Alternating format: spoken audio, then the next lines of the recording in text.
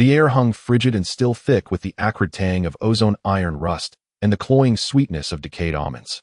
Lin Yi stood before the cube bare-chested. A smooth dark gold crystalline patch on his left shoulder reflected the chill light with metallic coldness at its edges, where it fused seamlessly with flesh. Faint bioluminescence shimmered. A profound alien presence had replaced the initial agony. A foreign metallic limb forcibly welded into his torso. His amber gold pupils locked onto the indistinct curled silhouette within the cocoon. From deep inside the crystal surged a chilling resonance. The dormant dark gold contamination within the cocoon vibrated in harmonic synchrony with the structural rules embedded in his own body. Energy field intensity peak. Biological isolation level maximum. Physical restraint system engaged. The console's voice was devoid of inflection. Target cocoon vital signs stable. Internal neural activity faint chaotic. No aggressive intent detected. Yet this report failed to dispel the suffocating gravity. General Zhao Zhun's voice emanated through the speaker's calm as frozen earth. Lieutenant Lin Yi. Initiate contact with the target. Perceive the essence of its consciousness. Assess the threat. Final authority rests with you. His silence weighed heavier than stone. Lin Yi closed his eyes and sank his awareness into the crystal. He no longer commanded his limbs. Instead, he transformed perception into an invisible probe, extending it with exquisite precision along the crystal's icy rule-bound pathways. Outward, ever outward. It pierced the transparent barrier, then plunged into the throbbing dark red, gelatinous layer. A resonant hum. A sharp, unmistakable vibration echoed from the crystal's core. The dormant dark gold contamination within the cocoon, like a venomous serpent roused from slumber, ignited instantly. Fragments of data, cold chaotic echoing the fractured logic of the cradle, rushed backward like a filthy glacial river violently flooding Lin Yi's sensory channel. Agony. The torrent of corrupted information tore at his consciousness, making his body sway. His left shoulder's crystal blazed with searing dark gold light. Annihilation instinct screamed along every nerve ending. Lin Yi, hold steady, guide it. Emilia's cry pierced the comms. Lin Yi clenched his jaw, his pupils burned fiercely behind closed eyelids. His will became an unyielding dam, but simultaneously a finer thread of perception needle-thin and unwavering threaded itself through the raging current of contamination striking toward the core of the cocoon's consciousness. Contact. Cold, a void-like solitude freezing marrow to ice. Viscous suffocation wrapped in gelatin, each act of being agonizingly arduous. Fear primal trembling before the vast unknowable. Confusion and eternal echoing question, who am I? Pain resonance of tearing reassembly and logic scouring trauma. Light, a fragile near extinguished yearning for warmth. This was the cocoon's consciousness. Chaos birthed in the fissure between contamination and purification, bearing the chill of pure logic, yet instinctively recoiling from oblivion. Just as Lin Yi began drowning in the maelstrom, a resonant hum. A tiny tenacious point of platinum-white light ignited within the chaotic core. Its radiance pierced the chaos, transmitting pure emotional fragments. Hurts. Help. Don't vanish. Dad. Mom. That plea. That light. Lin Yi was struck as if by lightning. Identical in origin to Lu Xiu's father's protective sigil. Yet more shattered, more faint. Was it Zhuge Ming, the creator consumed? Had shards of his humanity endured even here in this chaos? This cocoon was a grotesque symbiote forged on the battlefield. Was it the echo of logic, or the orphaned remnant of humanity? To annihilate it, to erase a being crying out for mom and dad carrying Zhuge Ming's final human imprint.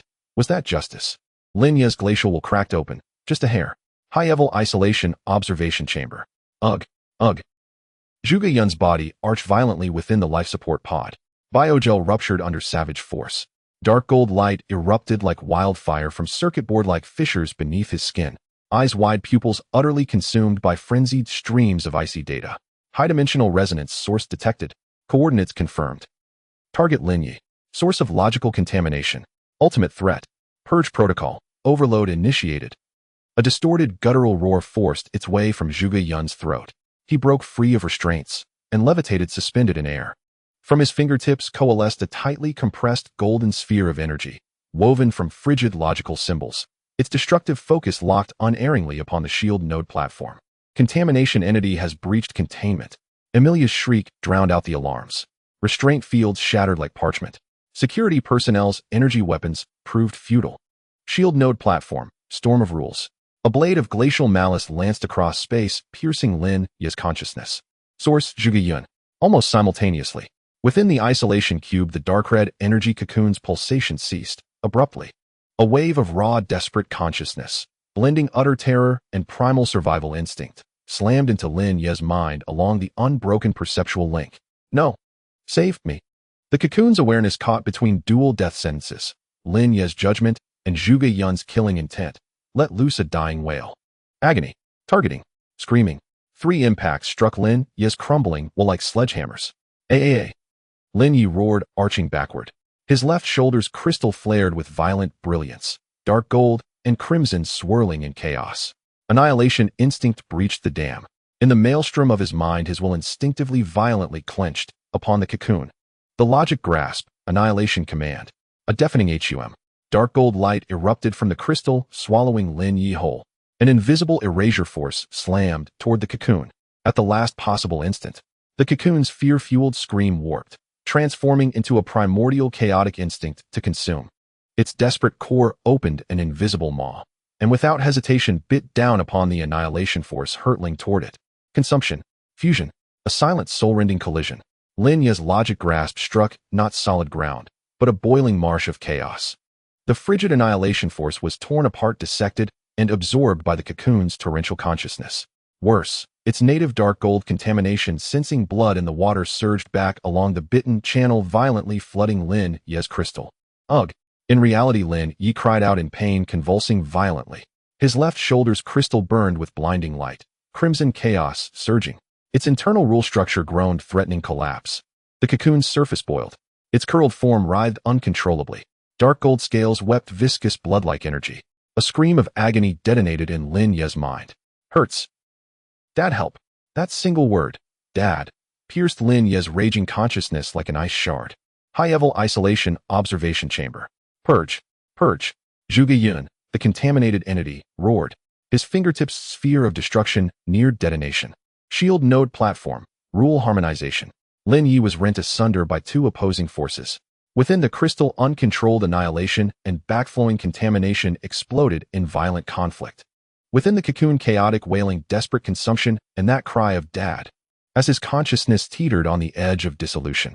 A resonant hum. The platinum-white point of light at the cocoon's core, fueled by extremity and the will to survive, detonated.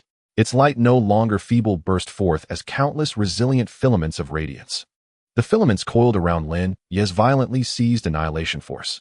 They enveloped the cocoon's chaotic, consuming instinct and contaminating energy.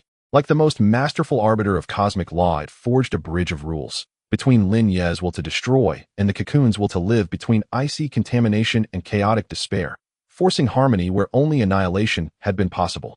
A vast, pure, soothing, guiding stream of intent flooded Lin Ye's awareness. Seen a laboratory hell engulfed in fire and explosion. Twisted metal, shattered instruments, shrieking alarms. A blood-smeared white figure, Zhuge Ming, lunged toward a violently shuddering incubation tank, flashing ominous red light. Inside the tank, a wildly expanding, churning orb of chaotic, dark gold light. The cradle's nascent consciousness teetered on the brink of eruption. Intent, Zhuge Ming. No, stop. Despair. My fault, the abyss. Remorse. Xiao Yun live. Devotion. Seed hope. His gaze fixed on a softly glowing backup core beside the tank. Humanity, lock and key. A resolute whisper. Action. Zhuge Ming slammed the backup core hard against his own temple. His body hurled itself at the chaotic light. Blinding white and dark gold consumed him. The image froze in the flash of annihilation. Zhuge Ming's spiritual last testament. In his final breath, he imprinted humanity, remorse, hope, and the revelation that humanity is both lock and key upon the very periphery of the cradle. Now, in the nascent chaos of the cocoon, it awakened. Humanity, lock and key. Lin Ye's fractured consciousness turned the phrase over amid the pain. Platinum-white light flowed between Lin Ye's furious annihilation force and the cocoon's chaotic awareness, harmonizing, tempering. Not eradication, but the forging of a resilient buffer.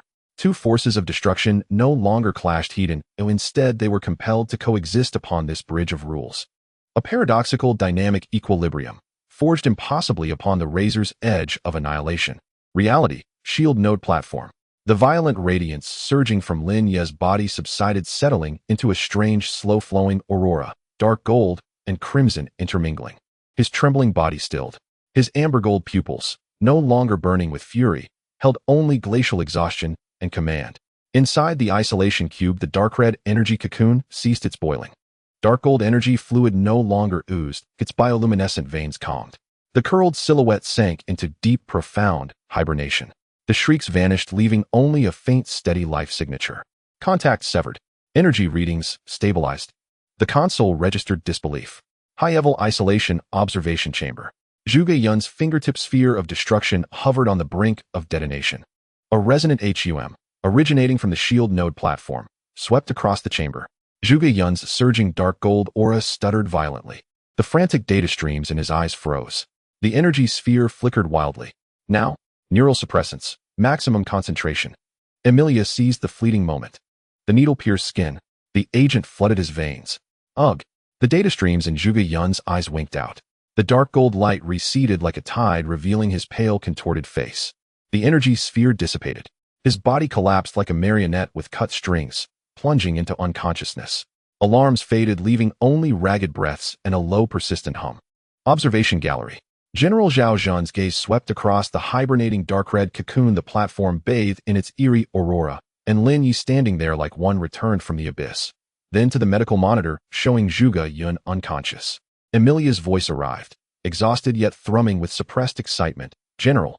Contact results. Threat level of the cocoon's consciousness, controllable hibernation. Lieutenant Lin Yi achieved forced equilibrium with the target, aided by fragmented echoes of Dr. Zhuge Ming's final testament. The contamination entity within Lieutenant Zhuge Yun has been temporarily suppressed by this equilibrium resonance. The general remained silent. On the platform below, Lin Yi slowly raised his right hand, and with quiet, deliberate scrutiny, placed it gently upon the cold alloy wall of the isolation cube. His gaze passed through the barrier, resting upon the slumbering dark red cocoon, complex, inscrutable. The cradle's embers had not gone cold. It slept within the cocoon. It lay dormant within Zhuge Yun's skull. And within Lin Yi's left arm, it solidified into a cold, immutable balance. Zhuge Ming's life-sealed maxim echoed like a phantom whisper through the dead metal silence. Humanity is lock and key. Was this balance a prison? Or a threshold? The answer settled heavily upon every survivor's chest. And in the brief, hollow silence following the storm, the abysses after resonance stirred, quietly, subtly, preparing a new variation upon the plane of rules. The steel skeleton of New Chang'an Starfort trembled in silence, not from the low growl of engines, but from the anguished groan of its outer armor, enduring relentless high-frequency shockwaves. Upon the central plaza's holographic star map, the amber-hued, silent graveyard nebula glowed with serene warmth, yet it could not dispel the pervasive scent of rust and scorched metal permeating the Starfort's corridors. The lingering warmth of victory had long since cooled, replaced by a nameless dread, fear of the thousands of crimson energy cocoons buried deep within the ruined belt, and fear of the ticking time bomb slumbering within Senior Officer Zhuge Yun inside the high containment ward.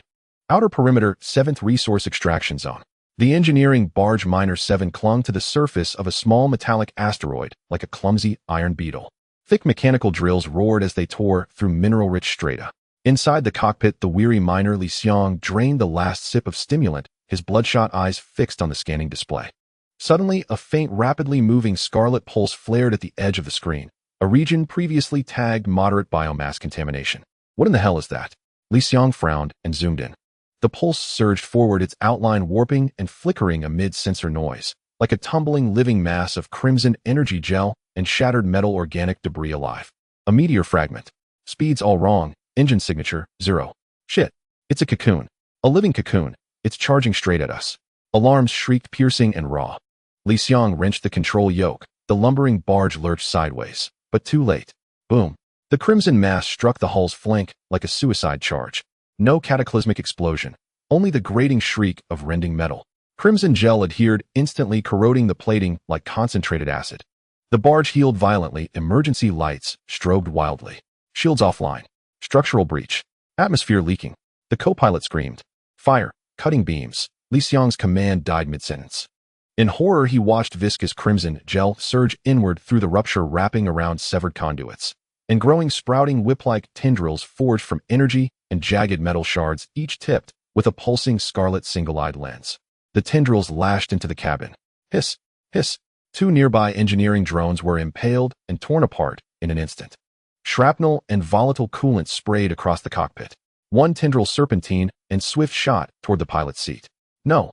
Li Xiang's scream vanished beneath the deafening groan of twisting metal. Starfort Command Nexus. Shrill intrusion alarms wailed in unison.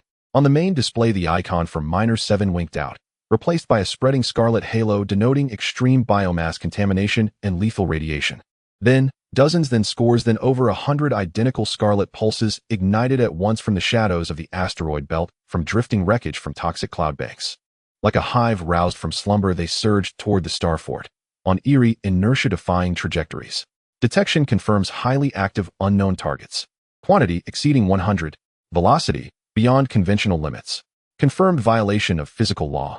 Cradle contamination signature match 97. Radiation pattern identical to ruined belt cocoons. They are initiating offensive action. Minor 7 has gone dark. The staff officer's voice trembled with unmistakable terror. These things born from the polluted ruins were no longer dormant cocoons. They were awakened hunters. General Zhao Jun stood before the tactical star map, like a black mountain, immovable and dense. He surveyed the spreading scarlet swarm, then glanced at the stable, but perilously charged, signal marking Senior Officer Zhuge Yun in high containment, finally fixing his gaze upon the shield node platform. Their Lin Ye's life sign remained steady, yet the energy reading from the crystalline structure on his left shoulder pulsed faintly, growing stronger as the external threat drew near. The children of the cradle. His voice was low, like frozen earth cracking open. They have come after all. Full combat alert. Outer defense turrets. Open fire at will. Target all approaching scarlet signatures. Hold them. Outside the star fort. Shield node platform beside the isolation cube. Lin Yi snapped his eyes open. At the rim of his amber gold irises, a flash of cold obsidian gold vanished in an instant.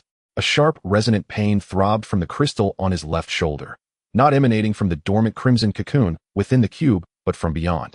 From the scarlet swarm hurtling toward the star fort, their murderous intent palpable. He could feel them cold coordinates blazing in the dark, humming with the same tainted resonance. Simultaneously within the isolation cube, the crimson energy cocoon, previously in deep stasis, suddenly began to pulse faster, its surface veins accelerating without warning. As if awakened, the curled silhouette inside twitched minutely. A faint, but chillingly distinct, ripple of consciousness brushed Lin Ye's mind, a wave of fear and hunger intertwined. Was it afraid of those kin hunters? Or craving them? Outer defense ring. Open fire. Open fire. Bring them down. Unrestricted engagement. Keep them from breaching the star fort. Roars erupted across turret comms channels. Hundreds of gun barrels unleashed torrents of annihilation. Blinding white energy beams, armor-piercing slugs, corrosive acid barrages, forming a storm of steel and fury aimed squarely at the onrushing scarlet swarm. Boom, boom, boom, boom. Explosions bloomed across the void in rapid succession. Cocoons struck heat and shattered into burning fragments. Yet, more cocoons evaded the barrage with impossible agility, weaving through fire like predators swimming through thick water. They defied inertia, carving jagged, unnatural vectors through vacuum. Unscathed cocoons boiled with crimson gel, erupting into razor-sharp energy spines or propulsion vents, surging forward with renewed velocity. Like piranhas sensing blood, some pressed onward toward the outer turrets, while others scattered like venomous hornets, diving toward weak points in the starfort's armor, toward seams in energy conduits, burrowing inward. Hiss, hiss, hiss. A grating, teeth-rattling corrosion echoed as several small escort vessels were overrun by clusters of children of the cradle. Crimson gel, a living acid, dissolved hull plating with terrifying speed, boring inward. Explosions and muffled screams erupted from within, then went silent, signals extinguished. Their gel neutralizes energy shields and eats through specialty alloys. Speed exceeds prediction models. Trajectories erratic. Point of fence interception rate below 30%. Turret B7 breached. Internal comms lost. Despair began to seep in. These entities spontaneously birthed from the polluted ruins were far deadlier and far more cunning than anticipated. High containment observation ward. Under potent sedatives, Zhuge Yun lay motionless in his life support pod, still as a corpse. The fractured circuit board-like patterns of obsidian gold beneath his skin glowed dimly inert.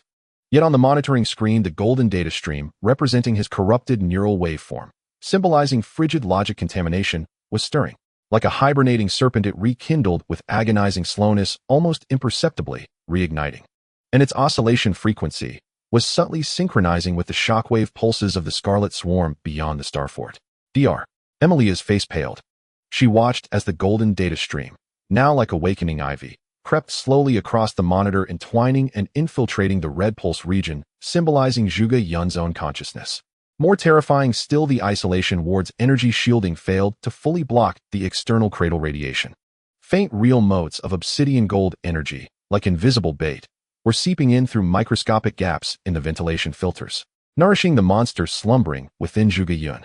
General, Senior Officer Zhuge Yun's contamination entity is being awakened by the external attack by the children of the cradle. The containment field has breaches. Emily's warning cracked with desperate tremor. Shield node platform. Lin Yi stood before the isolation cube, frozen statuesque. Distant thunder of artillery and the shuddering impact against the Starfort's energy shield reverberated faintly through the platform's massive bulk. The crystalline pain in his left shoulder sharpened, like icy needles piercing him relentlessly. He could see on the tactical star map the scarlet points, deadly spores, violently battering and corroding the Starfort's armored flesh. Inside the cube, the crimson cocoon pulsed faster. Its curled form writhed with increasing intensity.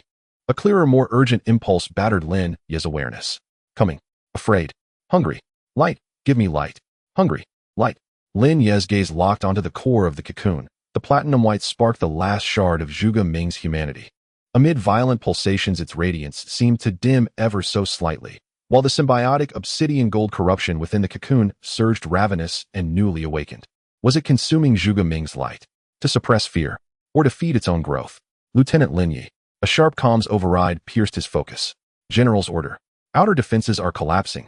Several children of the cradle have breached the C-zone armor belt. Their objective appears to be energy conduit junctions. We require your rule interface for remote suppression. Coordinates transmitted. A glaring coordinate marker flashed at the edge of Lin Yi's tactical HUD. The exposed energy node on the Starfort's starboard flank, where several children of the cradle burrowed, like parasitic worms through protective plating. Lin Yi did not acknowledge the general's command. Slowly he raised his uninjured right hand, not toward the external target, but placed it gently against the cold alloy wall of the isolation cube. His gaze pierced the barrier locking onto the crimson cocoon, its pulsations frantic, its form writhing uncontrollably. Within the crystal cold, precise rule structures whirred at maximum capacity, analyzing, parsing, evaluating. Stimulation from external threat, resonance with native energy, fading luminosity of Zhuge Ming's humanity, the cocoon's own terror and hunger. All data streams converged and fused within the crucible of Lin Yi's unyielding will. A cold, lucid, unprecedented realization forged like a blade in fire emerged in Lin Yi's mind. This cocoon is not a weapon, nor is it a child needing protection. It is an interface, a naturally occurring rule converter born in the narrow chasm between pollution and purification. It can absorb chaotic, violent contamination energy, whether from external assault or internal craving, and guided by that platinum-white spark of Zhuge Ming's humanity, perform a rudimentary harmonization and transmutation. Crude, unstable, yet the transmuted energy might yet serve him. The risk was immense. Loss of control would mean instantaneous annihilation by surging corruption, or full awakening of the hungry, chaotic consciousness within the cocoon. But the Starfort could wait no longer. Zhuge Yun could wait no longer. The last trace of hesitation in Lin Yi's amber gold eyes vanished, replaced by glacial resolve. His right hand pressed against the alloy wall, clenched, hard. His will surged inward, not as soothing balm, nor as crushing force, but as a command, forced activation, forcing open the valve of this converter. Awaken. His thought, cold and absolute, slammed into the cocoon's nebulous core. Consume the food outside. C-zone armor belt energy conduit node. 3 children of the cradle clung to the heavy alloy plating like ravenous maggots. Their crimson gel secreted and boiled at accelerating rates, visibly corroding the protective layer with a shrill, acidic hiss. Sharp energy spines probed for fissures in the conduit junctions. Then, suddenly, an irresistible suction, emanating from deep within the Starfort, seized the 3 entities like an invisible titan's grasp. Their boiling crimson gel and inner corruption energy ripped free, drawn into 3 viscous streams of obsidian gold energy, defying physical barriers, as they surged backward toward the shield node platform, inverted, unstoppable. The 3 cocoons collapsed like desiccated husks, their crimson gel rapidly dulling, flaking away, revealing twisted metallic skeletons before silently disintegrating in vacuum. Shield node platform. Vroom. The isolation cube shuddered violently. Within, the crimson cocoon swelled, distended as if electrified. Its surface veins bulged to breaking point, pulsing like thunder. A torrent of obsidian gold corruption, like the river Styx unleashed, flooded into the cocoon with brutal force. Warning. Internal energy readings in isolation cube, escalating exponentially, breaching safety thresholds. Alarms blared. Cocoon structural integrity, failing. Imminent collapse. The monitor operator's voice quavered with panic. Lin Yi grunted, a sound of profound impact. The crystal on his left shoulder blazed with unprecedented searing light. The three torrents of violently extracted raw corruption, colliding chaotically within the cocoon resisted by its primal instinct and barely tempered by Zhuge Ming's platinum spark, sent a tsunami of backlash surging through the fragile link into Lin Ye's crystal. Agony, more intense than any before. The crystalline rule structure shrieked inward, threatening imminent fracture. Lin Yi felt his consciousness shredded by the maelstrom. Yet he held fast. His amber-gold eyes burned, unbroken, within the storm. He ceased being passive. Now with the precision of a master engineer, he forged his will into wrench and valve, forcing intervention into the cocoon's chaotic conversion process. Guiding, diverting, compressing.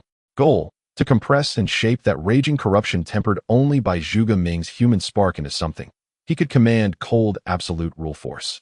Transform, for me, Lin Yi roared, not aloud but within the furnace of his own mind. Vroom. The cocoon's light shifted, from chaotic crimson and obsidian gold to an unstable, incandescent molten platinum brilliance.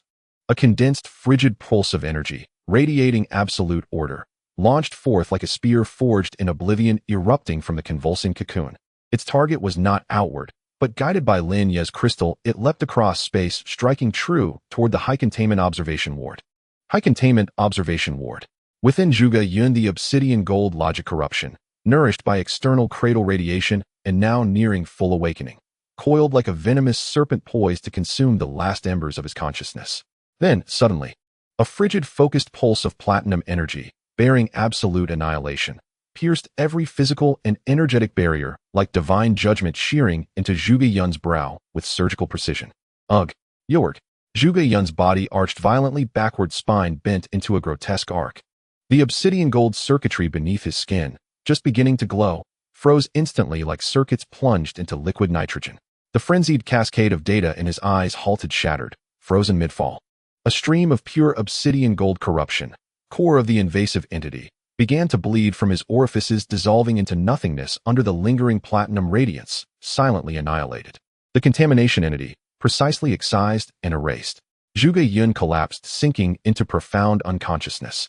Yet this time the golden zone on his brainwave chart, the symbol of logic contamination, had vanished entirely, leaving only his own consciousness, a faint but pure crimson pulse. Shield node platform. Uffed. Lin Yi spat blood, staggering to one knee.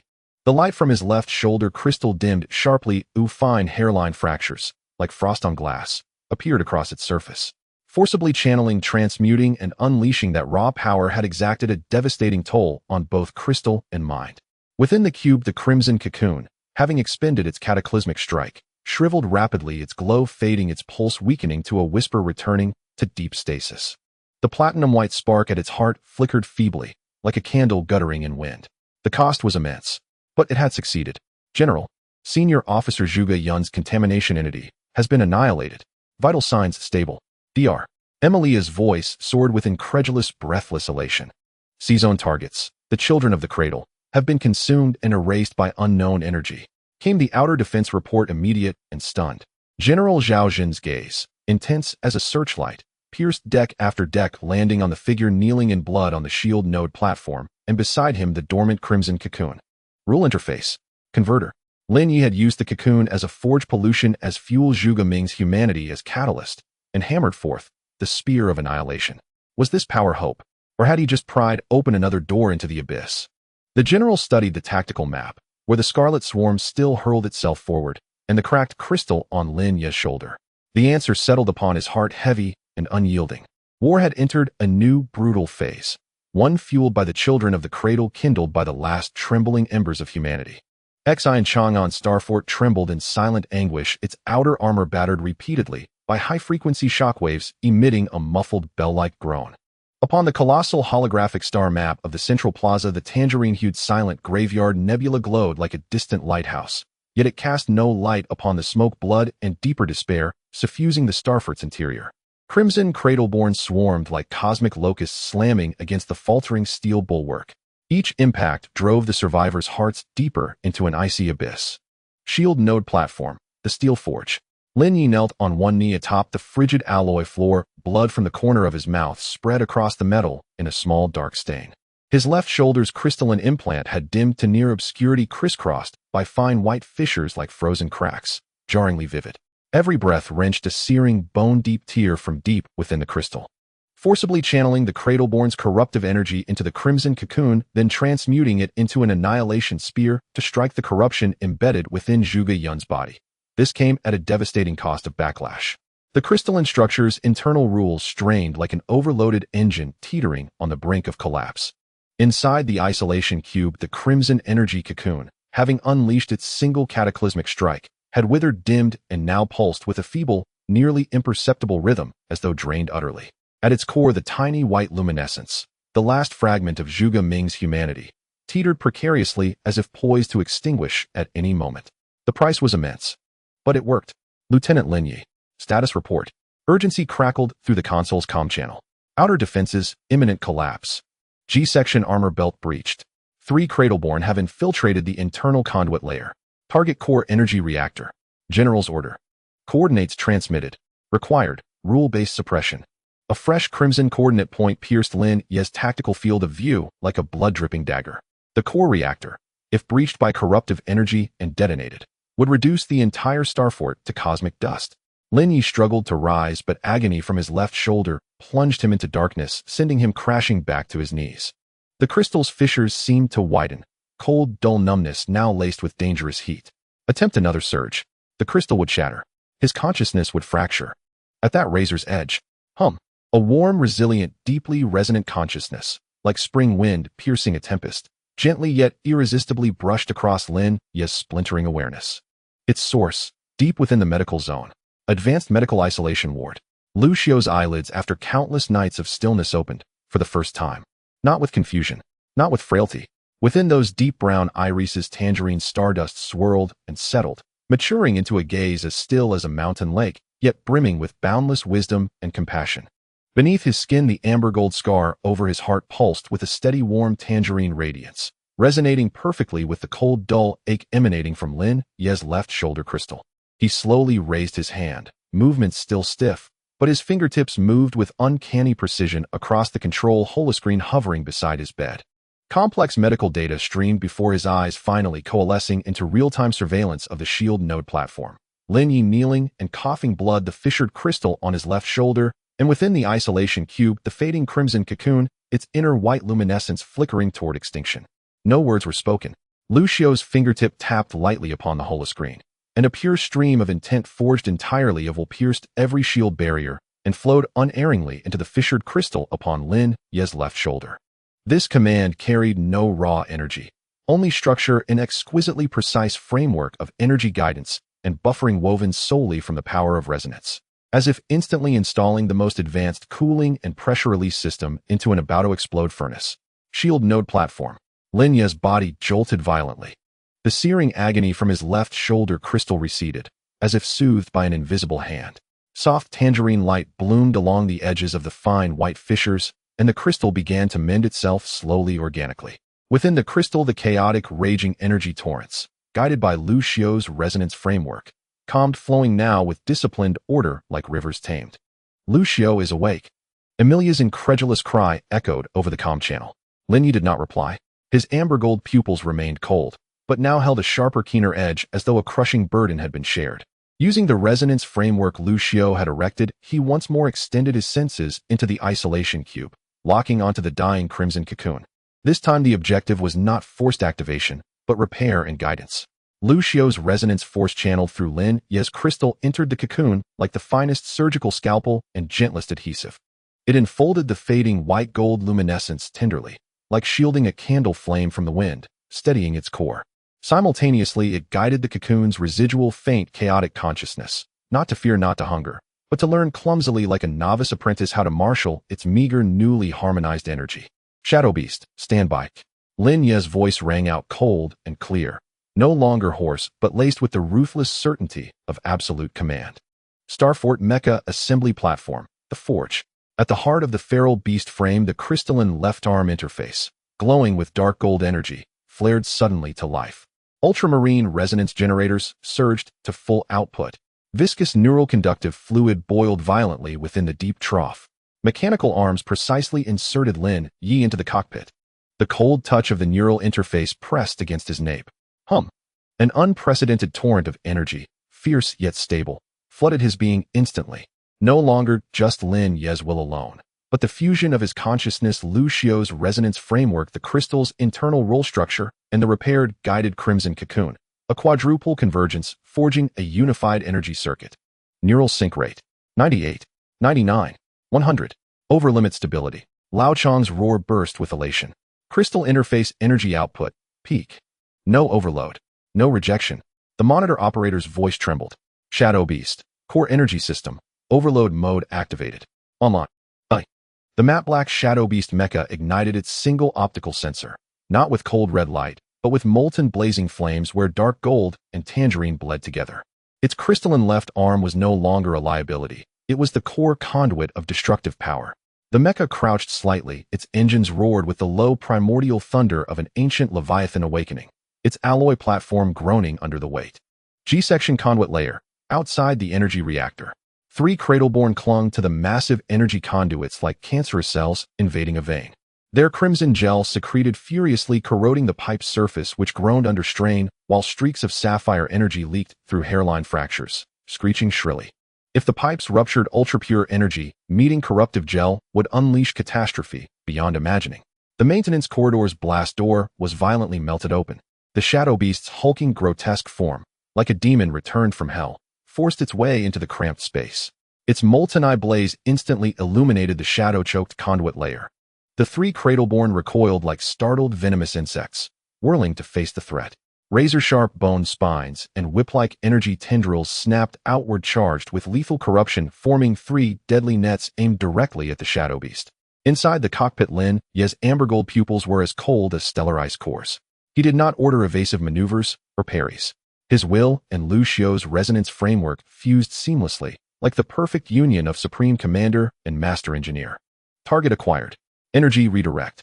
Intent flared. His crystalline left arm rose, palm facing the 3 lunging Cradleborn. An invisible, overwhelming gravitic field surged forth, not crude extraction this time, but a far more refined, efficient energy siphon. The boiling crimson gel and inner corruptive energies of all 3 Cradleborn were seized by an unseen vortex, transformed into 3 viscous streams of dark gold energy torn from their bodies and drawn at blinding speed into the crystalline palm of the Shadow Beast's left arm. Deprived of energy, the Cradleborn instantly shriveled, turned ashen gray, and crumbled into dust, silently disintegrating in vacuum. A torrent of violent corruptive energy flooded into the crystal, yet this time it did not rampage through Lin Ye's body. Guided by Lucio's exquisitely crafted resonance framework, the energy split instantly. One portion surged into the crystal's stable internal rule structure, becoming the surging power driving the Shadow Beast. Another portion routed through Lin Ye's link with Lucio, flowed back to the shield node platform, into the slowly reviving crimson cocoon, becoming nourishment, feeding the white gold luminescence, healing the cocoon's shell. Conversion complete. Lin Ye's cold thought echoed like a system log. The Shadow Beast's molten eye blazed brighter. Its massive railgun on the right arm lifted, its barrel glowing with intensifying ultramarine light. Its aim was not fixed on any single Cradleborn, but on the thick alloy plating overhead, the weak point where more Cradleborn were frantically burrowing inward. Output coordinates. Lucio's thought stream responded instantly. A pristine 3-dimensional spatial coordinate model constructed purely from spatial perception crystallized in Lin Ye's mind. That point, the plating's structural weakest node, its maximum stress concentration. Boom. The overloaded railgun roared a sound capable of shattering spacetime itself. A photon round wreathed in spiraling dark gold and tangerine energy, like a judgmental spear rending reality, struck Lucio's marked coordinate with flawless precision. Kaboom. No concussive blast, only absolute penetration and annihilation. The thick alloy plating melted cleanly through, forming a perfectly circular aperture meters wide. Molten metal oozed from the rim, surrounding structures remained intact. Several Cradleborn burrowing through the breach, and the corrosion they'd created vaporized instantly in the annihilating energy. Violent vacuum suction instantly ripped residual contaminants from the conduit layer into the void of deep space. One strike. Precise. Efficient. Devastating. Like industrial-grade laser cutting. Starfort Command Nexus. On the main screen, the crimson invasion markers for G-section vanished instantly. Beyond the melted plating, turbulent vacuum currents rapidly scoured away lingering contaminants. Target neutralized. Reactor threat eliminated. The operator's voice quavered with post-crisis relief. Shadow Beast energy consumption below projections. Crystal interface, sustained stable output. The chief strategist's voice brimmed with disbelief. Shield node, cocoon energy readings, rising. Core white luminescence, stabilizing and strengthening. Emilia's report erupted with unrestrained elation. General Zhao Zhan's gaze locked unblinkingly onto 3 points the screen showing the steel beast ablaze with dual-hued fire, the medical ward feed revealing Lucio's calm, profound eyes, and the shield node platform feed, the crimson cocoon pulsing with gathering strength. Rule interface, resonance framework, energy converter. Lin Yi was the cold, incandescent heart of the forge. Lucio was the flawless regulation system. And the cocoon, the living component that devoured corruption and transmuted energy. Together anchored to the starfort fueled by the Cradleborn, they forged at the very edge of annihilation a war furnace operating with terrifying efficiency. All ship broadcast. The general's voice struck the silent bridge like tempered steel.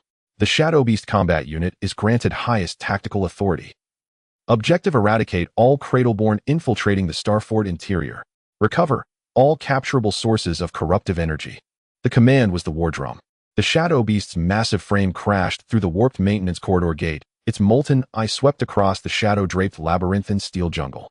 Wherever it passed, its invisible gravitic field, like the scythe of death, precisely stripped and consumed the Cradleborn's energy hidden in every crevice. The glow of its crystalline left arm burned steady and potent, each energy conversion accompanied by a stronger pulse from the crimson cocoon within the shield node platform. The starfort burned. The furnace roared.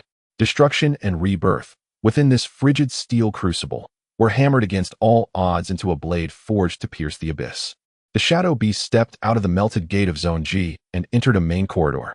No longer confined to a narrow pipe, this was the iron artery of the Star Fortress. But at this moment what flowed through this artery was not vitality, but death and pollution.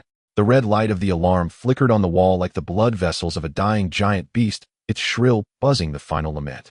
The air was thick with the scent of ozone, molten metal, and a deeper, nauseating Swedish smell, the scent of the child of the cradle releasing its polluted energy.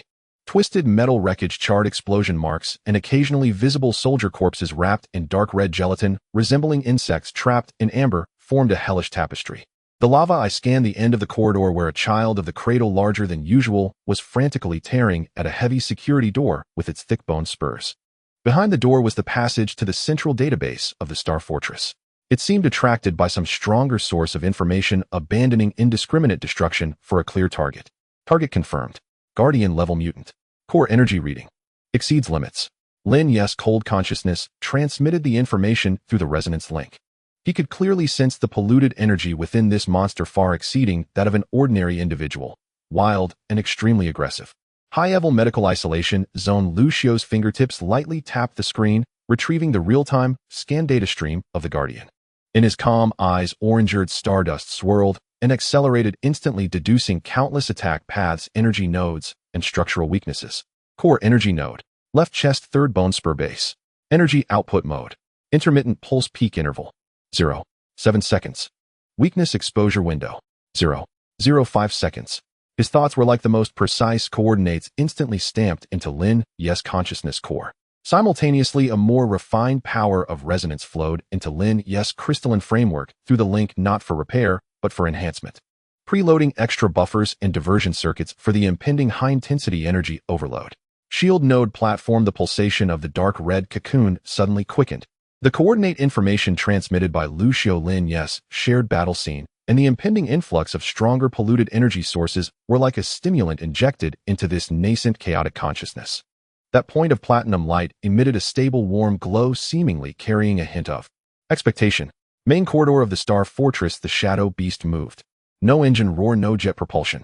The massive iron body glided along the ground like a wraith, its heavy footsteps lightly tapping the alloy floor, producing only a faint thud, a silent charge under the ultimate control of power. Lin Yi combined the ancient martial art mud walking step with the mech engines fine-tuning perfectly, leaving trails of afterimages in the narrow corridor. The Guardian suddenly turned around. Its ferocious mouth opened, letting out a silent roar. Several energy whips covered in barbs lashed out like venomous dragons, shrieking through the air, targeting the rushing Shadow Beast. Inside the cockpit, Lin Yi's golden pupils locked onto the deadly whip network. Lucio's deduction data flowed rapidly in his consciousness. The countdown for the exposed weakness felt like a heartbeat. 0.7 seconds. 0.6 seconds. 0.5 seconds. just as the whips were about to reach him. The massive body of the shadow beast made a high-speed turn, defying the laws of physics nearly at a right angle. The essence of the ancient martial art top elbow was magnified to the scale of the mech. The heavy armor on his right shoulder struck like a battering ram against the most vulnerable joint on the Guardian's side. Crack! The agonizing sound of metal fracturing. The Guardian's massive body staggered from the impact, which condensed the kinetic energy of the mech and the force of ancient martial arts. At the root of that crucial bone spur on its left chest, the energy pulse glowed at its peak. A window of 0.05 seconds. Lin Yes will synchronized perfectly with Lucio's coordinates, the enhancement guidance of the crystalline framework and the dark red cocoon's thirst. The crystalline left arm shot out like lightning. No longer a siphon, but focus-piercing. The palm gathered a field of attraction, instantly compressing into a thin, sharp energy cone interwoven with dark gold and orange. Whoosh! The energy cone penetrated the exposed weakness with pinpoint accuracy, like a red-hot iron rod piercing through butter. The Guardian emitted a silent, intense convulsion from deep within its soul. The turbulent, polluted energy within it surged like a flood breaking through a dam, being frantically siphoned by the energy cone that pierced its core. Thick, nearly tangible, dark, golden energy surged into the crystalline left arm. This energy far exceeded that of any previous child of the cradle. The crystalline framework emitted a faint hum under Lucio's enhancement, efficiently diverting part of it transformed into the shadow beast's furious roar. A tangible energy wave erupted around the mech. A larger part was guided through an invisible resonance bridge, roaring into the dark red cocoon within the shield node platform. The dark red cocoon suddenly expanded like a blown-up balloon. Its pulsation became stronger and more powerful. The core's platinum glow surged instantly, almost breaking through the cocoon. The dull dark red surface of the cocoon was washed and filled by this pure polluted energy, revealing a strange, powerful dark golden sheen. The massive body of the Guardian shriveled and faded at a visible speed, ultimately turning into a puddle of viscous residue, emitting green smoke.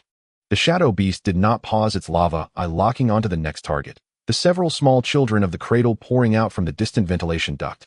The crystalline left arm raised, the invisible field of attraction in the palm spread out like an unseen fishing net, accurately capturing, peeling, and devouring. Energy conversion flowed smoothly. Each successful harvest made the pulsation of the cocoon within the shield node platform stronger. Star Fortress Command Center on the main screen, the crimson light points representing internal threats disappeared rapidly like snowflakes thrown into a furnace. The dark golden icon representing the shadow beast moved rapidly across the complex structure of the Star Fortress, leaving a trail of purification. The cleaning efficiency of the shadow beast increases exponentially. 90 of internal threats in zones G, D, and F have been eliminated. Core reactor pressure is stable. Shield generator depletion rate decreased. Effective shield node cocoon energy reading has exceeded the critical point. Vital signs stable. Major General Zhuge Yun's consciousness fluctuations are intensifying. God, it's actively absorbing the transformed energy. The officer's voice was filled with ecstasy and disbelief. Emilia stared at the medical data, tears silently streaming down her face. Resonance link stable. Lucio's brain wave activity overloaded. He's holding on. General Zhao Zhun's tightly clenched fist trembled slightly. He looked at the invincible steel beast on the screen, at Lucio's pale, yet resolute profile in the medical area, and at the increasingly powerful dark golden cocoon within the shield node. This war furnace, forged by Brotherhood and destructive technology, was using the pollution of the Star Fortress as fuel, unleashing a terrifying might. Report. External monitoring. Child of the Cradle swarm. Behavior pattern changing. The radar officer's exclamation shattered the brief excitement. The main screen switched to an external perspective. The crimson torrent that had been frantically assaulting the Star Fortress shield now exhibited a strange stagnation. Those ferocious children of the cradle were no longer fixated on crashing into the shield, but as if attracted by an invisible magnet, they all turned and converged towards a common target. The interior of the Star Fortress, the direction of the shield node platform. They pressed against each other, merging, the dark red gelatin surging like boiling magma. Amidst countless children of the cradle, an unprecedented, enormous, suffocating dark red energy mass was rapidly coalescing outside the Star Fortress shield. It resembled a newborn malicious star embryo, emitting terrifying fluctuations that sent shivers down one's soul. Targeting the shield node. Targeting the energy that was devouring its kind, or rather its own kind. Targeting the core that sustained the furnace. They are gathering. The target is inside the shield node. The officer's voice was filled with despair. Energy readings incalculable. This This means they're launching a full-scale attack. They sensed it. They want to destroy that cocoon. General Zhao Zhun's pupils constricted suddenly. He turned sharply to the icon representing the shadow beast, which had just finished clearing a chamber and was moving towards the next threat point. Lin Yi. Lucio. The general's voice thundered through the highest authority communication directly into the consciousness of the two. Stop the internal clearance. Immediately. The shield node. Their target is Zhuge Yun. The wrath of the furnace has drawn the gaze of the abyss. The newly ignited fire of life is about to face the frontal impact of the flood of destruction. The core of the war furnace became the eye of the storm. General Zhao Zhun's warning pierced the cold hyper-efficient while within the shadow beast cockpit like an icicle. Lin Yi's consciousness instantly shifted. The molten monocular eye abruptly severed its lock-on to the residual contaminated targets in the corridor. The massive frame halted with impossible abruptness, defying inertia, as sparks screamed across the alloy floor beneath its talons. Without hesitation, the engine nozzles erupted with blinding indigo light, thrusting the colossal steel body into a razor-sharp pivot, launching it at full velocity toward the Star Fortress core, the shield node platform. The corridor blurred into streaks of retreating motion, twisted wreckage, and flickering crimson alarm lights stretched into hazy, elongated lines.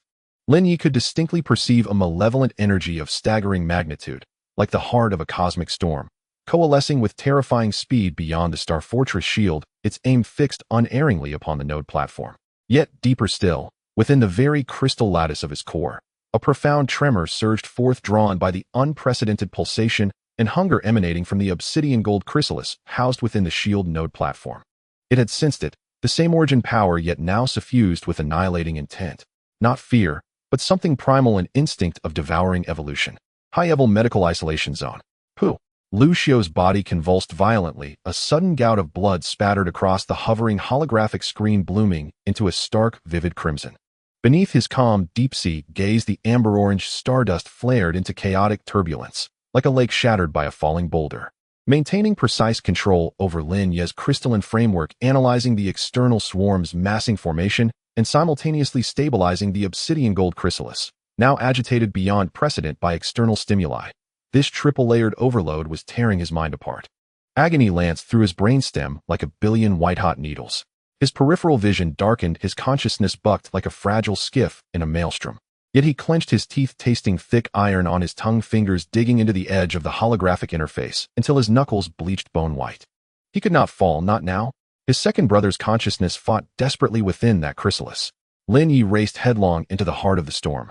This forcibly forged furnace was now the sole path to survival for all three brothers. With his last lucid thought, he compressed, tagged, and hurled into Lin Yi's neural link. The real-time data stream captured by the shield node platform's external sensors, the coalescing monstrous crimson energy mass, and alongside it the absolute threshold of his own resonance framework pushed to its shattering limit. The data torrent was immense and violent, carrying the searing afterimage of Lucio's psyche collapsing at the edge of oblivion. Shield node platform. VVVVRRR.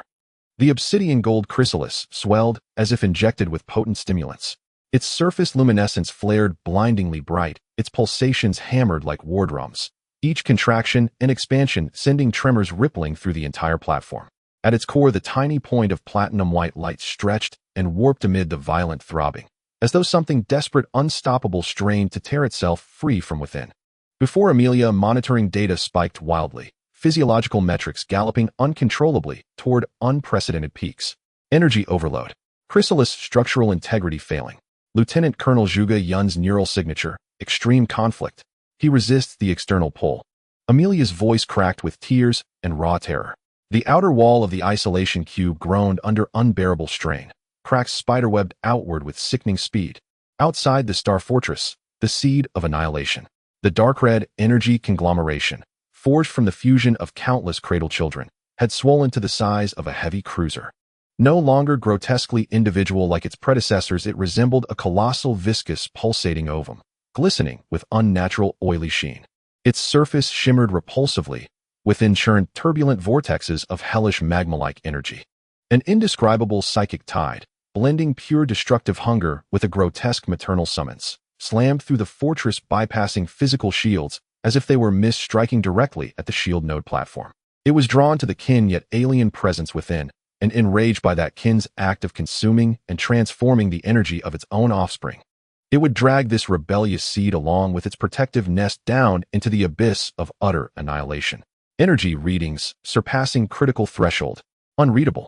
Predicted impact force sufficient to vaporize the node platform and 3 adjacent sectors instantly. The radar officer's shriek broke with despair.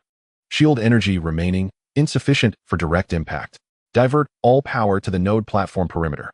General Zhao Zhen's command was absolute, his eyes bloodshot. A gamble, siphoning shield energy from every other sector of the Star Fortress to fortify a single point. Failure, or a swarm assault elsewhere, would be catastrophic. VVVVRRR. The Star Fortress's vast energy shield emitted a low, mournful thrum. Its once uniform indigo aura flowed like liquid toward the shield node platform, converging there with desperate intensity. Around the massive spherical structure housing the platform, the shield solidified, dense, impenetrable, like crystalline armor. Elsewhere, the shield dimmed rapidly, growing thin and vulnerable.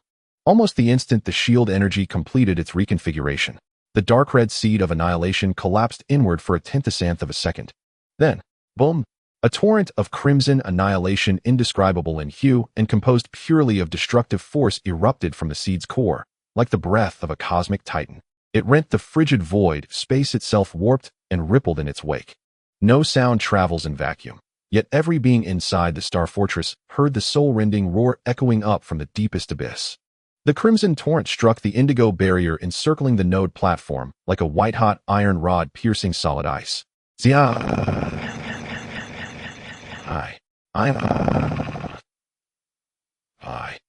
At the point of impact, light blazed brighter than a stellar core.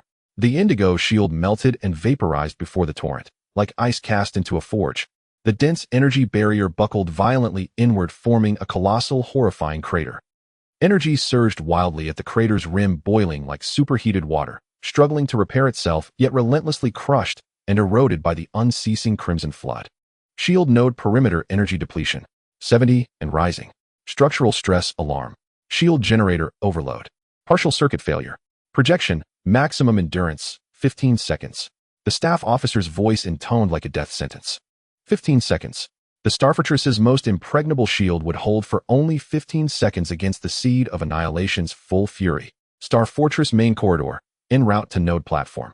The shadow beast tore through the shuddering corridor like a black lightning bolt, rending space itself. Lucio's transmitted external attack countdown echoed with glacial precision in Lin Ye's core consciousness. 14 seconds, 13 seconds, 12 seconds. Ahead, the final colossal security gate guarding the shield node platform, the alloy monolith codenamed the Sighing Wall, loomed into view. Yet the corridor walls flanking the gate were riddled with massive breaches, as if gnawed by an invisible leviathan. Viscous crimson gel oozed from the holes, spreading like living corruption. Dozens of cradle children summoned by the seed of annihilation poured forth, less to attack, more to seal and reinforce the fissures in the Sighing Wall with their bodies and secreted pollutants.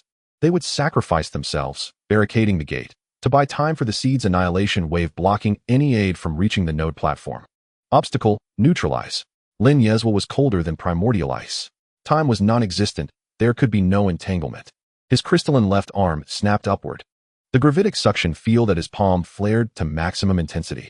But this time his target wasn't the cradle children themselves. It was the scattered, twisted metal debris littering the corridor floor, the shattered remnants of automated turrets destroyed in prior combat. VVVRRR. The immense force field seized several multi-ton alloy fragments as if grasped by an invisible titan's hand.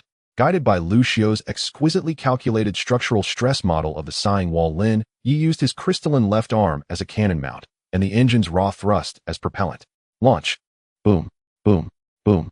The massive metal shards, hurled like apocalyptic hammers from a trebuchet, ripped through the air with shrieking fury, striking precisely at the breach edges flanking the gate, where the cradle children had sealed the fissures. Terrific kinetic force detonated instantly. Several cradle children sealing the breaches exploded like overripe fruit struck by sledgehammers, splattering into viscous pulp. The reinforced crimson gel layer sealing the gate seams was violently torn away. More crucially, the heavy alloy fragments drove deep into structural weak points along the breach edges, acting as brutal metallic wedges. Crack, crunch, a heart-stopping symphony of tearing, snapping metal erupted. The already corroded corridor walls, battered by repeated assault and pollution, finally surrendered, collapsing inward with explosive violence, ripping open far larger gaps beside the Sighing Wall. The next wave of cradle children surging forward was instantly buried and shredded beneath the avalanche of collapsing metal and debris. The path was clear. The shadow beast didn't decelerate, not even a fraction. Its engine screamed at redline, transforming it into a blazing black meteor that plunged through the newly widened breach into the vast spherical chamber housing the shield node platform. Shield node platform. The site was akin to standing within the heart of a star moments before supernova. The entire sphere blazed white-hot under the collision light of the external annihilation torrent and the fortress shield, drenched in violent crimson and the dying indigo of resistance. Wild energy currents crackled through the air. The isolation cube was webbed with fractures, the obsidian gold chrysalis pulsed with frenzied, desperate intensity, like a caged beast making its final stand. Gashes now split its surface, blinding platinum-white light bleeding through, carrying both agony and unyielding resolve. Amelia and her technicians huddled behind control consoles, faces ashen, nearly suffocated by the oppressive energy field. The instant the shadow beast breached the platform, its molten monocular eye locked onto the crumbling isolation cube, and above it the dome of the spherical chamber. There lay the front line of the battle between shield and annihilation.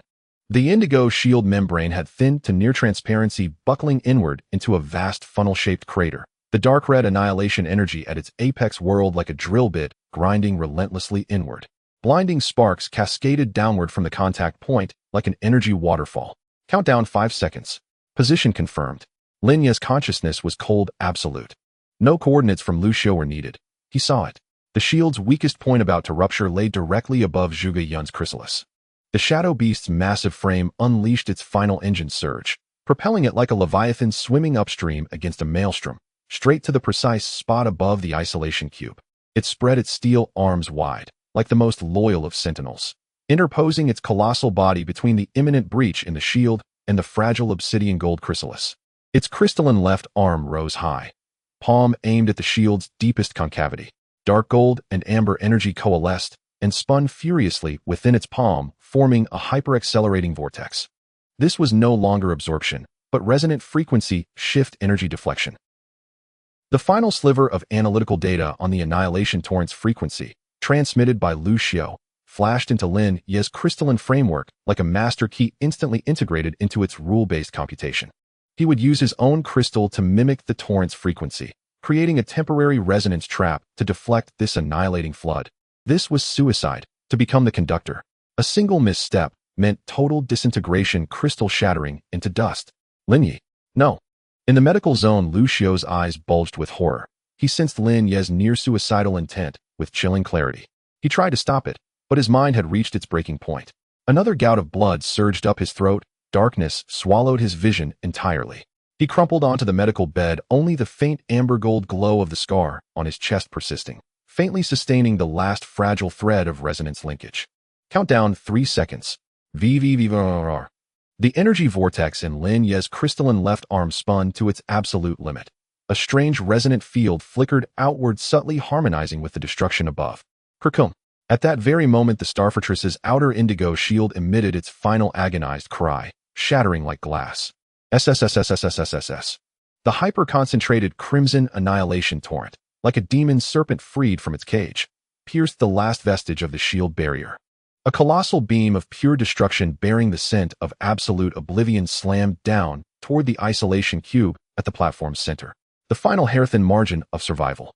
The shadow beast's raised crystalline left arm, its spinning vortex, met the descending torrent heated like a precisely calibrated magnetic deflector. Zia.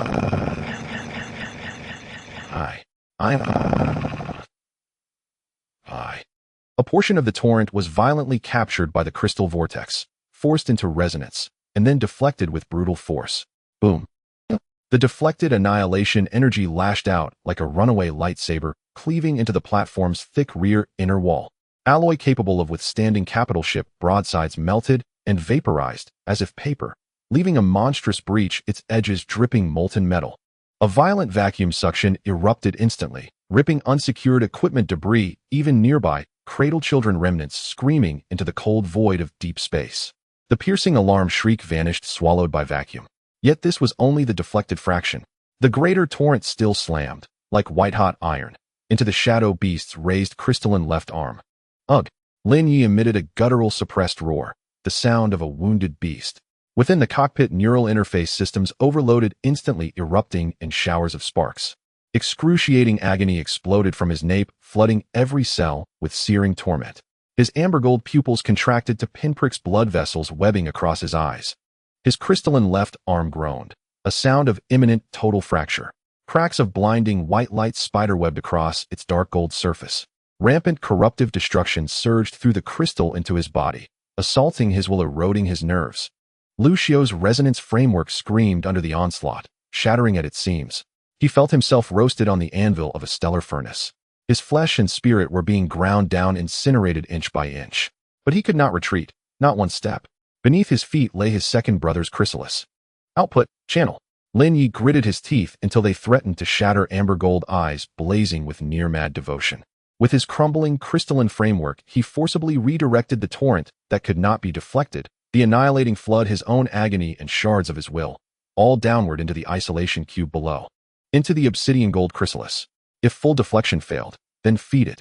Shield node platform, isolation cube. Boom. The torrent, diminished but still terrifying, hurled downward by Lin Yi, struck the fractured isolation cube like a divine spear of judgment. It pierced the already fragile barrier instantly.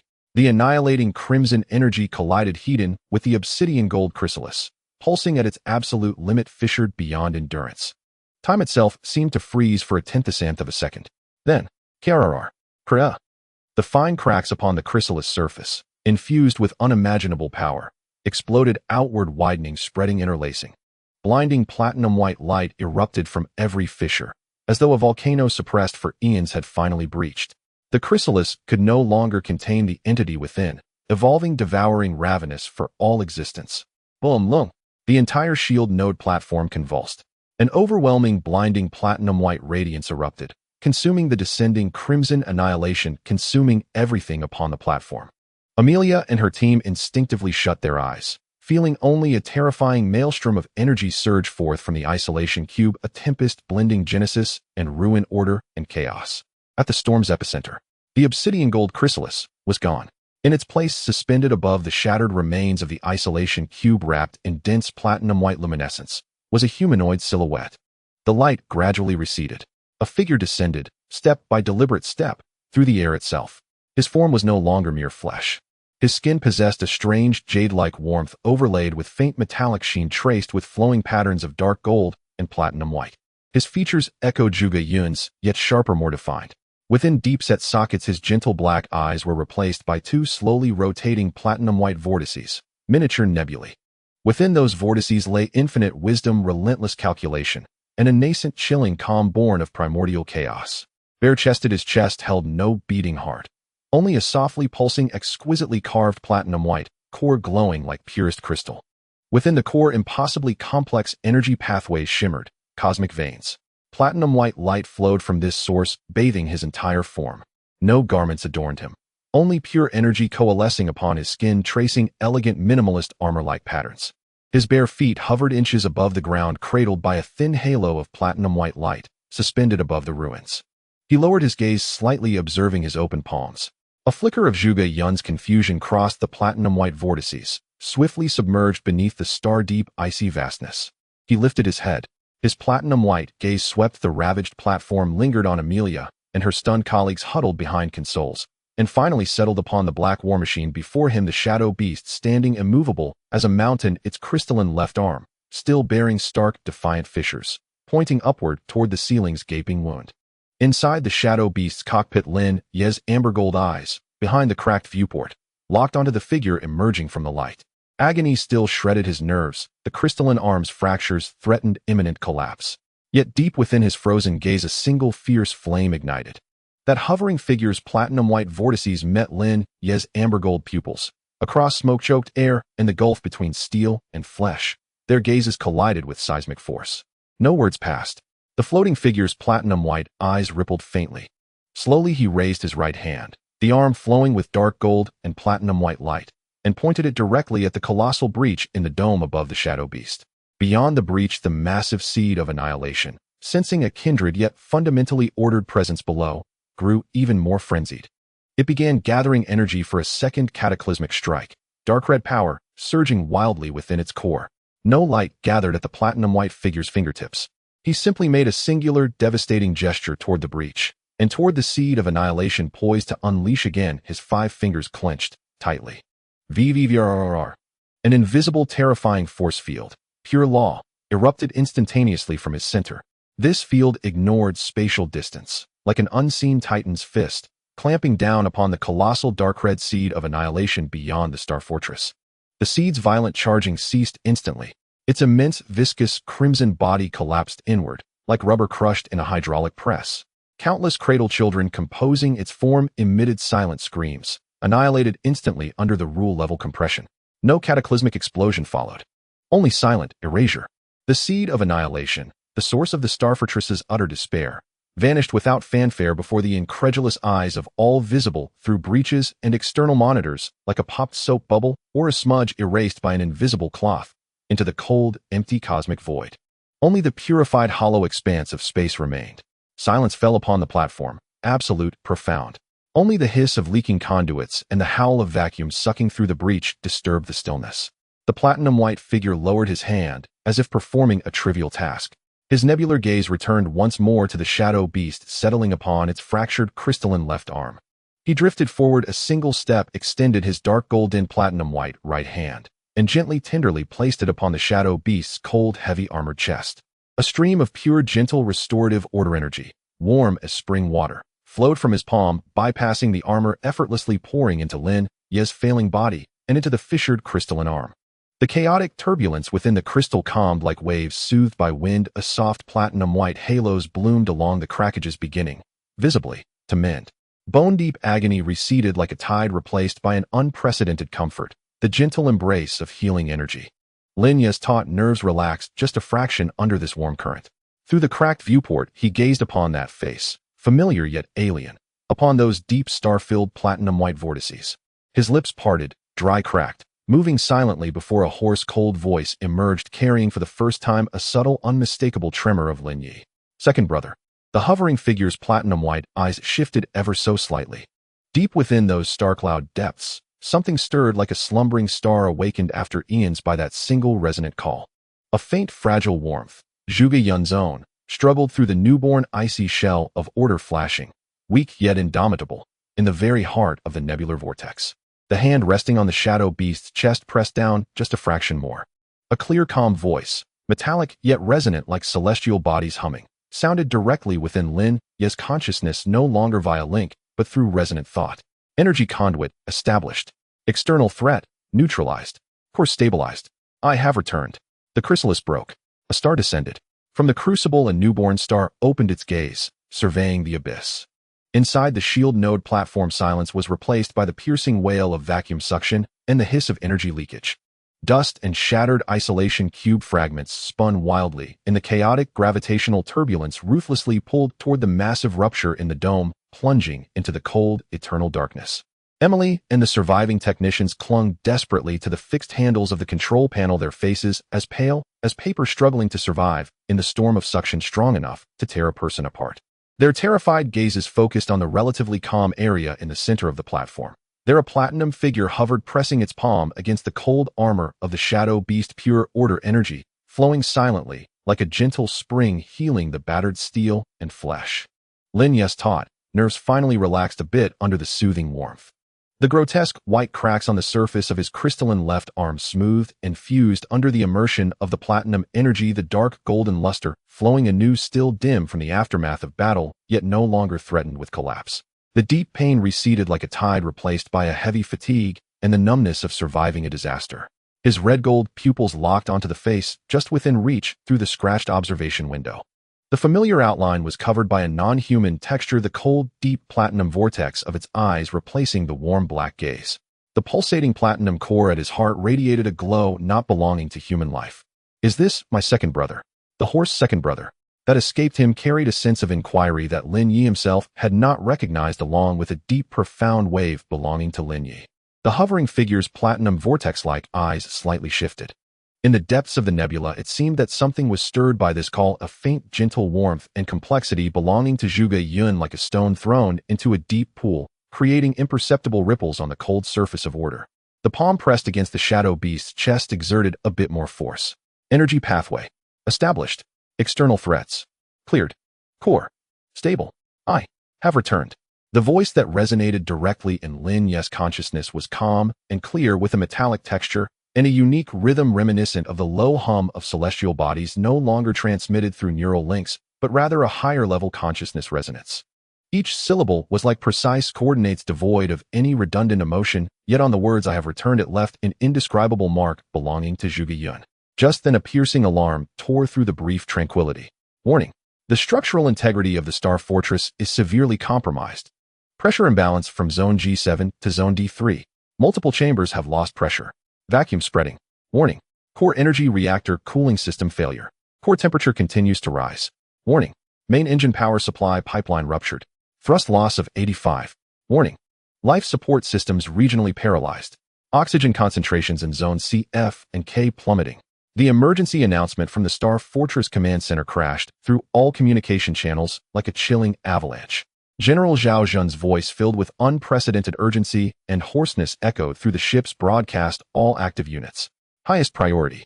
Rescue the core facilities. Seal off the depressurized areas. Engineering team. Repair the reactor cooling system at all costs. Repeat. At all costs. The new Chang'an Star Fortress, a steel behemoth that had just endured a core defense battle, now resembled a pottery jar shattered by a heavy hammer, its insides riddled with injuries, sending out a dying wail in the cold vacuum of space.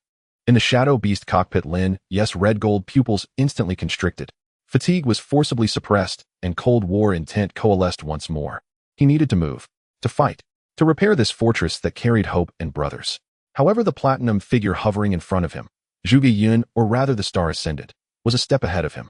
He withdrew, his hand pressed against the Shadow Beast's chest. The platinum vortex-like eyes swept across the massive rupture in the dome, across the rampant vacuum turbulence within the platform, and the fleeing fragments finally landing on Amelia and the others who were struggling against the pull. No commands were issued. He merely raised both hands, slightly palms facing up, as if lifting an invisible weight. Virum. A far more powerful and magnificent invisible force field than that which repaired Lin Yi suddenly expanded with him as the center. This time it was no longer a destructive rule-crushing, but a mighty force filled with order and the meaning of reconstruction. The force field covered the entire shield node platform like a precise scalpel in an instant. Miracles bloom upon the ruins. Dome rupture, the immense breach melted by the annihilation torrent flowed with molten metal cooling and solidifying rapidly, as if time were reversing. Countless broken alloy fragments, twisted pipe wreckage, and even dust caught in midair were precisely captured and repositioned by an invisible giant hand. They violated the laws of physics, spinning, adhering, and fusing along the edge of the rupture at high speed. The blinding welding light shone in the void, and the massive breach closed at a visibly rapid pace. The piercing wail of vacuum suction rapidly weakened and disappeared. In just a few seconds, the dome was restored to its original state, leaving only the unique, slightly glaring silver-white sheen of the new alloy. Structural damage: the alloy floor torn by energy shockwaves and explosions, the twisted support columns, the shattered control panel shell. All structural damage began self-repairing under the influence of that invisible force field. The twisted metal was forcibly straightened, the torn gaps were pulled together, and the broken parts automatically flew back to their original positions. The entire platform seemed to have been pressed with a rewind button, rapidly recovering from a chaotic battlefield to a well-ordered, even more solid and polished steel hull. Energy leakage: the wildly surging energy flows in the air were tamed like wild horses, guided and restrained by invisible conduits, and flowed back into the normal energy pipelines. The bursting electric sparks extinguished instantly, and the hissing leakage points were silently sealed. The energy environment within the platform transformed from chaotic turmoil to stability and tranquility. Personnel rescue: that powerful force field gently brushed over Amelia and the others like the most secure safety belt, pulling them back from the edge of violent suction and firmly placing them on the ground. They looked around in shock at the miraculous restoration scene, gazing at the platinum figure hovering in the center, their eyes filled with extreme astonishment and a nearly instinctive reverence. Lin Yi silently watched all of this. In the depths of his red gold pupils the coldness remained, yet it swirled with more complex emotions. This power transcended mechas, transcended weapons, even surpassed human imagination. This is a reconstruction at the level of rules. Is this the power my second brother gained after breaking free from the cocoon? The core structure of the Star Fortress, preliminarily stabilized. Secondary damage, marking completed. The voice of Zhuge Yun, the Star Ascendant, resonated again directly in Lin Yi's consciousness, calm, as if reporting from an intelligent brain. His platinum vortex-like eyes turned toward the shadow beast, as if penetrating through heavy armor, directly gazing at Lin Yi inside the cockpit. Energy reactor, cooling system failure. Logical conflict, physical intervention required. Coordinates, transmitting. A precise three-dimensional structural model instantly appeared in Lin Yi's tactical vision, showing the core node location of the Star Fortress core energy reactor cooling system, and a detailed three-dimensional analysis of the system failure clear as if he had dismantled it himself. Lin Yi did not hesitate at all. The engine roared, and the massive body of the shadow beast slightly adjusted its direction. Understood. The cold response was a tacit understanding between brothers. The shadow beast shot out a blue glow, propelling its heavy body like an arrow released from a bow, bursting out of the newly repaired shield node platform, racing toward the depths of the Star Fortress, filled with peril along the marked route. High-level medical isolation zone. The piercing alarm echoed here as well. Warning. Medical area's life support system energy supply is insufficient. Backup energy can only maintain basic life support. Warning. Lucio's vital signs are deteriorating. Brainwave activity has fallen into deep suppression. Unknown energy corrosion is intensifying. Urgent high-level energy maintenance needed. On the medical bed, Lucio's face was pale like a faded sheet of paper. His breathing was so weak it was almost imperceptible, and the dark golden scar on his chest emitted a dim, flickering orange glow as if a candle in the wind. The medical team left by Amelia was doing their utmost, but conventional methods seemed powerless against that corrosive, unknown energy. No, conventional energy supplementation cannot penetrate the barrier formed by that corrosive energy. The attending physician's voice was filled with despair. His consciousness is being dragged into the abyss. Just then, Virum, a stream of pure, gentle, and powerful platinum energy, like an invisible trickle, ignored the layers of shielding in the medical area and precisely penetrated and gently covering Lucio's body, especially over the dark golden scar on his chest. This energy, with properties completely different from the unknown energy corroding Lucio, even carried a hint of restraint. It was like the gentlest solvent, slowly and steadily permeating, wrapping and neutralizing those stubborn corrosive energy. The flickering orange glow on the dark golden scar under the nourishment of this platinum energy seemed to be injected with a stimulant, instantly stabilizing and brightening slightly. On Lucio's pale face, a hint of extremely faint color seemed to return. God, what is this? The attending physician looked at the monitoring screen, shocked by Lucio's indicators miraculously rising, slightly speechless. He suddenly looked toward the source of the energy, toward the shield node platform. It was that newly reborn existence. Star Fortress Core Energy Zone Reactor Cooling Center. Here was like a furnace from hell. The massive reactor core pulsed like a dark red beast's heart, wildly beating within the heavy multi-layered alloy containment shell, emitting suffocating heat and radiation. The cooling liquid pipes that should have surrounded it were ruptured in multiple places, with scalding, highly radioactive cooling liquid splashing everywhere, like a fountain etching blue smoke and a pungent smell on the metal floor. High temperatures warped the air, and alarm lights blinked a desperate red in the swirling steam. Several engineering mechs were trying to seal the largest breach with emergency welding guns, risking deadly radiation and extreme heat, but the effect was minimal. The ruptured pipes lashed out like enraged serpents, the spraying liquid columns easily forcing back the nearby engineering mechs. Boom. The massive body of the shadow beast smashed through the twisted blast door, the molten one-eyed gaze instantly locking onto the core fault point marked in Lin Yi's consciousness. A main cooling liquid circulation pump interface located directly below the reactor core, obscured by multiple pipes and protective layers. A crucial pressure balance valve there was shattered by the explosion, causing a chain failure. Target locked. Clearing the path. Lin Yi's cold thoughts drove the mech. The crystalline left arm lifted. This time it was not about devouring or deflecting, but pure violent clearing. The suction force field in his palm instantly transformed into a powerful directional shockwave. Boom, boom, boom. The twisted pipes, broken protective fences, and even a wreckage of a blocking engineering mech were blown away and cleared like paper under the violent shockwave. A straight passage leading to the fault point was forcibly opened. Scalding cooling liquid splashed onto the shadow beast's heavy armor, sizzling and leaving scorch marks, yet could not shake it in the slightest.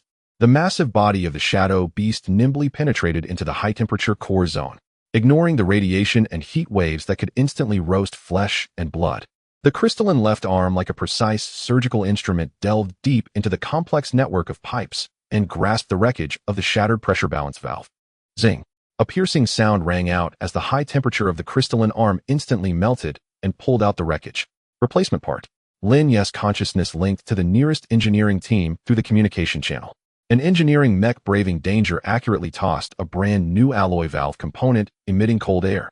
The crystalline left arm of the shadow beast caught the component steadily in midair as if it had a life of its own. Without a moment's pause, the arm swiftly and accurately inserted the new valve component into the interface, and the crystalline fingertips emitted a high-energy welding beam. Shoo! The blinding light shone in the high-temperature core zone. The new valve was instantly welded in place. Almost at the moment the valve was set. Virum. The furious pulsing frequency of the reactor core noticeably dropped. The pressure of the splashing, cooling liquid columns rapidly decreased. The circulation pump group emitted a dull, starting sound. Although there were still several secondary leaks, the most lethal chain failure was forcibly halted. The crisis of reactor overload was temporarily resolved. Cooling system preliminarily restored. Core temperature decreasing. Cheers of survival echoed from the engineering team channel. The molten one-eyed gaze of the shadow beast swept over the still perilous energy zone without pausing. The engine roared, the massive body turned smashing through another door, rushing toward the next marked disaster zone. The rupture point of the main engine power supply pipeline. Star Fortress Command Center. General Zhao Jin stood before the main screen, his bloodshot eyes fixed tightly on the internal structure diagram of the Star Fortress. The red areas representing severe damage were gradually decreasing and stabilizing. The dark golden icon representing the shadow beast moved rapidly at each critical node, like a fire brigade clearing obstacles and repairing key facilities with astonishing efficiency. What shocked him even more was the real-time footage sent back from the shield node platform. The hovering platinum figure Zhuge Yin, the Star Ascendant. He had not left the platform, but was quietly hovering there, his platinum vortex-like eyes seemingly penetrating through layers of decks overlooking the entire Star Fortress. Whenever the structural stress of a certain area in the Star Fortress reached the critical point of collapse, or the life support system was about to fail completely, an invisible, exquisite order force field would instantaneously descend. Wherever the force field reached, the twisted and torn passage walls self-restored like memory alloys. The broken energy pipelines automatically connected and fused. The depressurized chamber openings were instantaneously sealed by an invisible energy membrane, with internal pressure rapidly rising. The impending life support nodes were forcibly stabilized, and oxygen concentrations ceased to drop. His power was not infinite. With each large-scale reconstruction, the platinum glow on his surface would dim slightly, and the pulsation of the crystal core at his heart would show a barely perceptible delay. Yet he still silently and precisely acted like the most ingenious engineer, using himself as energy, maintaining the last spark of life for this dying Star Fortress. Report. The core reactor cooling system has been repaired by the Shadow Beast. Core temperature stabilizing downwards. Report. Rupture points in engines 3 and 5 have been temporarily sealed by the Shadow Beast. Thrust restored to 45. Report. Major depressurization points in Zone G and Zone D have been sealed by an unknown force field pointing to the shield node. Life support system pressure alleviated. Report. The peak structural stress in Zone F has disappeared. Unknown force field intervened to stabilize. Reports of success came in one after another, and the atmosphere in the command center, which had been oppressive to the extreme, finally showed signs of loosening. The gaze of the officers turned to the platinum figure on the main screen, filled with relief for surviving a disaster and a deep awe in the face of unknown power. General. The adjutant's voice carried a hint of hesitation. That Major Zhuge Yun. He is the Star Ascendant of our Star Fortress. General Zhao Jun's voice was deep and powerful. Decisive order. All units fully cooperate with the repair actions of the Shadow Beast and the Star Ascendant. Open all systems to the highest permissions. Share the overall damage assessment and repair priority data stream of the Star Fortress in real time to the shield node platform. The command was swiftly issued. A massive data stream surged toward the shield node platform, like rivers converging into the sea. The floating Star Ascendant Zhuge Yun's platinum vortex-like eyes subtly fluctuated. A wealth of damage information flooded into his consciousness core, as if constructing an incredibly vast virtual model of the Star Fortress. He received, analyzed, and calculated. With each action, he became more precise and efficient. He was no longer merely repairing, but rather conducting a grand rule-based reconstruction optimization based on this Star Fortress as a foundation. Some unreasonable structures were fine-tuned, weak nodes reinforced, and redundant pipelines simplified. This scarred Star Fortress was being forcibly stabilized, even evolving in a manner beyond the design blueprint. Deep within the Star Fortress ventilation duct maintenance layer, it was dark, narrow, and filled with oil stains and dust, one of the most inconspicuous corners of the Star Fortress. A figure dressed in a regular maintenance worker's uniform was curled up inside a maintenance hatch. He had no tools in hand, only a small high-precision information recorder disguised as a detector. The screen of the instrument was scrolling frantically with encrypted data streams incomprehensible to ordinary people, most of which pointed to the energy fluctuation characteristics of the shield node platform and the unique crystalline energy spectrum of the Shadow Beast mech. His gaze was sharp as an eagle, carrying a calmness and fervor that was completely inconsistent with his maintenance worker identity. The communicator was pressed tightly against his ear, filled with the chaotic communications from the Star Fortress public channel and the commands issued by the command center. Energy reaction of the shield node platform. Type unknown. Intensity unmeasurable. Suspected rule-level interference. The Shadow Beast mech. Energy conversion efficiency of the crystalline left arm exceeds current theoretical limits. Suspected deep energy link with the node platform. Target star ascendant. Preliminarily determined to be a highly differentiated product of Zhuge Yun's consciousness, possessing large-scale material reconstruction capabilities. Threat level under reassessment. He lowered his voice, speaking urgently to the disguised recorder communicator using a certain obscure, encrypted language. The cradle offensive failed. The annihilation seed was cleared by unknown means of rules. Target A. Zhuge Yun confirmed to be highly differentiated, code name Star Ascendant. Target B. Lin Yi and Target C. Lu Xiao have a deeply bound link state, forming an unknown energy system. Target D. The Star Fortress structure is being optimized for reconstruction at the rule level by the Star Ascendant. Threat level has risen to God-slaying level. Requesting highest level response plan, codename. Clean fire, coordinates locked. After sending the information, he swiftly erased all traces, silently merging into the dark and complex depths of the pipes, leaving behind a cold silence. The crisis of the Star Fortress had not yet been completely resolved, but a deeper shadow from within humanity had already quietly spread. Main passage of the Star Fortress. The massive body of the Shadow Beast stopped before the last gate leading to the high-level medical area. The mech's surface was covered with burn marks from the cooling liquid dents from energy impacts, and although the cracks on the crystalline left arm had healed, its luster was much dimmer than before, as if it had exhausted its energy. The continuous high-intensity combat and repairs, even with the Star Ascendant's order energy healing the body, had pushed his spirit and will to their limits. The gate slowly opened. The medical area was still busy, but the atmosphere was no longer so desperate. The life support system had stabilized under the support of platinum energy. The medical staff, upon seeing this battle-scarred, yet radiating cold menace steel beast appear, instinctively made way. The Shadow Beast did not enter, merely stopping at the door. The cockpit cover slid open with a hiss. Lin Yi's figure appeared at the hatch. He still wore the tattered combat suit, his face pale, lips cracked, red gold pupils filled with bloodshot veins, and the cold fatigue almost tangible. He propped himself against the hatch wall, awkwardly jumping down, slightly stumbling as his feet landed, yet quickly steadied himself. His gaze immediately pierced through the crowd, locking tightly onto the still unconscious figure on the medical bed, Lu Xiao. The dark golden scar on his chest emitted a steady orange glow at this moment, though faint it no longer flickered. His face, while still pale, was now breathing steadily. A stream of extremely pure, orderly platinum energy covered him like a veil, especially at the heart, continuously nourishing and repairing. It was the power of my second brother. Lin Yi walked step by step to the bedside, each step heavy. He looked down at Lu Xiao's sleeping face, watching the steady rise and fall of his chest. Deep in his cold gaze, something surged violently, ultimately transforming into a profound fatigue that almost drowned him, and a hint of indescribable relaxation. He reached out his hand, seemingly wanting to touch his brother's shoulder, but his fingertips stopped just a few centimeters away, still stained with cooling liquid and metal debris. Just then, Virum, a gentle yet powerful stream of thought, like a silent warm breeze, swept through Lin Yi's consciousness. It was the Star Ascendant Zhuge Yun. He remained on the shield node platform, yet his consciousness was clearly linked here. Lu Xiao, core erosion has been contained. Consciousness in deep slumber, undergoing deep repair. Vital signs stable. Star Fortress, structural stability. 87. Life support, fully covered. Thrust, restored to 58. Threat, temporarily eliminated. Lin Yi listened silently. He did not respond. Only that hand which had been hovering in midair finally slowly descended extremely gently, with an almost clumsy caution resting on Lu Xiao's uninjured right arm. Fingertips felt a faint warmth and the pulse of a heartbeat. A real touch. The nerves, stretched to their limits, finally relaxed completely at that moment. A wave of overwhelming fatigue instantly engulfed him. The cold sharpness in his red gold pupils receded like a tide, leaving only an unfathomable weariness and a sense of exhaustion after surviving a disaster. His tall figure swayed slightly, and the other hand slammed against the edge of the medical bed to barely keep himself from collapsing. Lin Yi Major.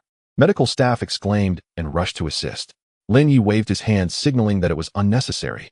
He took a deep breath, taking in the unique scent of disinfectant and a faint energy aura from the medical area.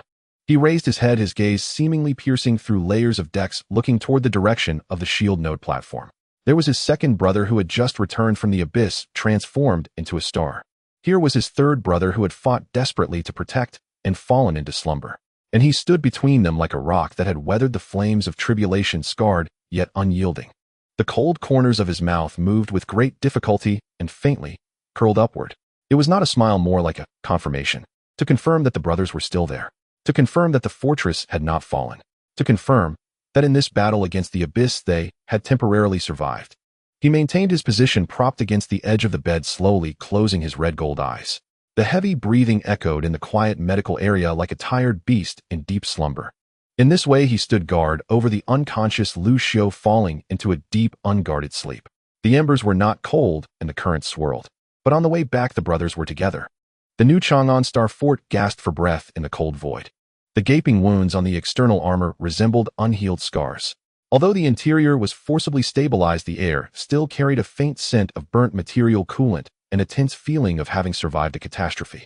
The alarm was no longer deafening, but the yellow warning lights indicating secondary damage continued to flicker silently in countless corners. The entire Star Fort resembled a heavily wounded beast licking its wounds while remaining vigilant against the fangs that could re-emerge from the darkness at any moment. Advanced Medical Isolation Zone. The concept of time became thick and blurry here. Only the low hum of the life support system and the steady ticking of the vital signs monitor marked the passage of time. Lin Yi still maintained the posture of slumping over the edge of the bed, sleeping with his head down. His tall figure stood like a frozen sculpture, with only the incredibly slow and deep rise and fall of his chest proving his existence. His crimson eyes were tightly shut, and the deep furrow between his brows had not fully relaxed, even in sleep, still bearing traces of cold fatigue and of vigilance etched into his very bones. The stains of coolant and dried blood on his damaged combat suit clashed with the clean environment of the medical zone, yet carried a haunting sense of realism, as if returning from the battlefield. On the sickbed, Lu Xiu's breathing was steady and prolonged. The dark golden scar on his chest emitted a warm and stable orange-red glow resembling a miniature stellar core, continually absorbing the platinum energy flowing from the shield node platform that covered it. His complexion was no longer the ashen pallor of death, showing a hint of color, yet remained pale. Between his serene brows, however, there was no longer the fragility of his previous severe injuries and coma, but rather a depth that was difficult to describe. Deep within his consciousness, it was no longer chaotic darkness. He felt himself floating in a boundless sea of orange-red stardust. Countless tiny particles sparkling with orange-red light swirled around him, like living stars slowly rotating and flowing. Each grain of stardust contained vast fragments of information, stress feedback from every alloy structure within the Star Fort, energy tides from the energy circuits, fluid models of the life support pipelines, and even the faint heartbeats and breaths of countless individual beings. The entire Star Fort resembled a gigantic living miniature universe model made of steel, energy, and life clearly presented before his eyes. This was not sight. It was a pure torrent of information that transcended the five senses. It was the power of resonance merging completely with the mysterious scar on his chest during deep slumber, granting him terrifying perceptive abilities. He saw Lin Yi standing sentinel at his bedside like a rock, perceiving the heavy burden transmitted from his crystalline left arm, which though repaired still felt burdensome, and sensing the fatigue deep within his consciousness akin to ancient frozen earth that still burned with a fervent will to protect. He saw the floating figure in the center of the shield node platform, the star visitor Zhuge Yun. His brother's consciousness resembled a cold and vast nebula, efficiently processing massive streams of damage data from various corners of the Star Fort, maintaining the fragile balance of the entire Star Fort, using himself as the energy node. Deep within that nebula, the warm core belonging to Zhuge Yun still existed, yet it was tightly wrapped in a newly formed cold shell of order, like a frozen flame. He saw within the command center General Zhao Zhen's bloodshot but sharp eyes, the tense and efficient relay of instructions by the staff officers, and the fear and rekindled hope lingering on each soldier's face. He even saw the darkest corners of the Star Fort, the depths of the ventilation ducts where a mole disguised as a maintenance worker was carefully embedding a new miniature signal relay into the crevice of the pipe, the encrypted data stream, like a serpent's tongue, quietly probing the unknown dark depths. Information. Endless information. Like billions of roaring rivers, it surged into his consciousness core, For an ordinary person, this terrifying flood of information would instantly overwhelm their consciousness, reducing them to idiocy. But Lucio was different. The dark golden scar on his chest acted like the most precise filter and amplifier, sorting, summarizing, and refining this tsunami-like flow of information. The orange-eyed stardust automatically wove itself into an enormous, intricately structured information star map within his consciousness. Every detail of the star fort, every change, was vividly represented on this star map, dynamically evolving with the passage of time. He was no longer a passive receiver of information. He had become the embodiment of information for this star fort. He had become the perceptual core of this steel universe. An indescribable clarity like the rising sun illuminated every corner of his consciousness. The previous laziness and cynicism, after teetering on the edge of life and death, and bearing the immense burden of connecting Lin Yi with Zhuge Yun, had settled like impurities that had been refined away. In its place was an unprecedented clarity, calmness, and a near-divine, overseeing sense that comprehended the laws governing the operation of all things. He slowly opened his invisible eyes in this sea of orange-eyed stardust. His gaze penetrated the layers of barriers in the medical zone, pierced through the heavy armor of the star fort, and cast itself into the cold, deep, and perilous void of space. Outside the star fort edge of the silent graveyard nebula, the battle was not over. It had merely transitioned from a furious frontal assault to a more insidious and deadly game of hunting and counter-hunting. The remaining clusters of cradled children had not disbanded with the demise of the annihilation seed. They had become like an enraged swarm, growing more cunning and dispersed.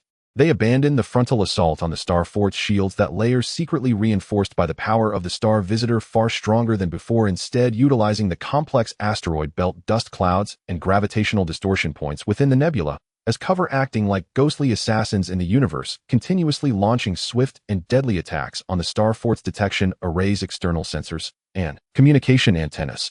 Report: Delta 7 long-range detection array has been destroyed. Energy weapon attack.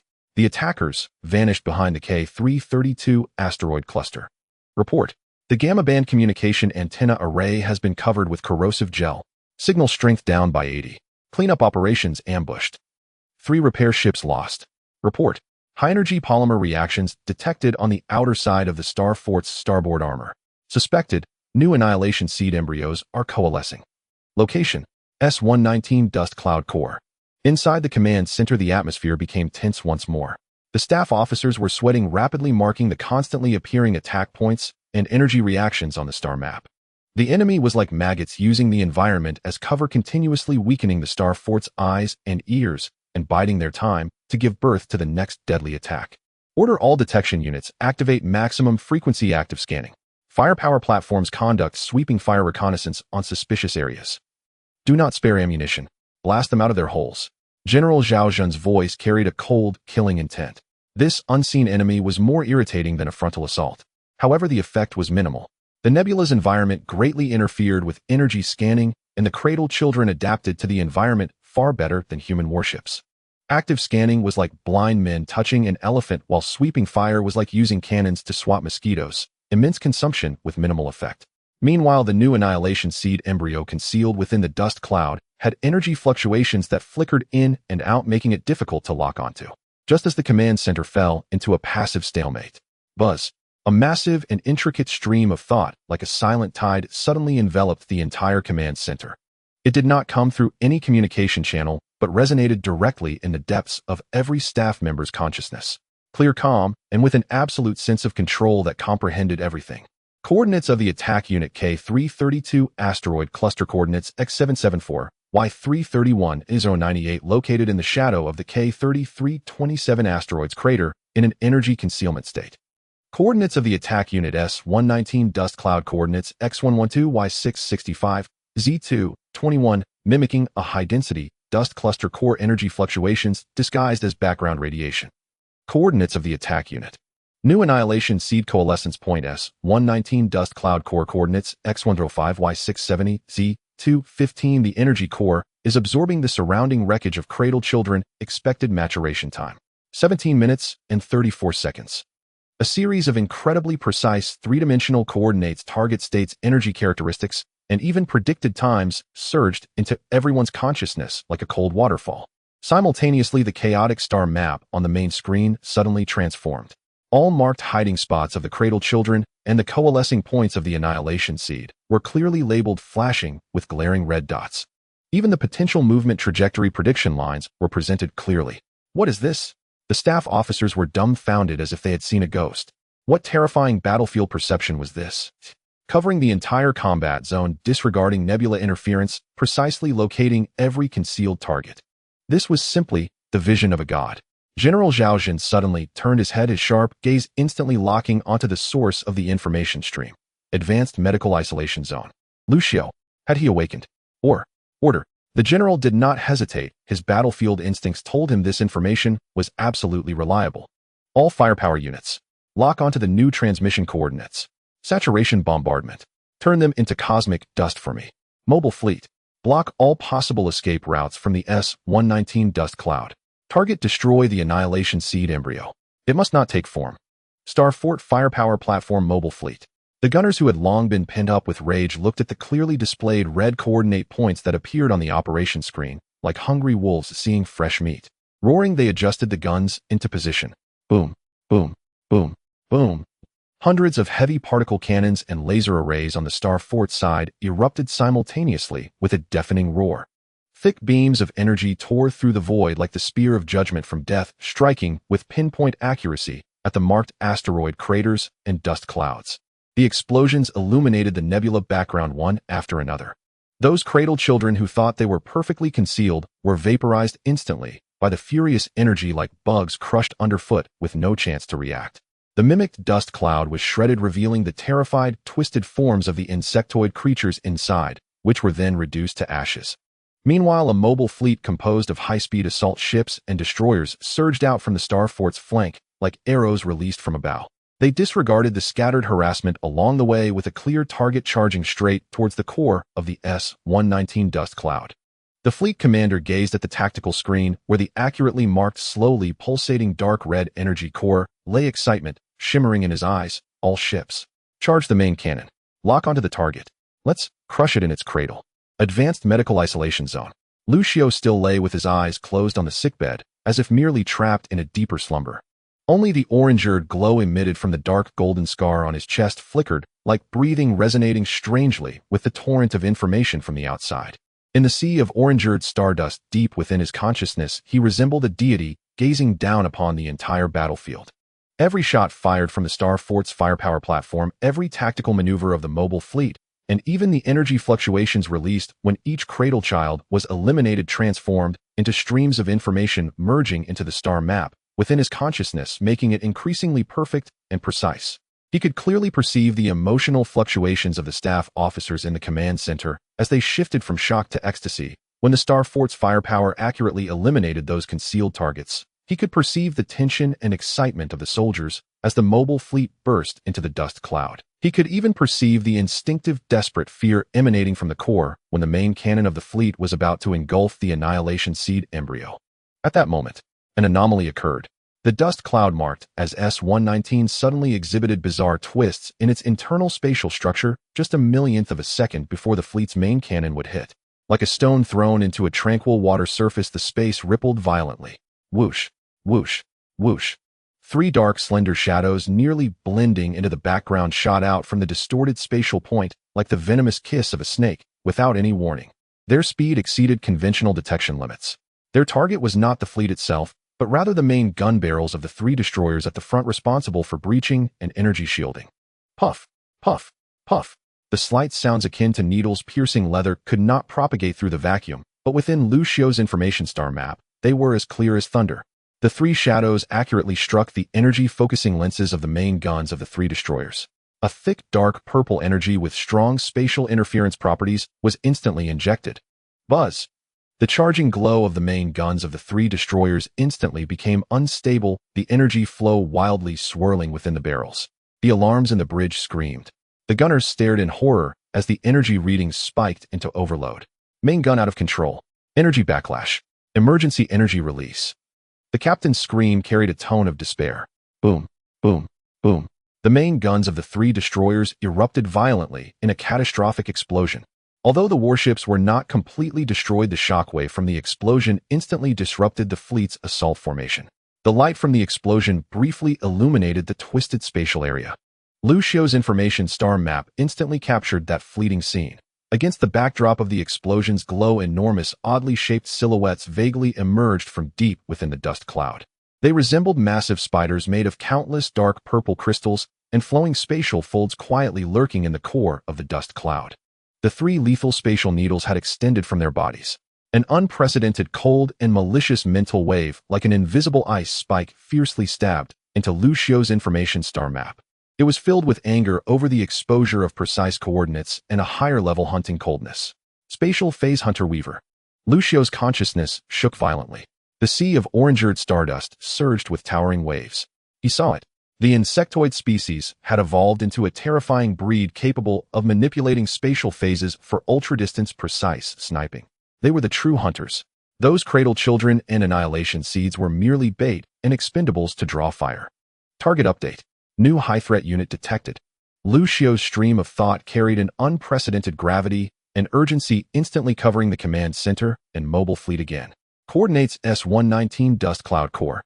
Target characteristics: spatial phase concealed. Attack method: ultra-distance spatial needle sniping. Threat level: lethal. The information stream simultaneously contained the blurred outlines and mental wave characteristics of the Weaver captured in that brief glimpse. What? General Zhao Zhen's face changed dramatically. Spatial phase concealment. Ultra-distance sniping. This was completely beyond the scope of existing tactical manuals. Mobile fleet. Urgent evasion. Activate full-frequency spatial disturbance. Firepower: cover the coordinate area. Hurry. The fleet commander's response was not slow, but still a step too late. Just as Lu Xiu's warning was issued, the distorted space fluctuated again. This time it was 5 dark spatial needles. Their target was aimed directly at the central formation of the fleet, the engine, exhaust port, and bridge observation window of the flagship cruiser. The shadow of death instantly enveloped. Shield node platform. The floating star visitor Zhuge Yun suddenly turned towards the S-119 dust cloud. He distinctly sensed that cold and malicious spatial wave, more directly than Lu Xiu's information star map. That was the disturbance of rules. He made no movement, but the crystalline white gold core in his chest suddenly brightened. An invisible pure field of rule interference instantaneously crossed space, precisely descending around the flagship cruiser, New Chang'an. Buzz. Just a millionth of a second before the 5 lethal spatial needles would touch the ship's hull. The spatial structure around New Chang'an ingeniously froze for a millionth of a moment, as if time had been pressed on pause. Puff, puff, puff, puff, puff. The 5 dark needles struck an invisible, absolutely smooth barrier, sending dazzling dark purple energy sparks flying as they brushed against the frozen spatial barrier, their trajectories deviating ever so slightly, yet enough to be fatal. Hiss, hiss, hiss, hiss, hiss. The originally targeted lethal attacks on the engine, exhaust port, and bridge narrowly grazed the thick armor of the cruiser. They left 5 deep, bottomless, terrifying scratches on the armor surface, with dark purple energy embers flowing at the edges. The violent tremors caused the entire cruiser to shake violently, but the hull structure remained intact. The engine was undamaged. The bridge was not destroyed. They had escaped death. Evasion successful. It's the shield node. Unknown force field interference. The roar after a moment of silence on the bridge. The star visitor Zhuge Yun retracted the rule interference. The radiance of the white gold core dimmed slightly. For the first time, a hint of gravity belonging to Zhuge Yun appeared deep within his nebula-like cold eyes. Spatial phase, rule level hunters, the evolution of the insectoids, exceeded expectations. Advanced medical isolation zone. Lu Xiu's information star map clearly captured that critical rule interference and lethal deviation. It was his brother who had acted, but at the cost of the core energy's consumption. At the same time, he also sensed the even more furious and vigilant mental waves of those weavers deep within the dust cloud after their attack had missed. They had clearly also sensed the interference at the rule level. The hunt had escalated. Mobile fleet. Withdraw immediately. Get out of the dust cloud range. Maintain maximum vigilance. Lu Xiu's stream of thought carried an undeniable decisiveness. Star fort firepower. Continuously suppress the marked area. Delay the weavers from sniping again. By time for the fleet to escape. Notify General Zhao the insectoids have deployed a rule-level spatial phase hunting unit, the Weaver. The threat is immense, requiring targeted tactics. The instruction was delivered with precision. The shaken mobile fleet immediately turned direction, engines at full throttle, retreating rapidly, yet awkwardly, from that deadly dust cloud area under the cover of the rear firepower platform. The few weavers did not pursue merely lying and hiding within the twisted spatial folds. Their cold malice felt like a substance firmly locking onto the direction of the star fort. A probing clash concluded with the perilous retreat of humanity. Both sides exposed their new cards, but at a cost. Lucio's consciousness slowly withdrew from the vast sea of stardust. The orange-eared glow around the scar on his chest flowed, eventually stabilizing. He sensed that the weakness of his body still existed, but the transformation on the spiritual level had been completed. That sense of control over the entire situation did not fade, instead it settled into an inner sharpness. His long eyelashes trembled slightly, and he slowly opened his eyes. The deep brown pupils were no longer the previous laziness or cynicism, but rather contained a tranquility akin to the deep space of the universe, and a profound wisdom born from undergoing trials by fire. His gaze swept over Lin Yi, who still propped himself up at the bed's edge lost in slumber, then over the busy medical staff in the medical zone, finally seeming to penetrate the thick walls looking towards the direction of the shield node platform. The corners of his mouth curved up slightly. No longer a deliberately playful smile, but a heartfelt weary relieved and somewhat heavy responsibility-laden calmness. He had returned, bearing scars, carrying the power of transformation, with a web of stardust that enveloped the star fort and peered through everything. Also bearing a deep vigilance against the weavers lurking in the spatial folds, weaving a cold net of death and the quietly surging undercurrents of purifying fire within the star fort. The stardust has awakened, the web awaits to be broken, and on the way back reefs grow thick. The shield node platform, once turbulent with energy and cataclysmic storms, has now calmed. The molten traces on the dome are covered by a new alloy gleaming with a cold silver light. In the center of the platform, no longer is there a shattered isolation cube. Instead, there stands a geometrically precise base constructed from pure platinum energy. Above the base, the star arriver Zhuge Yun floats quietly. He is no longer the pure order light body that emerged from his cocoon. Dark gold and platinum energy patterns flow beneath his jade-like skin, outlining a simple yet ancient battle armor that covers vital areas. His platinum vortex-like eyes remain deep, but the rotation of the nebula within seems to possess a subtle rhythm, no longer merely a cold deduction, but reflecting a broader cosmic vista. The crystal core at his heart pulses slowly. Each throb stirs the pure energy field within the platform, like a metronome for this iron heart.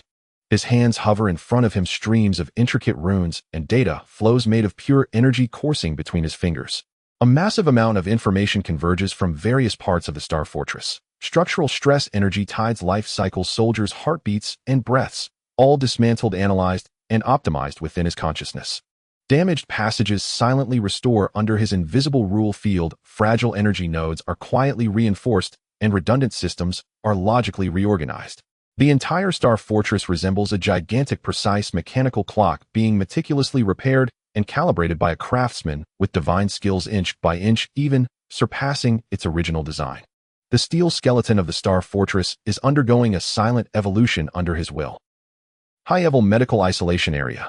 Lucio leans against the rising medical bed connected to several tubes for nutrient supplementation and data monitoring. His face still bears the pallor of someone recovering from a grave illness, but his deep brown eyes resemble stars that have sedimented for billions of years, calm and profound, no longer showing any trace of past languor. The dark gold scar on his heart emits a warm and steady orange-eared glow beneath the clean hospital gown. He does not look at any screens. Instead, he slightly closes his eyes, immersing his consciousness in that vast sea of orange-eared stardust. The steel veins of the entire star fortress, the flow of energy, the breath of life, all vividly present before his eyes. He can even hear the faint groans of the alloy structure under stress, smell the lingering scent of coolant deep within the energy conduits, and touch the moment when a repairman's sweat evaporates upon hitting the scorching pipes. This is a mastery that transcends the senses, directly reaching the source of information. His gaze, the gaze of his consciousness, pierces through layers of decks, directing towards the perilous nebula outside the star fortress. The cold malice of the web weaver, concealed with spatial phase, is like several poisoned needles firmly nailed deep in the S-119 dust cloud.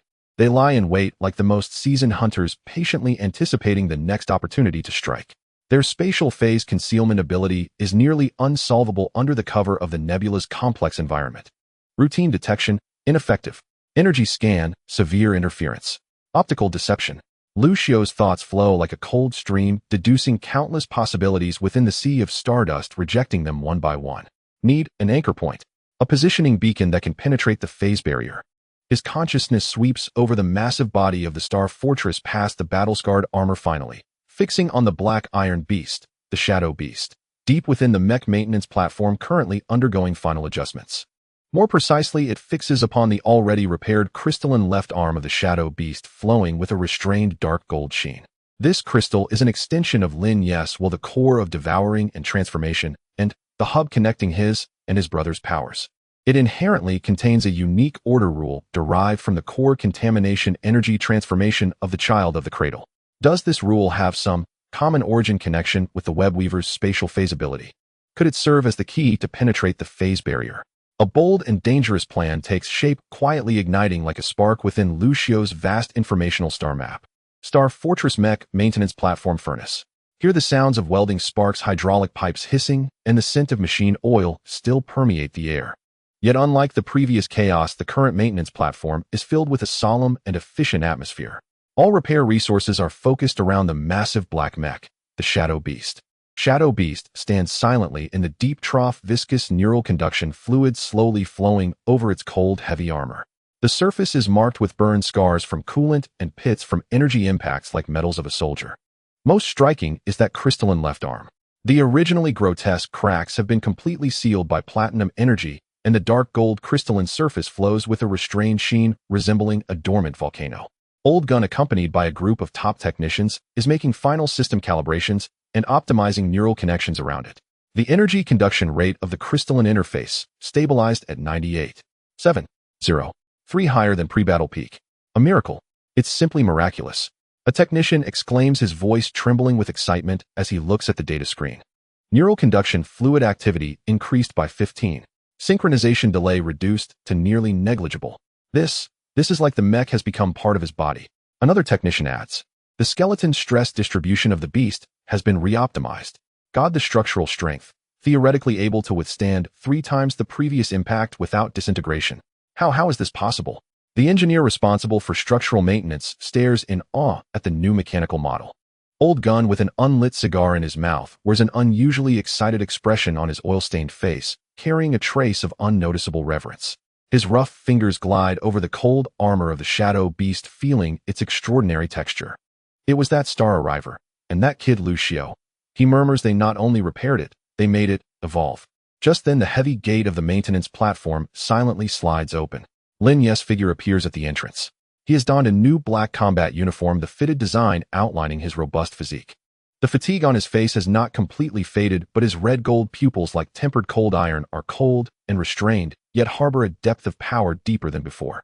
He strides forward, his steps steady and silent, as though treading upon the heartbeats of all. The noisy sounds in the maintenance platform instantly quiet down. All technicians instinctively halt their work, their gazes filled with awe and a hint of anxiety, focused upon this warrior, who has just returned from the hellish furnace. Lin Yes' gaze pierces through the crowd, landing on the Shadow Beast. The red gold pupils meet the mech's lava-like single-eye sensor from afar. No words are needed, an invisible blood-connected sense of resonance is instantly established. He can distinctly feel the smoother, more surging power coming from the crystalline left arm, the optimized structural strength deep within the skeleton, and the unprecedented vitality surging through the neural conduction fluid akin to his own blood. He approaches the edge of the deep trough, not looking at anyone, simply extending his right hand and gently pressing it against the cold armor of the Shadow Beast's lower leg. The touch is icy, yet carries an indescribable familiarity and reassurance. Old Gun steps forward, handing over an encrypted data pad, his voice unusually solemn. Major, the core system of the Shadow Beast has been upgraded. The new parameters and operational thresholds are all in there. Additionally, the highest authority command from the shield node platform has arrived. Upon completion of debugging, please proceed immediately to the node platform. Major Lucio has also awakened and is on his way. Lin Yi takes the data pad, his red gold gaze sweeping over it, complex parameters instinctively imprinting into his mind. He nods slightly, his voice still cold. Prepare for docking. Shield node platform. When Lin Yi steps onto the platform, the sight before him makes his red gold pupils constrict slightly. The geometric energy base in the center of the platform still radiates a soft, yet powerful platinum glow, with the star arriver Zhuge Yun hovering above it like a deity wielding control over rules. However, at this moment, beneath the base near the edge of the platform, there is an additional simple alloy chair. Lucio sits there. He wears loose medical attire, his face pale, his figure appearing somewhat frail, as if a gust of wind could topple him. Yet when he lifts his head, his deep brown eyes meeting Lin Yi's gaze, what Lin Yi feels is no longer the sickly fatigue, but a tranquility akin to the depths of the cosmos, and the profound wisdom of all-encompassing insight. That gaze reminds Lin Yi of the feeling he had deep in the library of the Academy, when he first confronted those ancient star maps documenting humanity's lost wisdom. Lucio looks at Lin Yi, the corners of his mouth curving slightly into a faint yet incredibly genuine arc, carrying a warmth of reunion after a long absence, and a sense of relief born from experiencing calamity. Big brother. No excessive words, just two characters, yet they seem to carry 1,000 sentiments. It is affirmation, relief, and the unspoken bond of brotherhood. Lin Yi pauses for a moment, then strides to Lucio's side, standing firm. He does not sit like the most loyal guard, his towering figure overshadowing Lucio. His red-gold gaze shifts to the floating star arriver Zhuge Yun, his throat slightly moving, yet he does not speak immediately.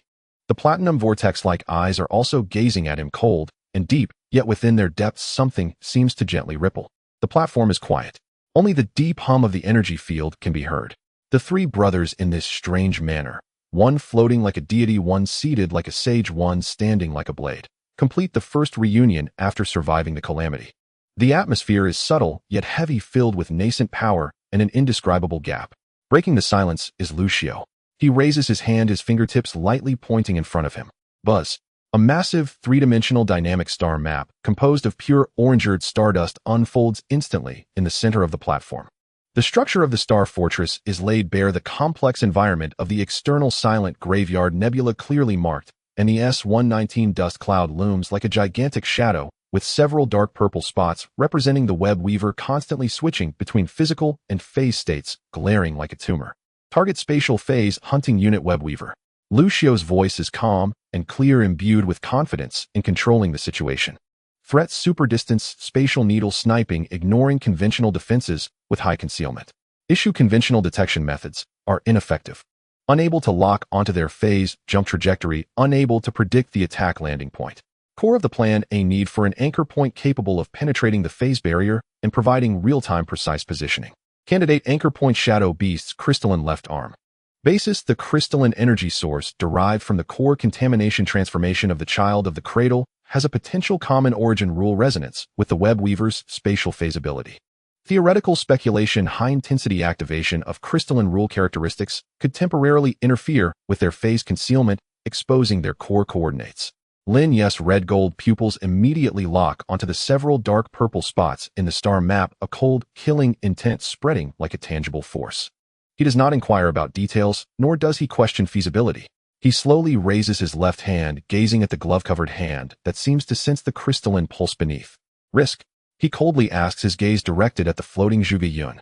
Star arriver Zhuge Yun's platinum vortex-like eyes move slightly, landing on Lin Yi's crystalline left arm. An invisible rule perception field instantly envelopes Lin Yi's arm. Lin Yi feels a cold, precise gaze penetrating through flesh, directly probing into the most minute rule structures within the crystal. Rule activation, intensity, critical point calculation. Zhuge Yun's voice resonates directly in the consciousness of both, calm, like a supercomputer. Crystal structure, can withstand.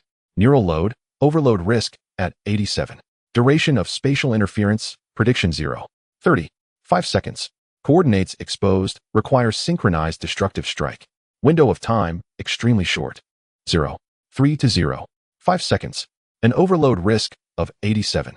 This means Lin Yi must provide that fleeting coordinate for the destructive strike while enduring immense pain and consciousness shock. Strike executor.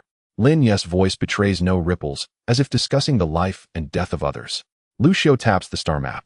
In the star map, the dark gold icon, representing the shadow beast, suddenly lights up. Executor: shadow beast. Weapon: overloaded crystalline left arm rule annihilation impact. Reason: the only carrier capable of bearing crystalline rule energy and executing super distance precise strikes. Annihilation impact attributes: counter the web weaver's spatial phase structure. Challenge: the breakthrough path must traverse dense firepower and spatial traps. The timing of the breakthrough must perfectly synchronize with the exposure of the anchor point. Impact energy must accurately hit the core within the window period. The plan is clear yet brutal. Lin Yi is the bait, the positioning anchor point, and the final executor of annihilation, the spear. He will place himself at the center of the most dangerous fire network, enduring immense neural loads, all for that less than 0. 5 seconds window. If he fails, or is locked on by the web weaver in advance, the consequences are unimaginable. Plan name Godslaying Web. Lu Xiu's voice carries a chilling determination. Core Lin Yi as Anchor Shadow Beast, as Spear Zhuge Yun, as Overall Rule Monitoring and Key Interference. Objective: eliminate all Webweaver units. Lin Yi remains silent. His red-gold pupils still cold, yet roiling with immense battle intent. He slowly clenches his left fist, feeling the pulsation of combat desire emanating from deep within the crystal. Coordinates, give them to me. His cold response is a promise. The floating Zhuge Yun with his platinum vortex-like eyes sweeps over Lin Yi, then over Lu Xiu. Amidst the depths of those starry cold eyes, a flicker of complex emotions belonging to Zhuge Yun. Worry, trust, resolve. Struggles to break free from the shell of order. He nods slightly, an invisible stream of thought instantly transmitting the detailed tactical model of the God-slaying web energy nodes and temporal spatial coordinates to Lin Yi and Lu Xiu. Rule anchor point, under construction. Zhuge Yun's voice sounds. The speed of the platinum energy runes flowing between his hovering hands suddenly accelerates, beginning to construct an invisible framework of rules covering the predetermined battlefield, setting the stage for the impending lethal strike. Deep within the Star Fortress abandoned sewage treatment hub. Here the air is thick with the stench of decay and heavy humidity, with the gigantic sedimentation pools long since dried up, leaving behind thick grime and rust. Pipes twist and coil like the intestines of a monster in the dim light. This is the dirtiest, most forgotten corner of the Star Fortress, where even repair robots are reluctant to visit. The figure of Mole clings to the shadow of a large rusty main pipe, like a gecko. The screen of the information recorder in his hand glows faintly, and what appears is no longer an energy spectrum, but a segment of encrypted communication that has been repeatedly analyzed and amplified. The segment comes from a backup encrypted channel of the command center, where General Zhao Zhan issues a top-secret directive to a special tactical team concerning the sampling and assessment of the energy field within the shield node platform. Target confirmed. Star Arriver energy field, classified as Slevel aberration sample. The mole's voice is low and carries an excitement of having discovered prey. The net fire plan, first phase initiated. The sampler team is in position, awaiting orders. His eyes sparkle with cold light. The general's directive appears to be for threat assessment and strategy formulation, but the hidden sampling request and the qualification of aberration sample have already exposed the top echelon's deep apprehension and distrust of that newly emerged Star Arriver. This is precisely the opportunity that Netfire needs. He quickly inputs new encrypted instructions into the recorder. Intelligence confirmed. Target A Star Arriver is marked as an Slevel aberration sample. The sampler team has been authorized to intervene. Recommendation: utilize the residual power of the Child of the Cradle to create chaos covering the movements of the sampler. Create an accidental contact or defensive sampling event. Objective: obtain an energy organizational sample from the Star Arriver, activating the final determination of the Netfire protocol. Information sent. He turns off the recorder, blending into the shadows like flowing water, silently disappearing into the depths of the intricate maze of pipes. The external threat of the insect race has yet to be resolved, while the internal net fire has already ignited the first dangerous fuse. Shield node platform. Tactical deductions are nearing completion. A massive dynamic star map of orangered stardust hovers between the three, clearly marking the hiding points of the Web Weaver, the advance route of the Shadow Beast energy explosion nodes, and the coverage area of the Rule anchor point constructed by Zhuge Yun. Lin Yi closes his eyes, his red gold consciousness repeatedly simulating every movement of the advance, enduring the critical point of neural overload, as well as the timing for the explosive strike. Every detail is dismantled and polished under his cold will until it becomes instinct. Lu Xiu, like the most brilliant chess player, lightly taps in the void, adjusting parameters on the star map. He meticulously calculates the coverage range of the Star Fortress firepower support, predicting the possible evasion paths of the Web Weaver, plotting the most optimal and highest survival rate advance corridor for Lin Yi. Fine beads of sweat form on his forehead, the orangered glow at his heart flickering slightly. Maintaining such a vast information deduction is a tremendous burden on his recently recovered body. The floating Zhuge Yun with his stable, pulsating platinum core, the invisible rule force field spreads like a precise web, quietly unfolding in the battlefield area marked on the star map. He buries rule traps at the preset key nodes, waiting for the anchor point to activate, and then launching instantly to confine space, creating an absolute domain for that 0.5 seconds window. Just as this tactical deduction approaches perfection, buzz. A minuscule yet sharply malicious spatial fluctuation, like a poisoned needle thrown into a lake, is instantly captured by both Lu Xiu's stardust web and Zhuge Yun's rule perception. The source of the fluctuation is not from the external nebula, but from within the Star Fortress. Position, lower E-zone near the secondary cooling pipeline layer of the energy reactor. The nature of the fluctuation is highly similar to the spatial stabbing needles of the web weaver, but the intensity is much weaker and bears obvious signs of artificial intervention. Internal alarm. Lucio's thought explodes in the consciousness of the three on the platform. Coordinates E7332. Detected artificial simulation of web weaver spatial phase attack energy characteristics. Target directed towards the shield node platform. Insufficient strength to penetrate the shield suspected, inducement, or probing. Lin Yi suddenly opens his eyes, his red-gold pupils instantly locking onto the internal coordinate point in the star map, cold, killing intent spreading like a drawn blade. There are ghosts within. How dare anyone simulate the insect race's attack methods for probing at this moment? Zhuge Yun's platinum vortex-like eyes turn towards the internal coordinates, the cold order power sweeping across that area in an instant. The spatial structure is instantly analyzed. Several shadowy figures dressed in internal engineering maintenance uniforms, yet with abnormal energy reactions and carrying special spatial phase interference devices clearly appear in his rule vision. They are furtively setting something up. Sampler, confirmed. Zhuge Yun's cold voice directly exposes their identity. Target acquire samples from the rule energy field. Seeking death. Lin Yi's voice is as if it comes from the depths of the abyss. He does not need to know who sent the sampler. He only knows that any existence attempting to threaten his brother must die. Big brother. Stay calm. Lucio immediately calls out his stardust web, clearly capturing the explosive, destructive energy that instantaneously boils within Lin Yi's crystalline left arm. This is a trap. Their purpose is to provoke you create chaos. Even to induce you to attack, creating evidence of the star arriver's power going out of control. Lin Yi's movements come to a sudden halt. In his red-gold pupils, cold, killing intent clashes violently with reason. He looks towards the floating Zhuge Yun. Zhuge Yun is also looking at him, the depths of his platinum vortex-like eyes revealing clear signs of the worry belonging to Zhuge Yun. The power of rules has already locked onto those samplers and can erase them at any moment like squashing insects. But doing so would play right into their hands. Priority, external web weaver. Zhuge Yun's voice carries an undeniable resolution. Internally, interference source, marked. Post-battle, to be settled.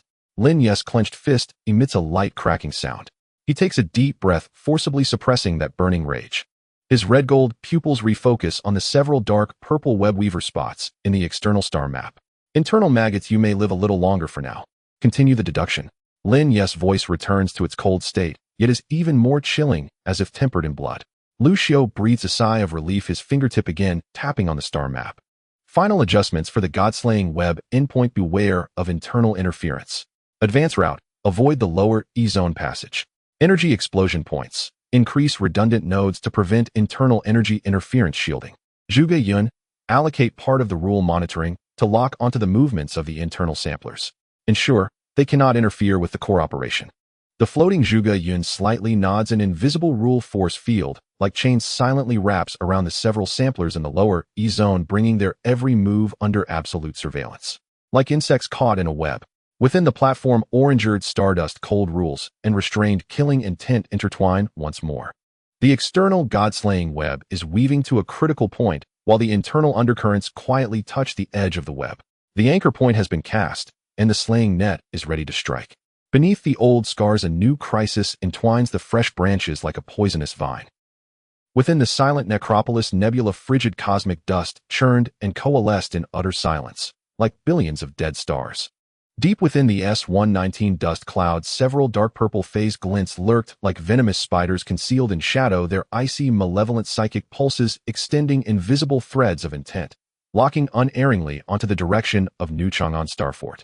They waited, waiting for their prey to falter, waiting for the perfect moment to strike with lethal precision.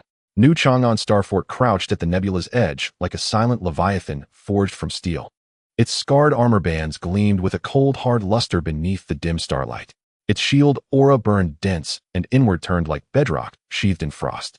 Every external weapons platform glowed with a subdued, predatory luminescence. Energy roared low and deep within cannon barrels, like thunder held captive.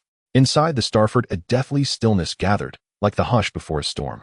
Soldiers gripped their weapons tightly, palms slick with sweat, eyes locked rigidly on tactical displays. Engineers stood sentinel at critical junctions, fingers hovering over emergency override switches. The entire Starfort was drawn taut as a bowstring stretched to its breaking point. The lethal arrow knocked upon it was the steel beast known as Shadow Beast, dormant deep within the mech assembly bay, its surface shimmering with restrained obsidian gold light. Shield node platform. A dynamic orange-hued stardust map rotated slowly at the platform's center, rendering battlefield conditions in flawless detail. The dark purple glints representing the web weavers drifted slowly through the dust cloud like malignant growths. Lucio sat slumped in an alloy chair, his face still pale, but his deep brown eyes remained as still and profound as the void itself, reflecting the entire star map's intricate motion. A faint, steady orange-gold radiance emanated from the dark gold scar over his heart, while torrents of data surged ceaselessly across the stardust expanse of his consciousness. He was calculating minute energy fluctuations within the dust cloud in real time, predicting the possible phase jump trajectories of the web weavers and charting the optimal path for the imminent assault. Target A, Web Weaver 1. Phase drift rate increasing. Prediction entering pre-designated window zone in 3 seconds. Target B, Web Weaver 2. Spatial fold anomalies intensifying. Anticipate coordinated attack. Target C, Web Weaver 3. Energy signature suppressed. Likely a trap or reserve sniper. Starfort firepower. Designated zones updated. Coordinates synchronized. 3, 2, 1. Saturation fire. His mental command, cold, precise, absolute, flashed instantly across the Starfort's comms network. Boom, boom, boom, boom. From the Starfort's starboard flank, hundreds of main batteries, long primed, roared in unison with earth-shattering fury. Massive particle beams and searing laser torrents erupted like a breached galactic river, rending the frozen void and striking with surgical precision the coordinates Lucio had marked on the star map. The S-119 dust cloud was violently torn asunder. Asteroids shattered into dust, dust clusters vaporized. The pre-designated window zone was utterly scoured by concentrated bombardment. Though incapable of directly harming the phase-hidden web weavers, the colossal energy shockwaves and spatial distortion struck like boulders dropped into a still pond, shattering the dust cloud's delicate equilibrium in an instant. Now, Mech Assembly Bay, the forge. Thick neural conductive fluid bubbled like molten magma in its deep trench. Shadow Beast's molten monocular eye blazed to life, not with standby gloom, but with incandescent obsidian gold flame. Its engine nozzles erupted in blinding cobalt light, and raw thrust hurled the massive frame clear from the trench. Whumph! Like a primordial titan breaking free from chains, Shadow Beast's colossal form smashed through the bay's heavy blast doors. It did not head for the Starfort's launch corridor. Instead, it accelerated full throttle along an internal shortcut, precisely mapped by Lucio's star map and secretly reinforced by Zhuge Yun's rule field. The corridor blurred past at impossible speed. Lin Ye's amber-gold pupils were as cold as stellar ice cores. His mind and machine fused into one seamless entity. Lucio's assault route was seared into his soul, every turn, every acceleration point etched with absolute clarity. His crystalline left arm thrummed with surging power. Beneath its subdued obsidian gold sheen, the laws of reality stirred awake. External corridor. Opening. Came the command from the Starfort control tower. Crunch. A massive star visitor enforced hatch, its structural integrity far exceeding design specifications, slid upward with thunderous force along the Starfort's ventral armor belt. Beyond the hatch lay the frigid infinite void, and the S-119 dust cloud now churning with violent energy aftershocks of the barrage. Shadow Beast did not decelerate, not even for an instant. Engine output surged to absolute maximum. Like a black lightning bolt rending spacetime, it shot forth from the open maw. Instantly beyond the protective embrace of the Starfort's shields, it plunged headlong into that realm of deathly dust. Starfort Command Nexus. On the main screen, Shadow Beast's obsidian gold icon blazed like a comet defying gravity, charging fearlessly into the vast ominous shadow zone denoting the S-119 dust cloud. Target has entered combat zone. Detected high-intensity phase interference. Optical camouflage disabled. Energy scans distorted. Xenofauna response heightened. Residual energy from numerous cradle-child corpses is being drawn in. Staff officers' voices trembled with tension and disbelief. They could not comprehend such a near-suicidal charge. General Zhao Zhen stared fixedly at the screen, his knuckles bone white where they gripped the command console. He trusted those 3 young warriors, but his heart remained clenched tight in an invisible fist. S-119 dust cloud interior. Vision vanished beneath a churning maelstrom of dust and turbulent energy. Visibility dropped to 0. Violent particle streams slashed against Shadow Beast's thick armor like billions of razor-edged blades shrieking in protest. Surviving cradle children swarmed from all directions, like piranhas scenting blood, bursting from the dust shadows. Yet Shadow Beast's immense frame moved with astonishing agility. Lin Yi merged ancient martial arts dragon flow body technique with microthruster adjustments, dodging, weaving, and darting at breakneck speed between dense dust clusters and lunging xenofauna.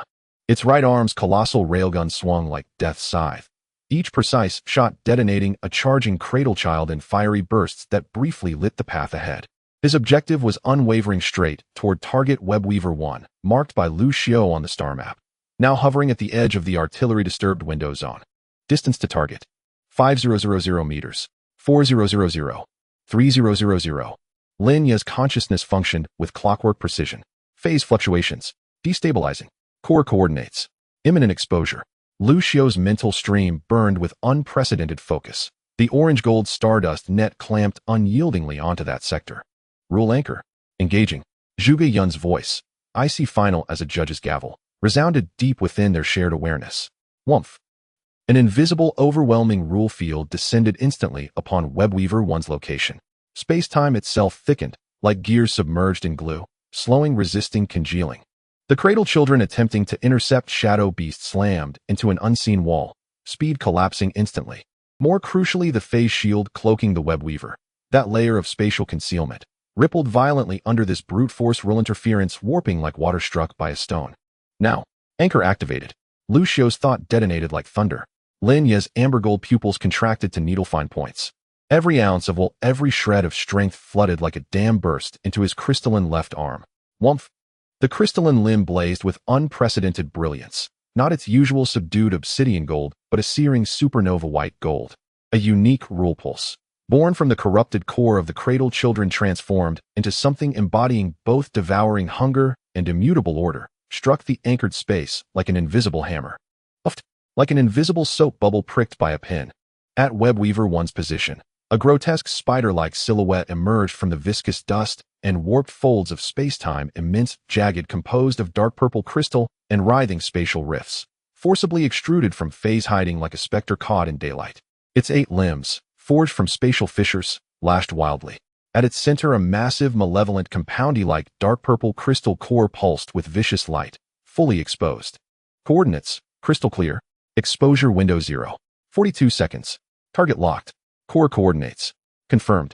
Lu Xiao's mental command, frostbitten with lethal intent, slammed the nanometer-precise coordinates and the dark purple crystal's structural energy weakness model directly into Lin Yi's consciousness. Shadow Beast's engine screamed, a sound tearing spacetime itself, as the frame executed a tactical maneuver of impossible speed in under 0.1 seconds. Its crystalline left arm rose high, not to grasp, but to spread wide palm aimed squarely at that exposed dark purple core. Within the arm, white gold destructive energy, charged with Lin Yi's will, crystalline law and amplified by Zhuge Yun's anchor, surged like a volcano held back for eons, now finding its sole outlet. Annihilation blast. Fire. Lin Yi's glacial thought ignited the final fuse. Boom.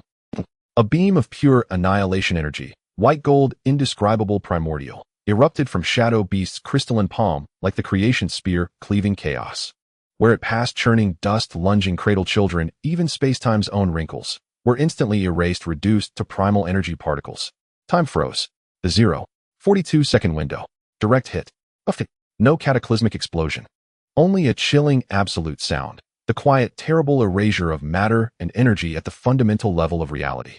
The colossal Webweaver 1, and its vile dark purple crystal core, vanished without trace, as if wiped from existence by the universe's own eraser, consumed silently within the white gold beam, leaving only a fleeting spatial void, its edges bleeding white gold energy embers. First kill, confirmed. Target A, eliminated. Lu Xiao's thought carried a subtle tremor, tension finally released. Yet the crisis had not ended. In the very instant Webweaver 1 ceased to be. Whumph, whumph. 2 freezing, lethal spatial pulses, like serpentine fangs, lanced from Shadow Beast's portrier and upper left quadrant, striking without warning Webweaver 2 and Webweaver 3. Seizing the moment of their comrade's death, when spatial turbulence peaked, they launched their long-prepared fatal double strike. Their timing was flawless, targeting the engine nozzles and cockpit directly. Too fast, too close. Shadow Beast, just having unleashed the annihilation blast, was locked in absolute rigidity. Energy recoil, surging posture recalibrating, utterly unable to evade. Watch out. Lu Xiao's warning detonated in their minds. Too late. In Lin Ye's amber-gold pupils, two dark space-rending needles filled his vision, arriving in an instant. The shadow of death flooded over him like glacial water. He'd just expended his utmost, searing backlash burned through his crystalline arm. The control systems flickered under overload. At the last possible breath, rule. Deflection. Zhuge Yun's voice, icy urgent, was salvation itself. Woomph. A masterful rule field enveloped Shadow Beast instantly, space-time folding and twisting as if grasped by unseen hands. Uft, uft. Those two lethal dark needles, fired into a kaleidoscope of layered dimensions, veered off on impossible warped trajectories. Strikes aimed at the engines and cockpit instead grazed the heavy shoulder armor and waist plating by the narrowest margin. Dark purple energy carved two horrifying bone-deep cauterized furrows across the armor edges, dripping with corrosive spatial residue. Violent recoil sent the entire mecha spinning away like a hammer-struck anvil. Mech damaged. Shoulder armor penetrated. Waist armor moderately compromised. Engine thrust down 30. Alarms shrieked inside the cockpit. Lin Yi clenched his jaw, enduring the brutal impact, an energy backlash with gritted teeth. Amber gold eyes blazing with cold, incandescent fury. He forced the tumbling frame upright. The enemy was more cunning, more deadly than he'd imagined. Targets B and C. Confirmed coordinated assault pattern. Lucio's thought carried grave weight. Spatial trap. Preset at target A's death coordinates. They've exploited our attack node. Rule anchor. Interfered with. Energy expenditure. Accelerating.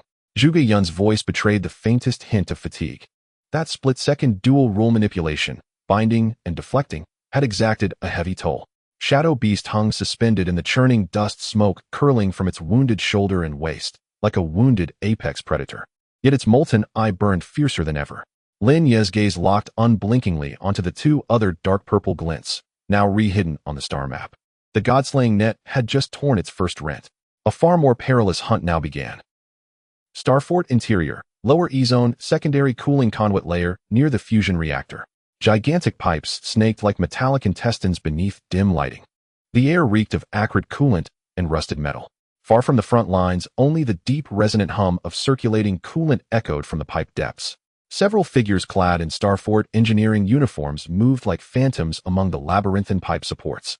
Their movements were swift and professional, dodging surveillance angles, scanning ambient spatial fields, and structural stress with handheld instruments. Their leader, codenamed Sampler 1, was the same officer who'd received encrypted orders in the command nexus moments earlier. His gaze was sharp, alert as a hunting hound's. Target energy field. Stable, yet rule frequency rising.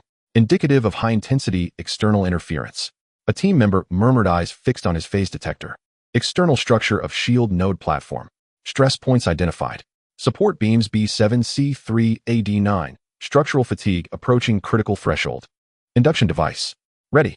Simulating Webweaver's spatial needle energy signature. Intensity set to level 2, sufficient to trigger alarms, insufficient for actual damage. A third member raised a spider-like mechanical device, pulsing with eerie light. Sampler 1's eyes flashed with cold calculation.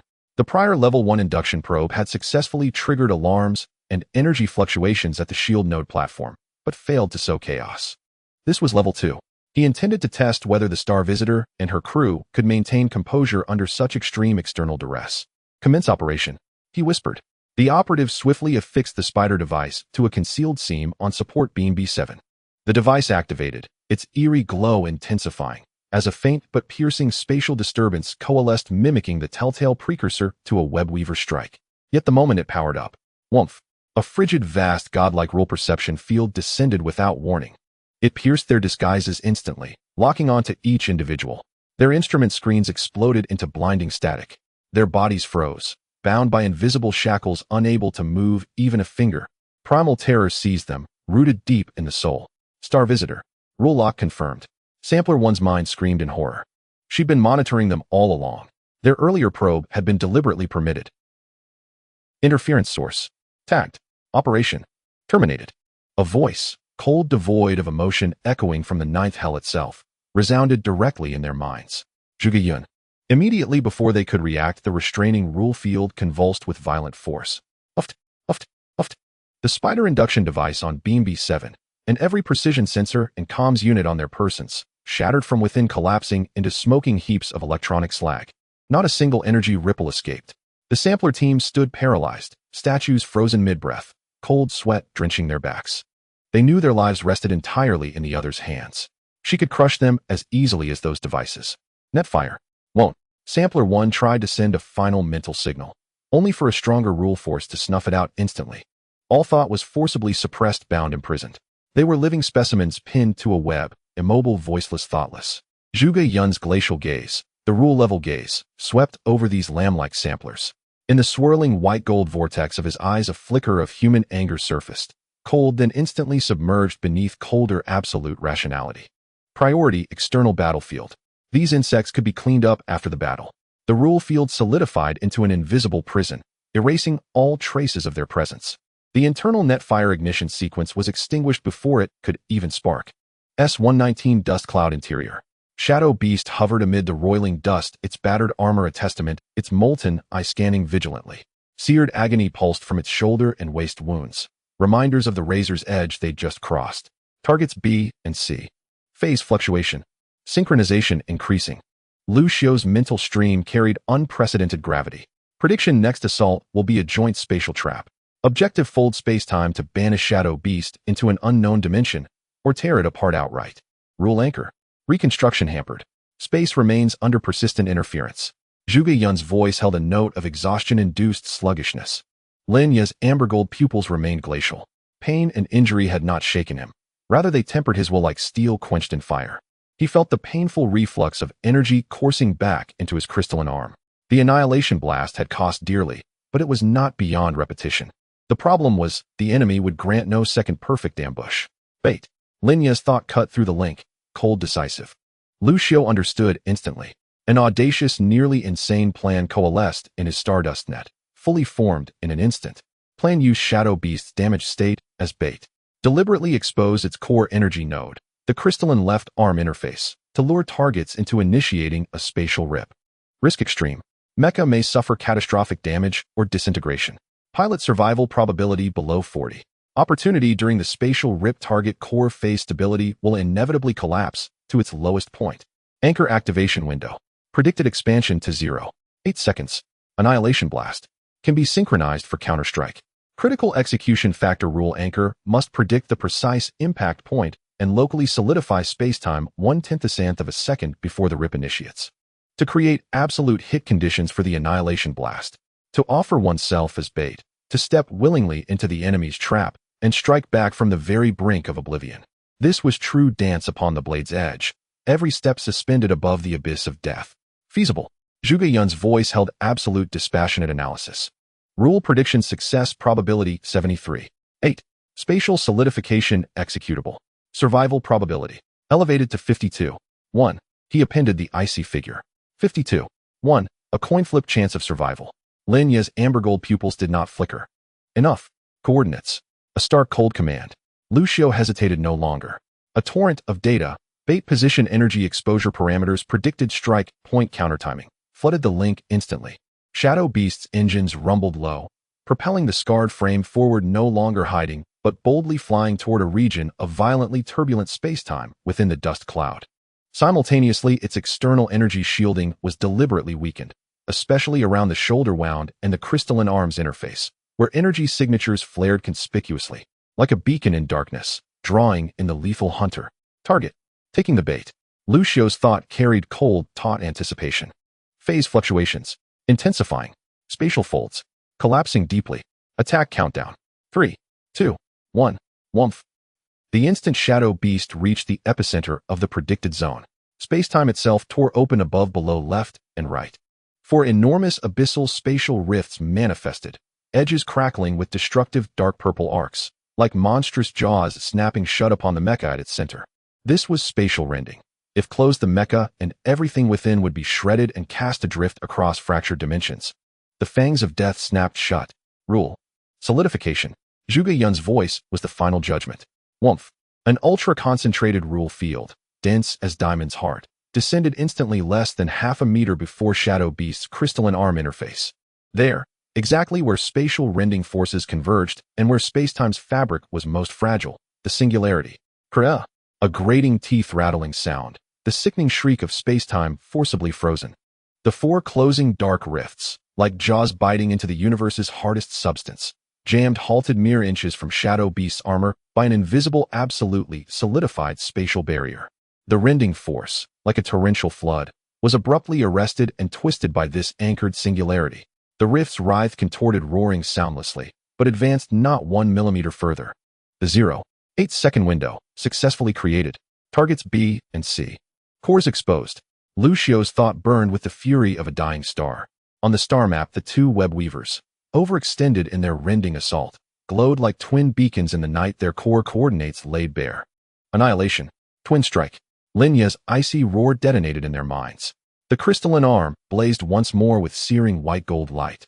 This time the energy did not coalesce into a single beam, but guided by Lin Ye's peerless will split flawlessly into two slender, yet hyper-condensed white-gold destruction lances, like lightning-bearing souls to judgment, ripped through the void, striking the two exposed, dark-purple crystal cores with unerring accuracy. Uft, uft.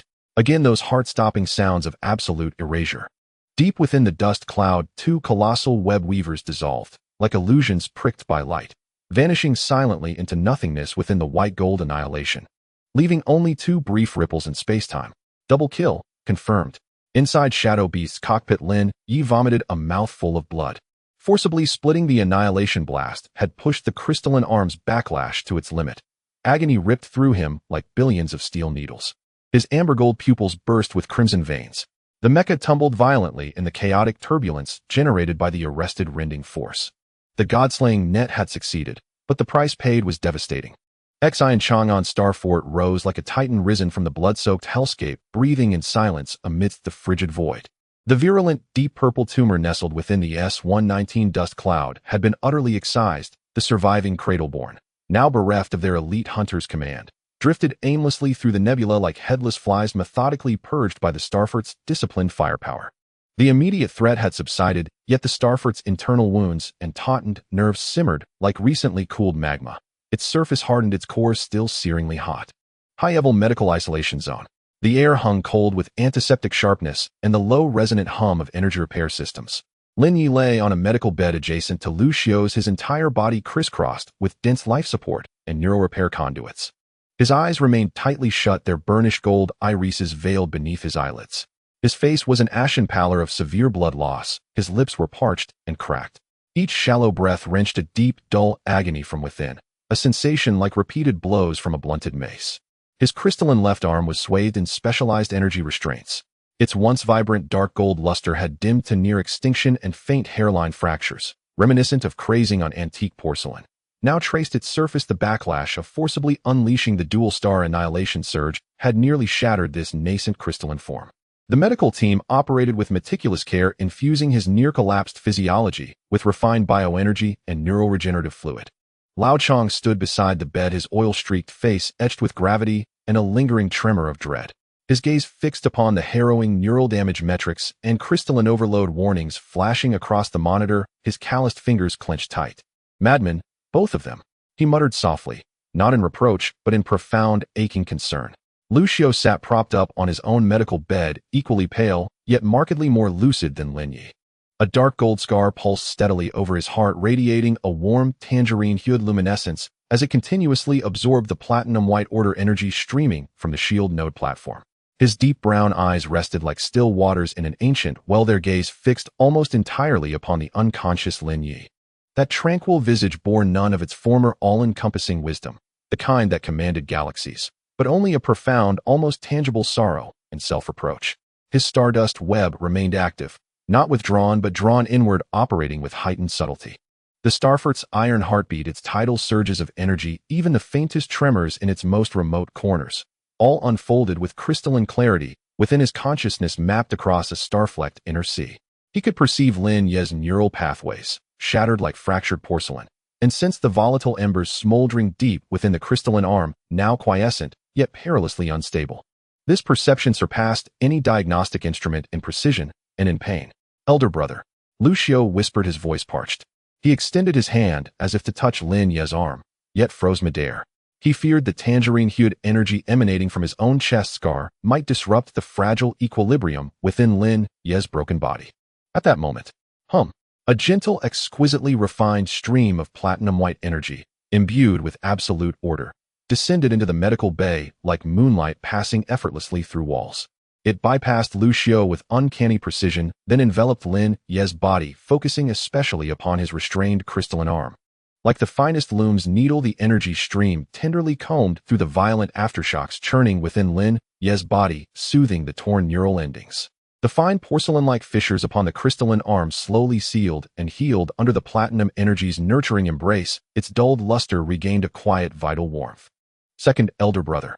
Lu Xiao turned his gaze toward the source, the shield node platform. He knew Zhuge Yun had intervened. Such restoration surpassed any pharmaceutical intervention and demanded immense personal exertion. The platinum energy persisted only until Lin Ye's vital signs stabilized completely and the crystalline arm's fractures had largely fused, then receded like a tide withdrawing. Lin Ye's furrowed brow eased ever so slightly, his breathing settled into a steadier rhythm. Lu Xiao exhaled a soft warmth flickering in his serene, deep-set eyes. No matter what form his second elder brother had assumed, his unwavering devotion to his brothers remained unchanged. Shield node platform. Zhuge Yun, the star ascendant, hovered above a geometric energy plinth, slowly retracting his rule-infused energy tendrils. Within the swirling platinum depths of his eyes, beneath the icy nebular rationality, a fleeting trace of weariness and concern uniquely Zhuge Yun's shimmered and vanished. The rhythmic pulse of his crystal core at his chest seemed fractionally slower than before. Repairing Lin Ye's injuries, especially stabilizing that near-shattered crystalline form, had exacted a tremendous toll. His gaze, operating at the level of fundamental rules, pierced spatial barriers sweeping across the medical bay to confirm the safety of both Lu Xiao and Lin Yi. Then he redirected his attention to the Starfort's overarching architecture. Its reconstruction proceeded with flawless efficiency under his rule field guidance. Damaged corridors reassembled themselves, ruptured armor plates were replaced with superior alloys, energy circuits were optimized. Yet he perceived far more than mere physical repair. He perceived something deeper, an undercurrent suppressed yet potent stirring within the Starfort, fear, awe, suspicion, even a whisper of hostility. Soldiers murmured privately about the shield node platform's inhuman power, engineers marveled at the repair speed, while trembling with unease, encrypted officer channels echoed with terms like assimilation, non-human latent threat, particularly concerning the samplers confined in Sector E's lower levels. Venomous thorns buried in mud, inert for now, yet radiating a repulsive aura. Humanity, variable. Logic, conflict. Zhuge Yun's glacial consciousness calculated how these volatile emotional variables threatened the Starfort's systemic stability. Absolute order demanded absolute control, but human emotion remained the greatest uncertainty. His platinum vortex-like eyes shifted subtly, his rule-based perceptual field silent and precise as a quantum probe swept unobtrusively across the command nexus. He needed to ascertain the true stance of General Zhao Zhan, the Starfort's supreme commander, at this very moment. Starfort Command Nexus. The atmosphere hung heavy and suffocating. The main screen displayed battlefield clearance progress and internal damage assessments. Icons representing the Shadow Beast and the two lieutenants remained fixed in the medical bay, blinking yellow, signifying critical injury and recovery. General Zhao Zhan stood before a vast stellar map, his back turned to the room, a silent, immovable reef carved from granite. Before him, a processed combat log played on a holographic display. The very moment the Shadow Beast unleashed its crystalline left arm's annihilation surge within the S-119 dust cloud, erasing the web weaver in an instant. And the subsequent brutal sequence, luring enemies into a spatial rift trap, then detonating a devastating dual-star counterstrike. The footage played soundlessly, yet the apocalyptic force and the utter fearless resolve it conveyed struck every viewer's soul like a physical blow. General. The aide stepped forward, voice reverent and trembling faintly. The Shadow Beast Combat Unit. Lieutenant Lin Ye's chassis damage report indicates catastrophic neural interface overload. The pilot remains in deep coma. Full recovery is projected to require no less than 2 weeks. Lieutenant Lu Xiao's vitals are stable, though his mental reserves are severely depleted. The shield node's energy field remains steady, sustaining Starfort reconstruction. General Zhao Zhan did not turn. He merely gestured dismissively. The aide understood, withdrew, and discreetly dismissed the others. The vast command chamber emptied, leaving only the general, and the screen replaying that godlike, demonic battle over and over. He turned slowly. His weathered face bore deep exhaustion, yet his eyes gleamed with the piercing intensity of a hunting falcon. He did not glance at the screen. Instead, his gaze fell upon an encrypted report resting atop the command console. It came from intelligence, a preliminary analysis of the sampler squad discovered in Sector E's lower levels, along with forensic examination of their induction device remnants. Beside it lay another file, thinner encrypted at a far higher tier. Its label bore only one chilling designation: purifying flame. The general's finger tapped slowly heavily upon the purifying flame file. His eyes churned with complex currents: gratitude and awe for the three young men who had single-handedly saved the Starfort, deep-seated apprehension toward their inhuman power, fury and vigilance against the shadowy forces behind the purifying flame protocol, and above all the crushing weight of command for the Starfort's future and for humanity's. He lifted the comlink, activating a top-secret channel. His voice was low, commanding. Has the mole's tail been secured? Target mole possesses exceptional counter-tracking capabilities. He exploited the energy fluctuations from the Sector E pipeline explosion to disrupt our tracking nodes, temporarily lost contact.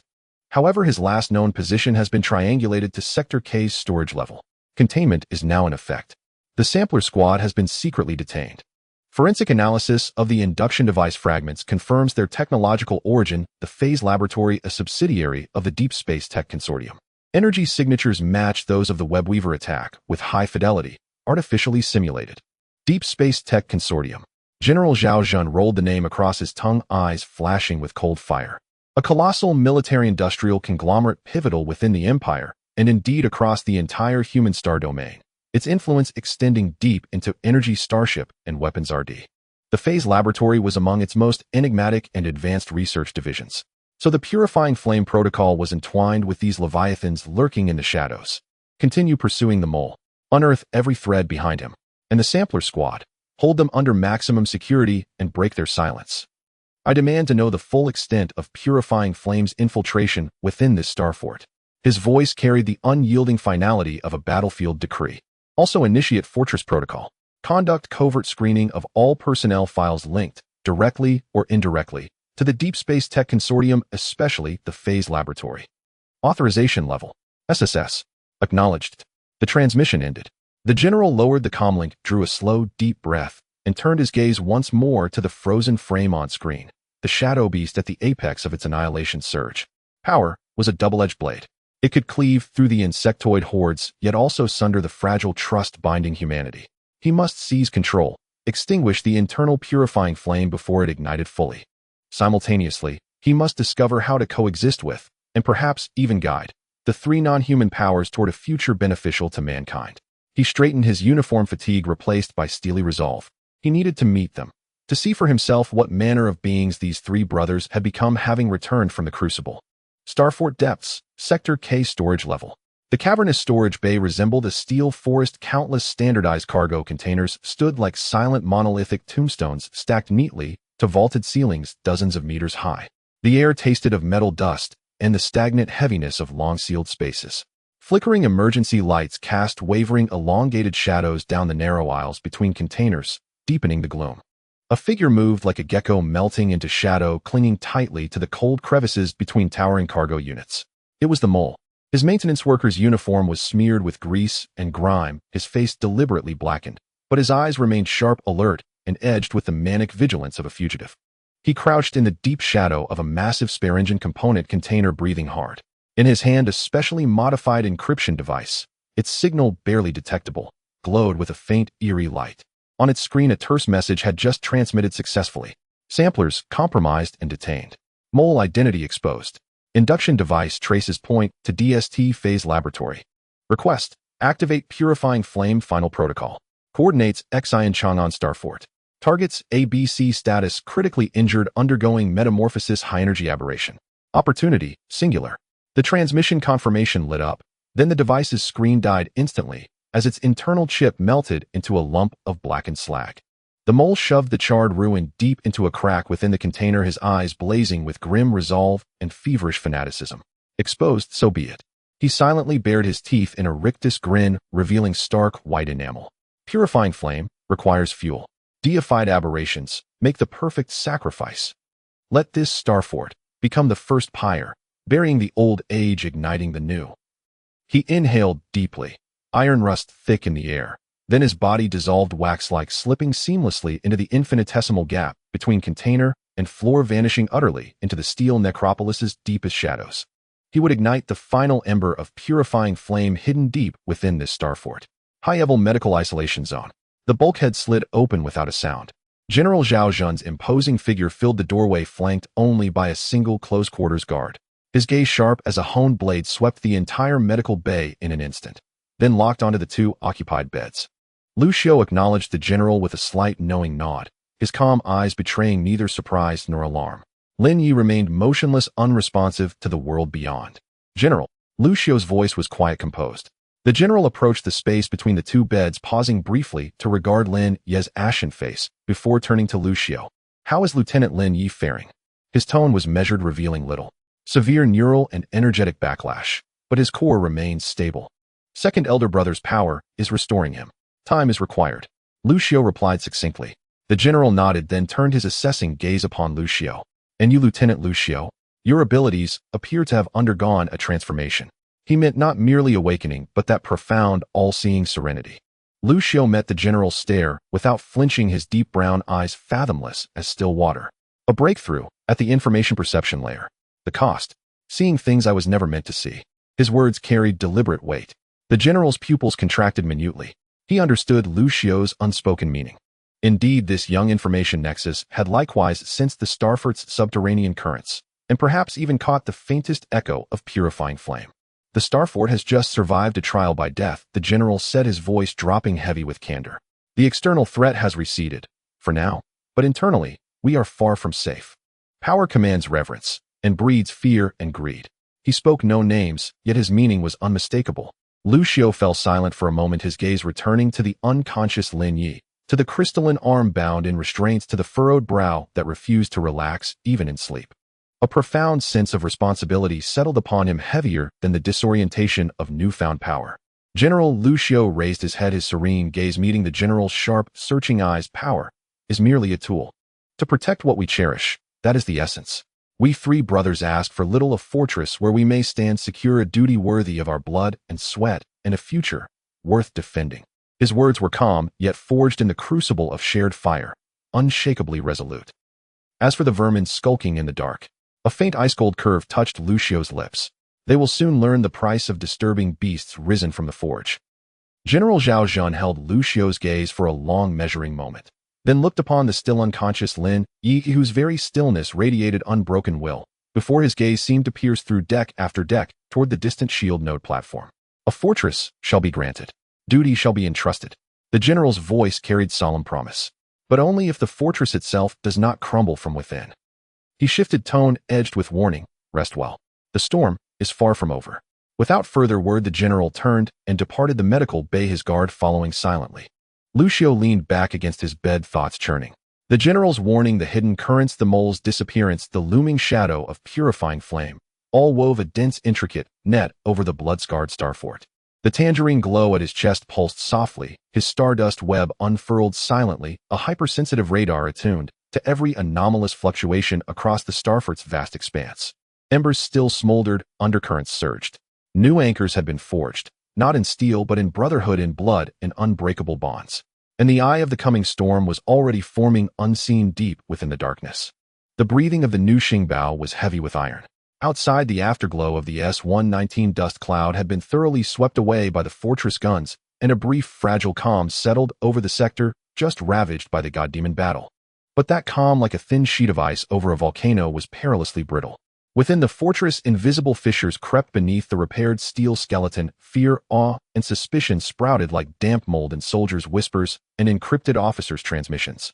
High-grade medical isolation ward. Lin Yi's breath remained faint and labored, each inhale seeming to tug at shredded nerves inside his body. Medical tubing webbed him to the cold life support apparatus. His crimson gold eyes were shut, dense lashes casting faint shadows on pale skin. The carved line between his brows had not softened in unconsciousness, frozen with a chill fatigue and a vigilance that pierced to the bone. The crystalline left arm was bound by a bespoke energy restraint. Its dark golden sheen lay beneath a film of ash like a dying ember, dim and restrained, but pulsing with the dangerous rhythm of a sleeping behemoth. Lucio sat propped on the adjacent medical cot, his deep brown eyes calm, but now edged with a faint, hard-to-place exhaustion. The dark golden scar on his chest cast a steady orangered halo, a lighthouse in an ocean of data. His Xingqian Ji Wang had not shut down, instead it ran more delicately and more soul-drainingly than before, like the most exacting radar, silently sweeping every corner of the Xingbao. He watched the sluggish repair of Lin Yi's neural threads, as if watching a forest regrow new shoots after a hurricane. He listened to the muffled, thunderous aftershock of energy deep within the crystalline left arm. More attentions like invisible probes pierced the ward's walls and spread toward the fortress' dark corners. The tomb-like stillness of the sector storage decks, the lowerest sector, where the samplers were bound like living specimens with desperate heartbeats, and in the command core General Zhaozhen's rock-like, while heavy, yet seething with undercurrents. A sharp unease coiled in Lucio's chest like an ice-cold serpent. It was too quiet. The vanished Yanshu had sunk into the deep like a stone, yet the expected ripples never came. Jinghua would not be silenced so easily. What was it waiting for? A greater chaos. A chance big enough to set everything aflame. Shield node platform platinum energy geometric pedestals glowed with constant potent light. The Xinglan's Zhuge Yun hovered above them like a deity who shaped the rules themselves. In the platinum whirlpool-like depths of his eyes, an icy nebula turned slowly, calculating every detail of the fortress reconstruction and monitoring each circuit of the energy web. Under his will, the Xingbao was being repaired, reinforced, and even evolved beyond its design blueprints. Yet at this moment his core simulation was not the fortress itself. A faint, strangely distorted spatial aberration wave like the almost imperceptible ripple from a stone cast into a still lake was creeping from the deepest reaches of the jigging Muchang Nebula through the cold void. This fluctuation was unlike the violent contamination of the Yaolong GZ and unlike the Weaver Zaiwang's precise face cuts. It was more primal, more chaotic, bearing signs that the spatial fabric itself was being forcibly warped, stretched, even torn by some incomprehensible force. Beneath the tranquil surface, an unimaginable leviathan was turning over. Zhuge Yun's cold voice spoke directly into Lu Xiu's mind with unprecedented gravity. External space rule disturbance, exponentially rising. Disturbance, source unknown. Nature spatial structure level aberration. Prediction: within 72 hours the wave will reach the coordinates of this Xingbao. Lu Xiu's pupils contracted in an instant, and the orangered light over his heart throbbed violently. Zhuge Yun's warning jolted Lu Xiu's Xingchen Zhiwang awake. His consciousness surged like a storm-tossed sea. Orangered stardust eddied as if stirred by an invisible gale, striving to seize and analyze that distant, uncanny aberration. Range, how extensive? Intensity, what level? Lu Xiu's thought pressed with urgency. Range cannot be precisely defined. Intensity, continually increasing. Minimum impact: the Xingbao's routine warp navigation would fail, and communications would see increased latency. Moderate impact: spatial structure stress imbalance could cause unpredictable buckling and tears in the fortress outer armor. High impact. Zhuge Yun's simulation paused for a fraction of a breath. The icy nebula in his eyes seemed to freeze. Spatial bubble rupture, dimensional barrier weakening, unknown domain, matter energy forms of existence, intrusion, dimension rifts, unknown domain incursions. A chill dropped into Lu Xiu's gut. This was a catastrophe of the rule layer itself, far more terrifying than the Weaver's sniper strike, by orders of magnitude. A disaster at the rules level could see the entire fortress ripped apart by warped space or devoured by horrors slipping through from another dimension. Must alert. Initiate highest level spatial aberration response protocol. Lu Xiu's mind linked instantly to the command core. Xingbao Command Center. A piercing, unprecedented level 1 spatial aberration alarm shredded the brief calm of the command core. On the main screen, the sector representing the deep interior of the jigging Muchang Nebula began to be stained with a darkening blood-like maroon. A vast pulsing energy ripple model was forming like an expanding death ripple. Spatial aberration. Rule layer disturbance. The staff stared at the alarming readouts and the preliminary analysis Zhuge Yun had shared, their faces drained of color. Such a disaster existed only in theoretical simulations and ancient records. It had never appeared in real combat. General Zhaozhen sprang up like a startled lion. His sharp gaze fixed on the spreading maroon ripple. Confirm intel source. Precision. Source, shield node platform. Major Zhuge Yun issued direct warning. Detection data stream sharing, confirmed. Spatial aberration index, continuously rising. The radar officer replied with an uncontrollable tremor. Orders. The general's voice dropped like thunder and smothered panic. All vessels to level 1 spatial aberration combat readiness. Non-essential systems downgrade power. Maintain energy shields at maximum to preserve structural integrity. Warp drive cores forced offline to cool. All personnel secure safety rigging. Engineering teams stand by to respond to structural tears. The commands were an ice-cold dousing that woke the command core from shock into a suffocating high-speed silence. Alarm lights painted everyone's faces a bloody red. General, the adjutant's voice trembled with despair. Our conventional measures are nearly useless against a rule layer aberration. Shields can only passively defend against physical tearing. They are powerless against the twisting of rules themselves. General Zhaozhen's gaze was a blade that pierced decks and fell again on the shield node platform. Powerless. No, there was hope. Those three youths who had crawled out of the furnace. He seized a comm and opened the encrypted channel to the high-grade medical isolation ward. High-grade medical isolation ward. Lucio's comm chimed. It was General Zhao Jun, his voice heavy with the weight of entrustment. Major Lucio, you have been briefed. Xingbeo's conventional methods against spatial aberrations are limited. I need to know, can the Xinglings respond? Or do you three brothers have a viable plan? 200,000 lives aboard the Xingbao. I entrust them to you. The communication cut. Lucio set down the comm, a storm of emotion roiling beneath his calm eyes. 200,000 lives. The general's plea settled like granite on his shoulders.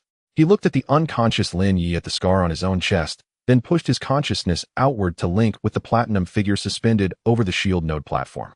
Second brother, analysis and simulation of the spatial aberration. Lucio's thought carried a rare urgency. A vast data stream flooded into his mind. Zhuge Yun's cold simulations exploded through the Xingqian Ji Wang like a supernova. Aberration essence, abnormal proliferation of spatial curvature. Core disturbance source, suspected Jigging Muchong Nebula core, an unknown gravitational singularity or residual high-dimensional interference. Conventional methods, ineffective.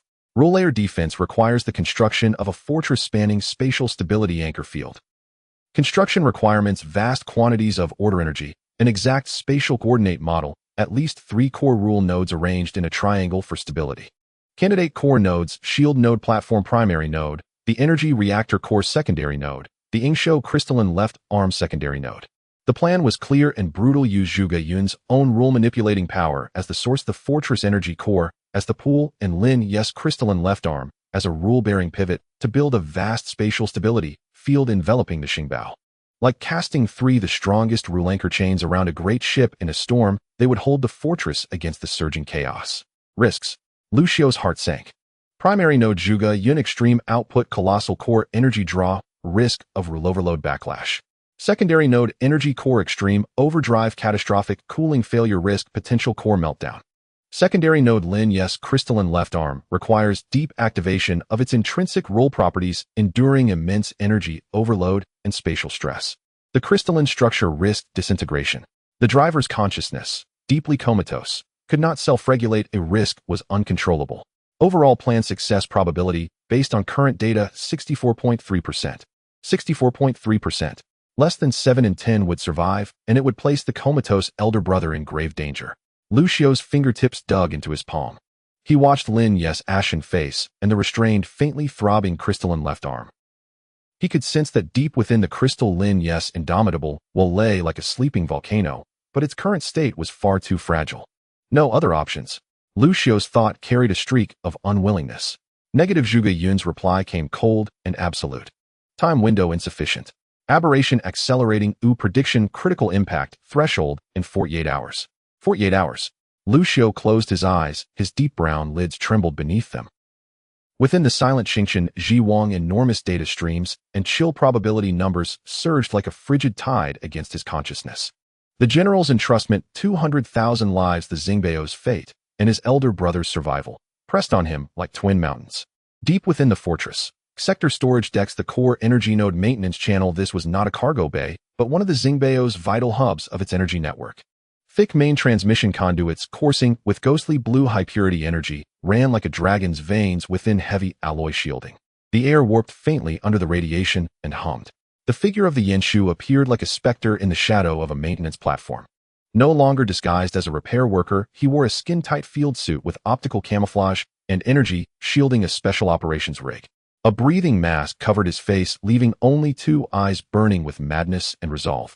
In his hand, he held a strange, multifaceted device like a cut crystal. Embedded at the device's core was a small piece of throbbing, faintly dark purple light, the remnant of the Zaiwang's core crystal that Lin Yi had shattered earlier. Now the shard was artificially restrained within the device, being forcibly activated by a potent field that emitted chaotic, malicious spatial phase fluctuations. The time has come, Yanshu said through the mask with twisted excitement. Jingguo's fuel is the spatial aberration itself, and the power of that corrupted god. He carefully affixed the crystal device to a critical stress node on a thick main energy transmission conduit. The device engaged and pulsed. The Zaiwang's core shard, injected with a stimulant, thudded with intensified life.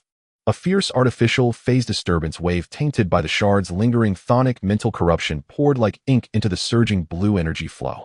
This polluted energy bearing intense spatial interference surged down the main conduit like a venomous serpent spreading frenziedly in two directions. One path led to the Xingbeo's shield generator array. The other led squarely to the core supply loop of the shield node platform. Yanshu watched the device run, steady eyes gleaming with a morbid satisfaction. Go. Let this tainted energy lash at the lofty Xinglins. Let him absorb this filthy power. Let him lose control. Let him rampage. Let everyone see that the so-called gods are monsters cloaked in the garment of order. He hissed, the words melting back into shadow and vanishing into the maze of conduits. Shield node platform, a low thrum. A violent, chaotic torrent of energy, polluted and rife with spatial interference, crashed without warning along the supply loop and slammed into the platinum geometric pedestal at the platform's center. Warning: external supply contamination. Energy attributes, spatial phase interference compounded with Chengzu mental pollution. Intensity extreme. Alarms on the platform flared a blinding red. Emilia and the others went pale. The hovering Xinglin's Zhuge Yun's platinum whirlpool eyes ignited with a stabbing light. The polluted, furious energy was an obscene desecration to him. He instinctively deployed rule fields to repel and purify it. But as he diverted attention to scrub this sudden internal contamination, the spatial aberration wave from the nebula's depths that he had been monitoring as a constant now seemed to be wickedly prodded and guided. Like a powder keg ignited, it detonated. Its intensity leapt several orders of magnitude, striking the Xingbeo's outer spatial fabric like an invisible sledgehammer. Crack, shriek. The nauseating sound of spatial structure being forcibly twisted and stretched seemed to pass through the fortress armor and into the marrow of everyone present. The entire Xingbao shuddered violently, as if tumbled in a cosmic drum. On the command core's main display, the virtual model of the fortress sprang open with huge red fissures like cracking porcelain. Several peripheral armor bands, structurally weaker, groaned under the strain. Massive alloy plates were ripped and warped by intangible spatial forces. A ragged vacuum howl ripped from the breaches. Report: G3, H7, K1. Exterior armor compromised. Multiple compartments depressurizing. Report: main engine supply conduits at stress peak. Some circuits fused. Report: spatial aberration impact intensity exceeds theoretical shield tolerance. Shield generators. Overload alarms. Disaster. Assault from without and within. The early eruption of the aberration combined with the malicious internal contamination had shoved the Xingbao to the verge of annihilation. High-grade medical isolation ward. The violent tremor rolled through the medical block like an 8-magnitude quake. Instrument alarm screamed. Lu Xiu grabbed the cot's edge to steady himself as the orange-eared glow over his chest flashed frantically. His Xingqian Ji Wang was violently buffeted by the raging spatial aberration energy and the polluted flood that had surged into the shield node platform. He saw the torn hull outside. He heard countless soldiers' desperate cries from depressurized compartments. He felt Zhuge Yun inside the shield node platform straining under the twin onslaughts of the aberration's terror and the internal contamination's frenzied energy. The platinum core's throbbing grew frantic and chaotic. Behind the nebula-cold eyes, a sliver of Zhuge Yun's pain and the rationed rationality he fought to preserve was being eaten by the corruption. What shook him most was this: on the hospital cot, the comatose Lin Yes body suddenly tensed. The restrained crystalline left arm flared like a powder keg, erupting with uncontrolled, piercing dark golden light. From within the crystal came hair-raising glass-like cracking sounds. A savage, chaotic eddy of energy bearing Lin Yes' instinctive fighting will and the crystal's rule-based force lashed about like a rampaging beast inside him. Under the horrific pressure of the spatial aberration and the psychic stimulus of the internal contamination, the crystal teetered on the brink of losing control. Lin Yi convulsed in agony, frothing blood at the mouth. Big brother. Second brother. Lu Xiu's face contorted, his mask of composure shattered. The fortress was ripping apart. The second brother was being scourged by contamination. The elder brother was on the edge of collapse. Trapped inside and out. Desperation. Anchor plan. Must execute. Now. Lu Xiu's thought detonated through the three-way link with the tearing of a soul. There was no choice. Only that 64.3% path, even if it meant betting everything. He shot up from the cot, ignoring his weakness. An unprecedented starcore-like orange-eared light burst from his deep brown eyes.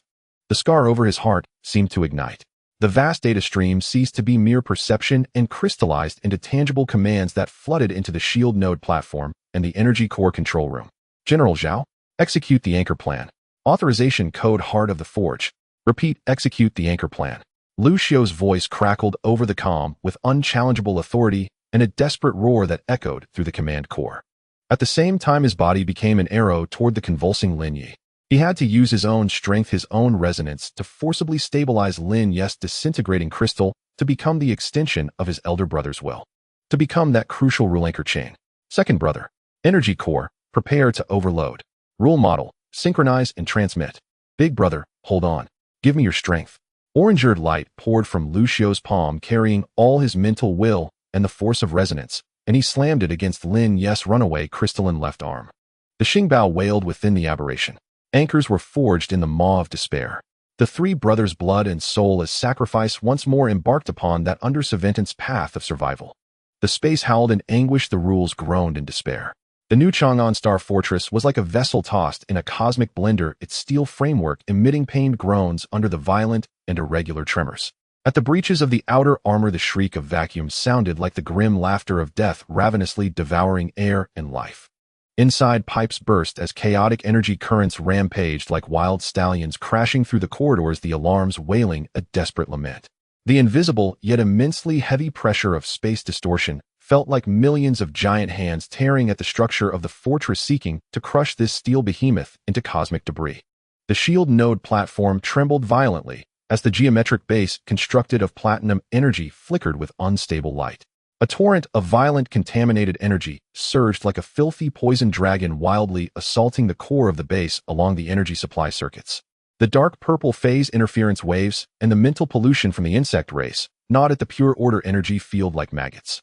Zhuge Yun, the Starliard, being floated above, his platinum vortex-like eyes bursting forth with unprecedented brilliance.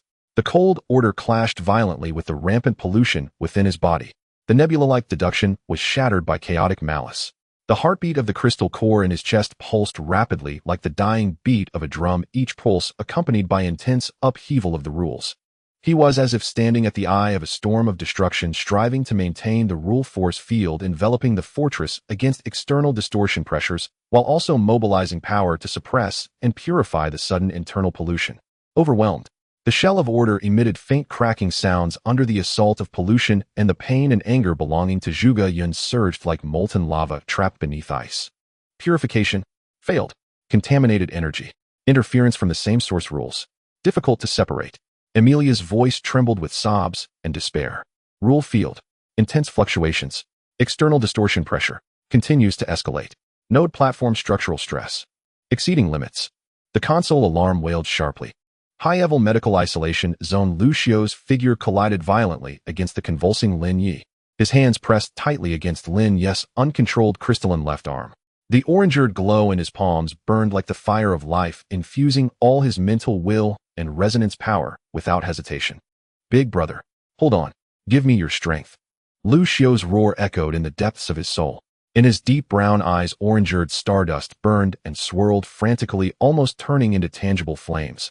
Within the crystalline left arm, the raging energy currents collided with Lucio's resonance power like frost tossed into a furnace. It was Lin Yi's battle instincts on the brink of collapse, the chaos rules triggered by the distortion pressure inside the crystal, and the residual spiritual disturbance of contaminated energy, all merging into a devastating torrent. It violently resisted Lucio's guidance like a wild beast out of control, seeking to shred the intruder. Lucio coughed up a mouthful of blood. The blood splattered onto Lin Yi's pale face and the violently pulsing crystalline left arm. His consciousness felt like it had been struck by a sledgehammer, the stardust net trembling violently, nearly collapsing. Forcefully linking and guiding Lin Yi's chaotic rule power at that moment for him, who was already mentally exhausted, felt like a mortal trying to tame a stellar storm. Excruciating pain. A soul-rending agony. But he could not let go. No. He gritted his teeth, his tongue tasting of rust, his deep brown pupils filled only with a fiercely burning will. The dark golden scar in his chest erupted with an unprecedented scorching light, as if it would ignite his flesh and blood. Resonance. Give me. Resonance. Lucio roared in his heart like a beast. He transformed all his trust in his elder brother, his worry for his second brother, his will to protect the fortress, and his desire to survive. All the most intense emotions into the purest resonance power, infusing it into the raging energy currents without hesitation. Buzz. A miracle occurred. When Lucio's resonance power, filled with brotherly love and protective will mixed with his searing blood, touched the crystalline left arm. The chaotic torrent of energy, as if injected with some strange lubricant and guiding agent, exhibited a momentary, extremely brief stagnation. Within Lin Ye's body, the cold will core that belonged to Lin Yi, which had been dormant like ancient frozen earth, seemed to be stirred by this boiling brother's blood and protective will. In the abyss of unconsciousness, it responded, ever so faintly, to Lucio's call. Boom. An indescribable, cold, resilient fragment of will bearing Lin Ye's imprint surged forth, like a blade breaking through ice, instantly merging into Lucio's guided resonance torrent. The two wills, Lucio's fervent protection and Lin Ye's cold defiance, crashed together in the depths of the crystal. The originally wild and chaotic energy currents under the guidance of this merged will became tamed and orderly. Though still surging like the sea, they no longer crashed and destroyed everything, but instead flowed towards a direction along the resonance channel Lucio had constructed, rushing towards the shield node platform along the mental link between Lucio and Zhuge Yun. Shield node platform, just as Zhuge Yun was simultaneously enduring the internal and external onslaught, and the rule field was on the brink of collapse. Boom. A massive pure energy flow embodying the dual characteristics of cold order and fervent protection surged forth, like a galaxy bursting through a dam, crashing into the violently trembling geometric base along the link between Lucio and Zhuge Yun. The core of this power was the rule power of Lin Ye's crystalline left arm, yet it was perfectly harmonized and guided by Lucio's resonance and Lin Ye's will fragment. The infusion of this power was like rain after a long drought. The geometric base stabilized instantly. The platinum glow surged explosively. It forcibly suppressed and isolated the raging torrent of contaminated energy inside. The star-layered being Zhuge Yun's platinum vortex-like eyes suddenly regained clarity. The chaotic deduction instantly realigned. The core's rule turmoil was forcefully smoothed by this powerful supportive force. He seized this critical moment, refocusing all his will on the external spatial distortions. The collapsing rule force field covering the fortress instantly received a massive energy supplement, becoming solid and stable once more. The invisible giant hands tearing at the fortress were like crashing against an invisible wall of size held firmly in place.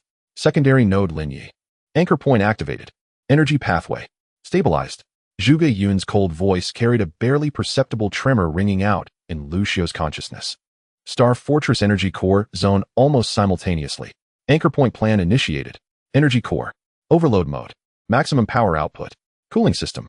Running at limits. General Zhao Zhun's command boomed like thunder resonating through the energy core control room. Booming. The massive reactor core roared with deafening fury. Within the containment shell, the eerie blue energy boiled furiously as if it had been thoroughly enraged. The temperature surged to its limit in an instant.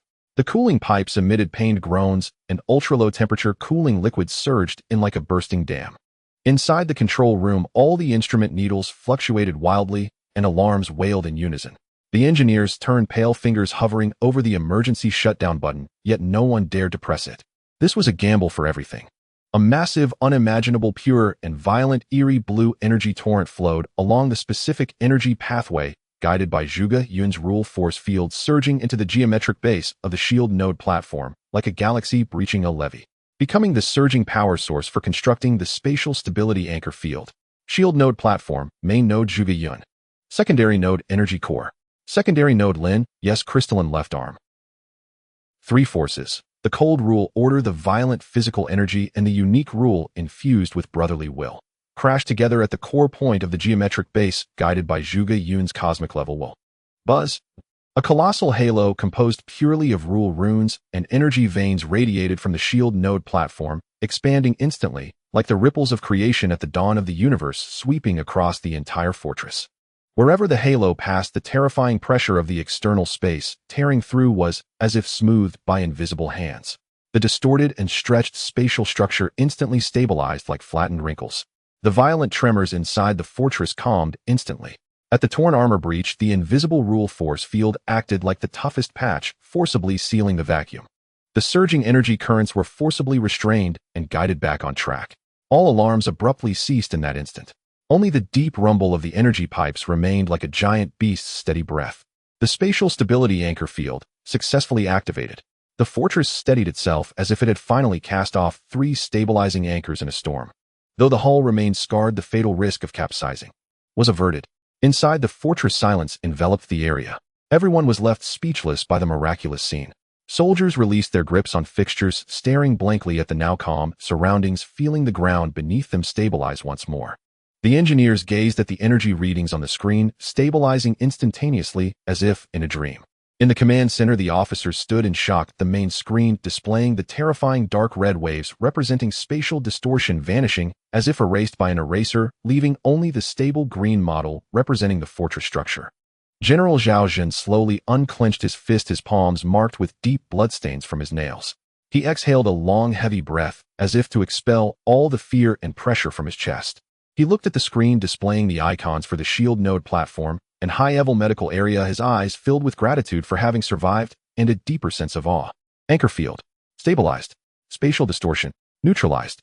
Fortress. Safe. Zhuge Yun's cold voice echoed through the ship's intercom, calm, yet as beautiful as heavenly music. After a brief silence, deafening cheers erupted like a tsunami in every corner of the fortress. Soldiers embraced, and wept. Engineers collapsed on the ground, and the ecstasy of having survived washed over everyone. High-level medical isolation zone. Lu Xiu, drained of all strength, slumped down from Lin Yi, crashing heavily onto the ground. He gasped for breath, each inhalation stinging with the scent of blood, his vision darkening. The dark golden scar on his chest dimmed to the lowest point, like a candle flickering in the wind. The mental exhaustion made him feel as though his soul had been hollowed out. Yet he could not afford to care for himself. He struggled to lift his head and look toward the hospital bed. Lin Yi's violent convulsions had ceased. He remained unconscious, but his complexion was no longer the deathly pale, a hint of color had returned. Though his breathing was weak, it had become steady and prolonged. The crystalline left arm no longer emitted blinding light. Its dark golden sheen returned to a restrained and stable state, the fine cracks on the surface having healed as if new under the combined effects of platinum energy flow and Lu Xiu's resonance power. Most importantly, the deep furrow between his brows seemed to have relaxed a bit. It succeeded. Big Brother's crystal has stabilized. Lu Xiu's lips moved slightly, revealing a relieved, yet utterly exhausted smile. His vision darkened, and he lost consciousness completely. Shield node platform, the light of the geometric energy base, stabilized and softened. Zhuge Yun, the Starry River being floated with his platinum vortex-like eyes, regaining deep tranquility. Though the heartbeat of the crystal core in his chest was slightly slower, it remained stable. He successfully maintained the massive spatial stability anchor field covering the fortress, as if providing this giant ship with a refuge of rule. His gaze rule perception swept across the fortress, confirming its overall stability. His gaze passed over the energy core zone, where engineers were rejoicing, but the reactor core remained in a dangerous state of overload, with the cooling system operating at its limits. His gaze lingered over the high-level medical area, where Lu Xiu lay unconscious from exhaustion, yet Lin Yi's condition was stable. Finally, his rule perception, like an invisible probe, instantly locked onto the core energy node deep within the fortress. K-Zone. There, a bizarre device emanating weak spatial phase interference and remnants of insectoid contamination was clinging to the main energy transmission pipe. It was this guided contamination energy that nearly caused a disaster. Pollution source. Locked. Target. Eliminated. The cold command echoed within the platform. An invisible rule force field descended upon that device in an instant. The device, along with the Weaver core fragment, was reduced to cosmic dust, as if thrown into a shredder, not even a trace of energy fluctuation escaping. The internal source of pollution was completely extinguished. Having accomplished all this, Zhuge Yun's platinum vortex-like eyes lowered slightly, seemingly exhausted, entering a deep state of recuperation. Within the platform, only Amelia and others remained gazing with awe and gratitude. Deep within the Fortress K-Zone storage layer's shadows, the mole curled up in the crevice of a huge container, trembling slightly from extreme excitement and fear. In his hand, a micro-energy sensor screen had shattered, but the last captured image left him cold all over. The spatial distortion had been forcibly neutralized. The fortress stabilized. The pollution source was eliminated in an instant. It failed. How is that possible? He murmured in despair, his eyes filled with disbelief and frenzied resentment. The Starry River being. And that Lu Xiu. What kind of monsters are they? He knew he had been completely exposed. The first ignition of the purification fire had been forcibly extinguished. Awaiting him were the relentless pursuit of the fortress security forces and the general's wrath. Despair coiled around his heart like a cold serpent. Yet in this abyss of hopelessness, a more frenzied, darker thought sprouted like poisonous weeds. He suddenly raised his head, his eyes burning with a sickly flame, gazing toward a forsaken storage area deep within the storage layer, buried beneath heavy containers where the fortress experimental weapons from its early days lay abandoned. One ignition isn't enough. Then he'll ignite something bigger. He howled silently like a demon emerging from hell. The purification fire will never extinguish. With my life, become the final spark. Let the aberrant deities and this fortress turn to ashes together. He melted back into the shadows like a ghost heading towards the abandoned weapons storage. There the purification fire had prepared for him. The final gift. Edge of spatial distortion, aftermath, silent cemetery nebula. The powerful force of the spatial stability anchor field soothed the rule wrinkles surrounding the fortress, dispersing the lethal distortion pressure. However, at the edge of that neutralized distortion zone, the ripples of space had not completely settled. Tens of thousands of kilometers from the new Chang'an star fortress, within a field of twisted stardust, the membrane of space appeared wrinkled and unfolded, leaving behind subtle yet irreparable folds. In the shadows of these spatial folds, several extremely small bubbles, nearly imperceptible to the naked eye, were quietly forming. These bubbles were not entities, but rather remnants of the spatial structure, highly unstable distortion points left after intense distortion and powerful neutralization. They resembled cosmic abscesses filled with chaotic space-time turbulence and unneutralized distortion energy. At that moment, within one of the bubbles, chaotic energy flowed like boiling porridge. At the center of this chaos, an extremely faint shadow, bearing a bizarre life fluctuation, was slowly coalescing. It had no fixed form, sometimes resembling a writhing mass of slime, other times like twisted tendrils, and at times a constantly changing polyhedron. It greedily absorbed the residual distortion energy and spatial turbulence within the bubble, growing stronger with every absorption, its form becoming increasingly bizarre. It seemed devoid of wisdom, driven only by the most primal instincts: devour, grow, adapt. The ever-changing edges of its form faintly emitted spatial phase fluctuations similar to those of the Weaver, yet more chaotic and unpredictable. As if the corpse of the Weaver had mixed with spatial turbulence under extreme distortion, giving birth to twisted offspring.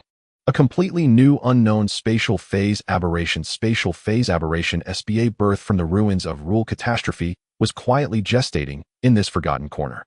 Its invisible chaotic malice gaze seemed to penetrate the barriers of space, locking onto the distant steel fortress, radiating stable order, the new Chang'an star fortress. A hunger for order and stable energy stemming from instinct intertwined with a desire for destruction took root and sprouted within its chaotic core. Inside the fortress, the brief cheers gradually subsided. Soldiers began tending to the wounded, engineers rushed to repair damages, and the command center worked tirelessly to restore order. The relief of having survived permeated the air. General Zhao Jin stood before the massive observation window, gazing at the now calm, at least on the surface, cold void outside, yet his face revealed little relief. He had just received the damage report from the Energy Corps' overloaded operation, as well as news of the security forces' failure to capture the mole again. The internal tumor remained, and although the external spatial distortion had been neutralized, who knew what lurked in the depths of that silent nebula? He turned around, his gaze sweeping over the two icons on the main screen, representing the high-level medical area and the shield node platform. The icons flashed stable yellow repairing and green stable operation. 3 young men, one severely injured and unconscious, one exhausted and fainted, one transformed into a guardian of rules, had expended enormous effort. They had once again pulled the fortress back from the brink of destruction. Yet the general felt little joy, only a heavier sense of worry. The greater the power, the more covetous the eyes, and the deeper the internal fissures became. The shadow of purification fire is like a maggot in the bones, and will this silent cemetery nebula truly remain quiet? He approached the communication station connecting to a special encrypted channel, his voice deep and serious. Initiate the return home protocol. Send an encrypted star message to the Empire's highest military council. The fortress has encountered an unknown rule-level spatial distortion attack, suffering heavy losses, requesting emergency support and a technical advisory team, emphasizing the potential threat of spatial phase aberrations SBA and the observation report on the Starry being. He needed reinforcements and to report the abnormalities here, whether to confront the terrifying enemies that might reappear or to balance the increasingly uncontrollable inhuman forces within the fortress. This was a risky move, but he had no choice. The order was given. An encrypted star message laden with immense information shot through the cold void like an arrow released from a bow, piercing the distant and complex power center of the galactic empire. The fortress was temporarily safe. The anchor chains forged, the giant ship steadied. However, in the depths of the embers, a new shadow of distortion was beginning to grow. On the way back, dark currents from the Empire's core were also about to surge forth. The brief cheer quickly faded like a receding tide, replaced by a heavier, more urgent sense of reality. The new Chang'an star fortress resembled a battered and exhausted steel behemoth struggling to breathe in the cold void.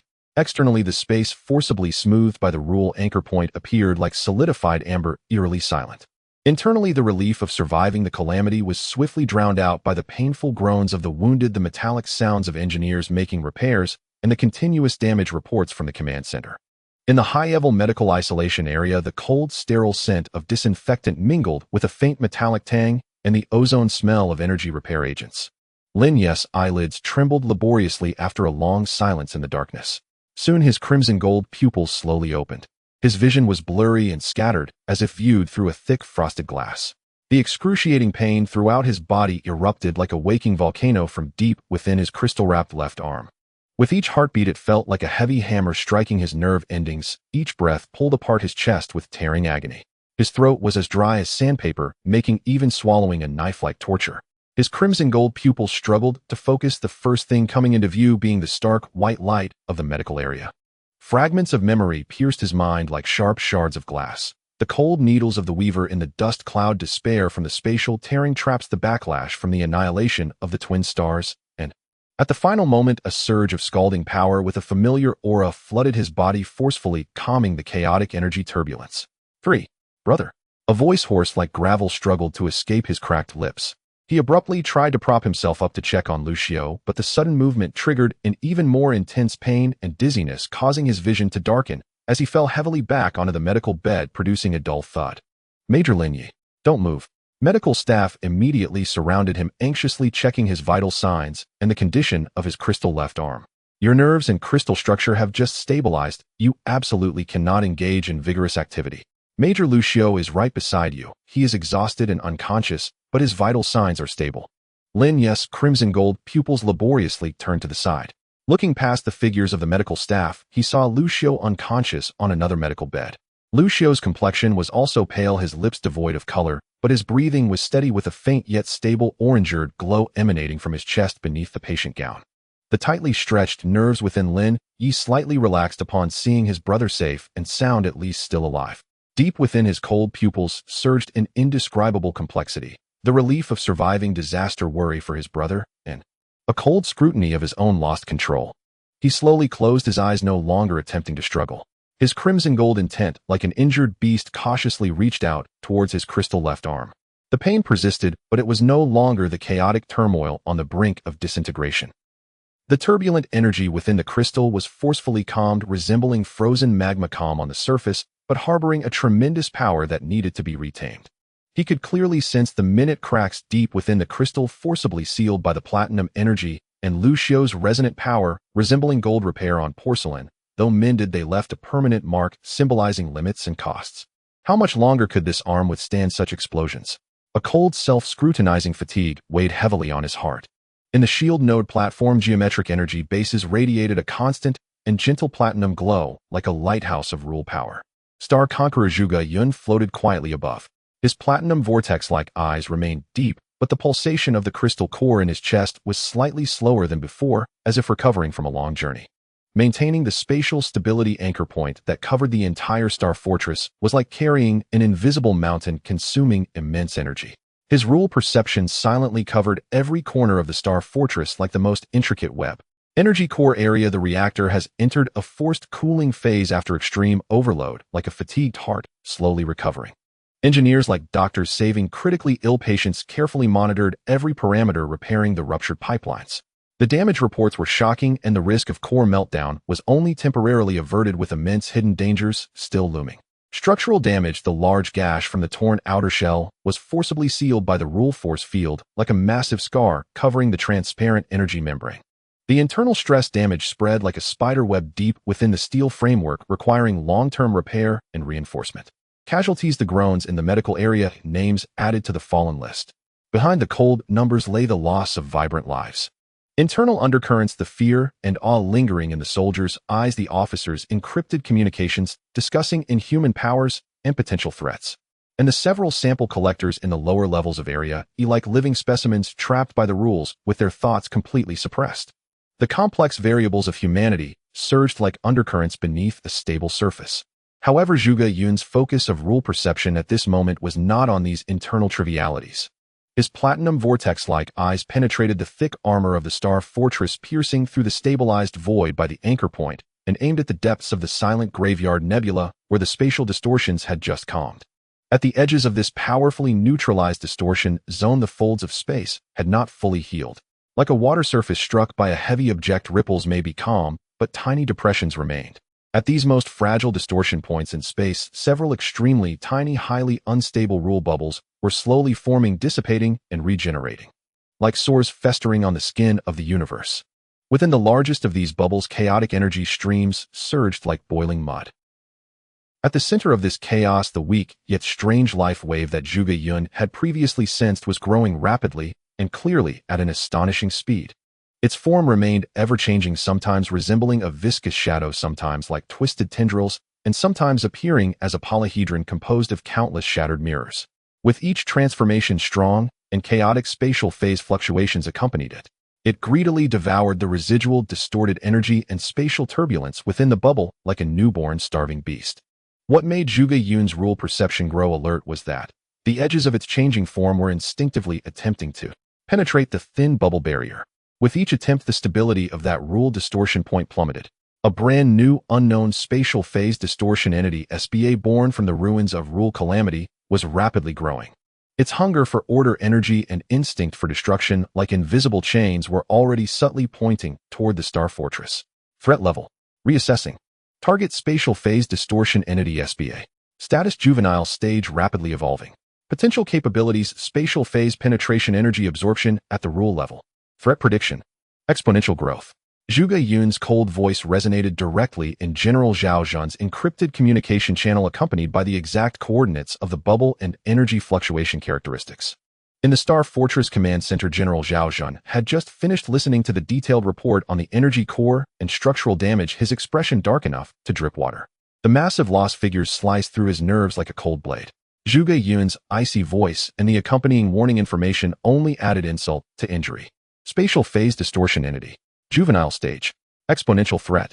The general stared at the marked coordinate point on the main screen, resembling a cosmic soar, and the constantly changing strange energy outline within, feeling a chill rising from his spine. Just dealt with a weaver, and now this thing pops up? How many monsters are hidden in this nebula? General, our conventional detection arrays are almost ineffective against such highly phase-invisible targets. The radar officer's voice carried a sense of powerlessness unless it actively exposes or attacks otherwise. Being passively beaten is just waiting to die. The general slammed his fist on the command platform. Order: immediately mobilize all available deep space reconnaissance drones. Carry high-sensitivity phase sensors. Target area: the coordinates marked by Major Zhuge Yun. Mission: close reconnaissance, gather detailed data. If necessary, allow low-intensity energy stimulation tests. Additionally, contact the shield node platform. Inquire if the Star Conqueror has the means to remotely suppress or eliminate the target. Orders were swiftly issued. Several small deep space drones like phantoms quietly slipped out from the Star Fortress secret launch port, their engines emitting faint bluish light as they silently approached the depths of that dead silence. The general took a deep breath, suppressing his rising agitation and anxiety. The internal mess had not been cleaned up, and external threats were following closely behind. He picked up the report about the failed pursuit of the mole again, his eyes flickering with cold light. The security forces were nothing but a bunch of useless fools. They couldn't even catch a mouse hiding in their own fortress. General, the return to nest protocol has been completed. Encrypted star text has been sent to the Empire's highest military council and Deep Space Fleet Command. It is expected that the Empire's response will arrive within 2,448 hours, the communication officer reported. Return to nest. General Zhao Zhan's expression was complicated. This is a call for help, a report, and also placing the massive variable of the Star Conqueror on the table of the Empire's highest authority. Fortune or misfortune, he could not predict. He only hoped that the Empire's reinforcements and those so-called technical advisors would arrive soon and not cause too much trouble. In the depths of the Star Fortress Area K, the abandoned first-generation weapon testing lab, the air here seemed to have solidified for thousands of years, permeated with thick dust, metallic rust, and a pungent acidic odor of aged energy battery leakage.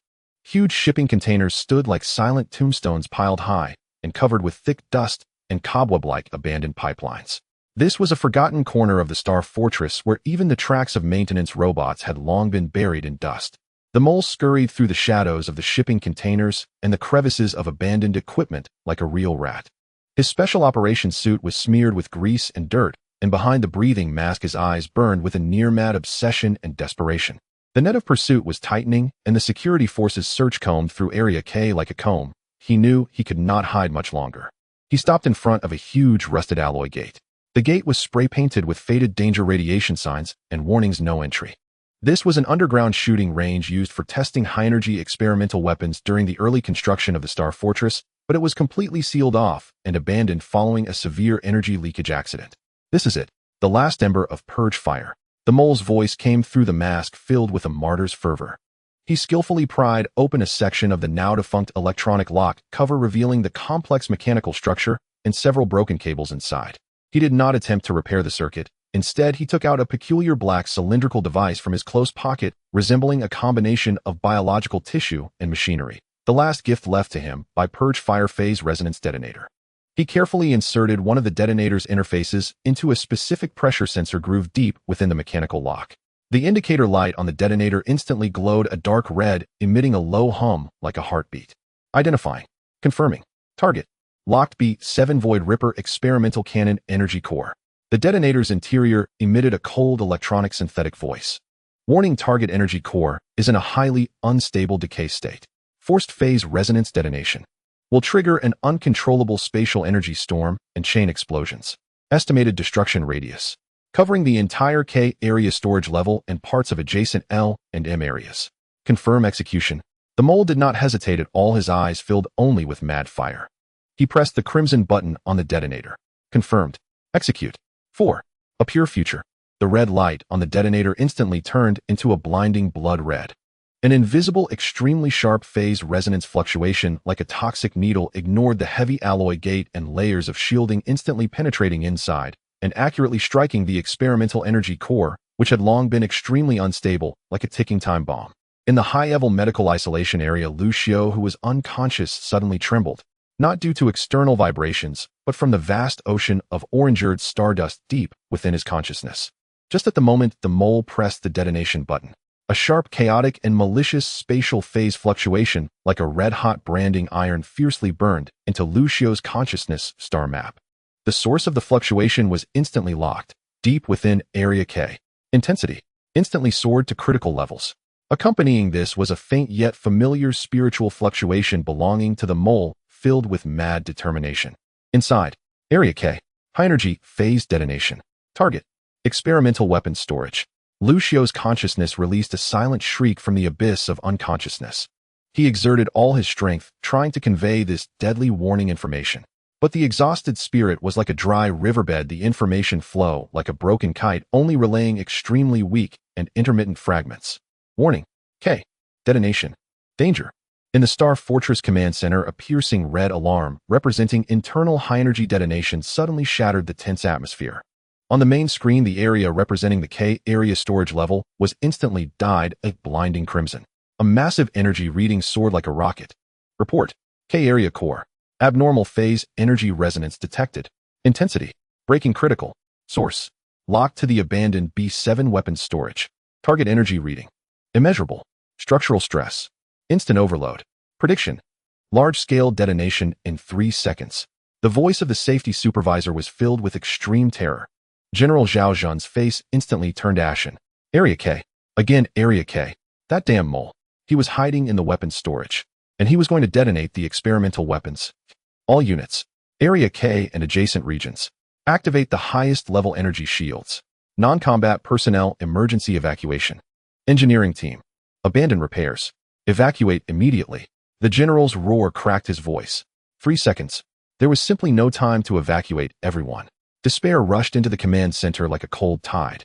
3 seconds. Area K and adjacent regions were doomed to become purgatory. The engineering team and guards inside. Hundreds of lives. On the shield node platform at the moment, the phase resonance detonation in Area K penetrated the Star Fortress. The floating star conqueror Zhuge Yun's platinum vortex-like eyes suddenly brightened. He captured that deadly, highly directional phase resonance fluctuation and its locked target, the extremely unstable experimental energy core, more clearly and earlier than the command center. He even saw the mole's mad spiritual imprint when the detonator was activated. Only 2 seconds remained until the core detonated. Conventional means absolutely would not be enough. The cold nebula was frantically deducing in Zhuge Yun's mind. The only feasible plan was generated in an instant. The cost was enormous, but There was no other choice. Rules. Interfere. Space. Strip. Zhuge Yun's cold voice rang out in unprecedented urgency on the platform. The crystal core in his chest erupted with a blinding brilliance. A force of rule power strong enough to shake the foundations of the Star Fortress was instantly summoned.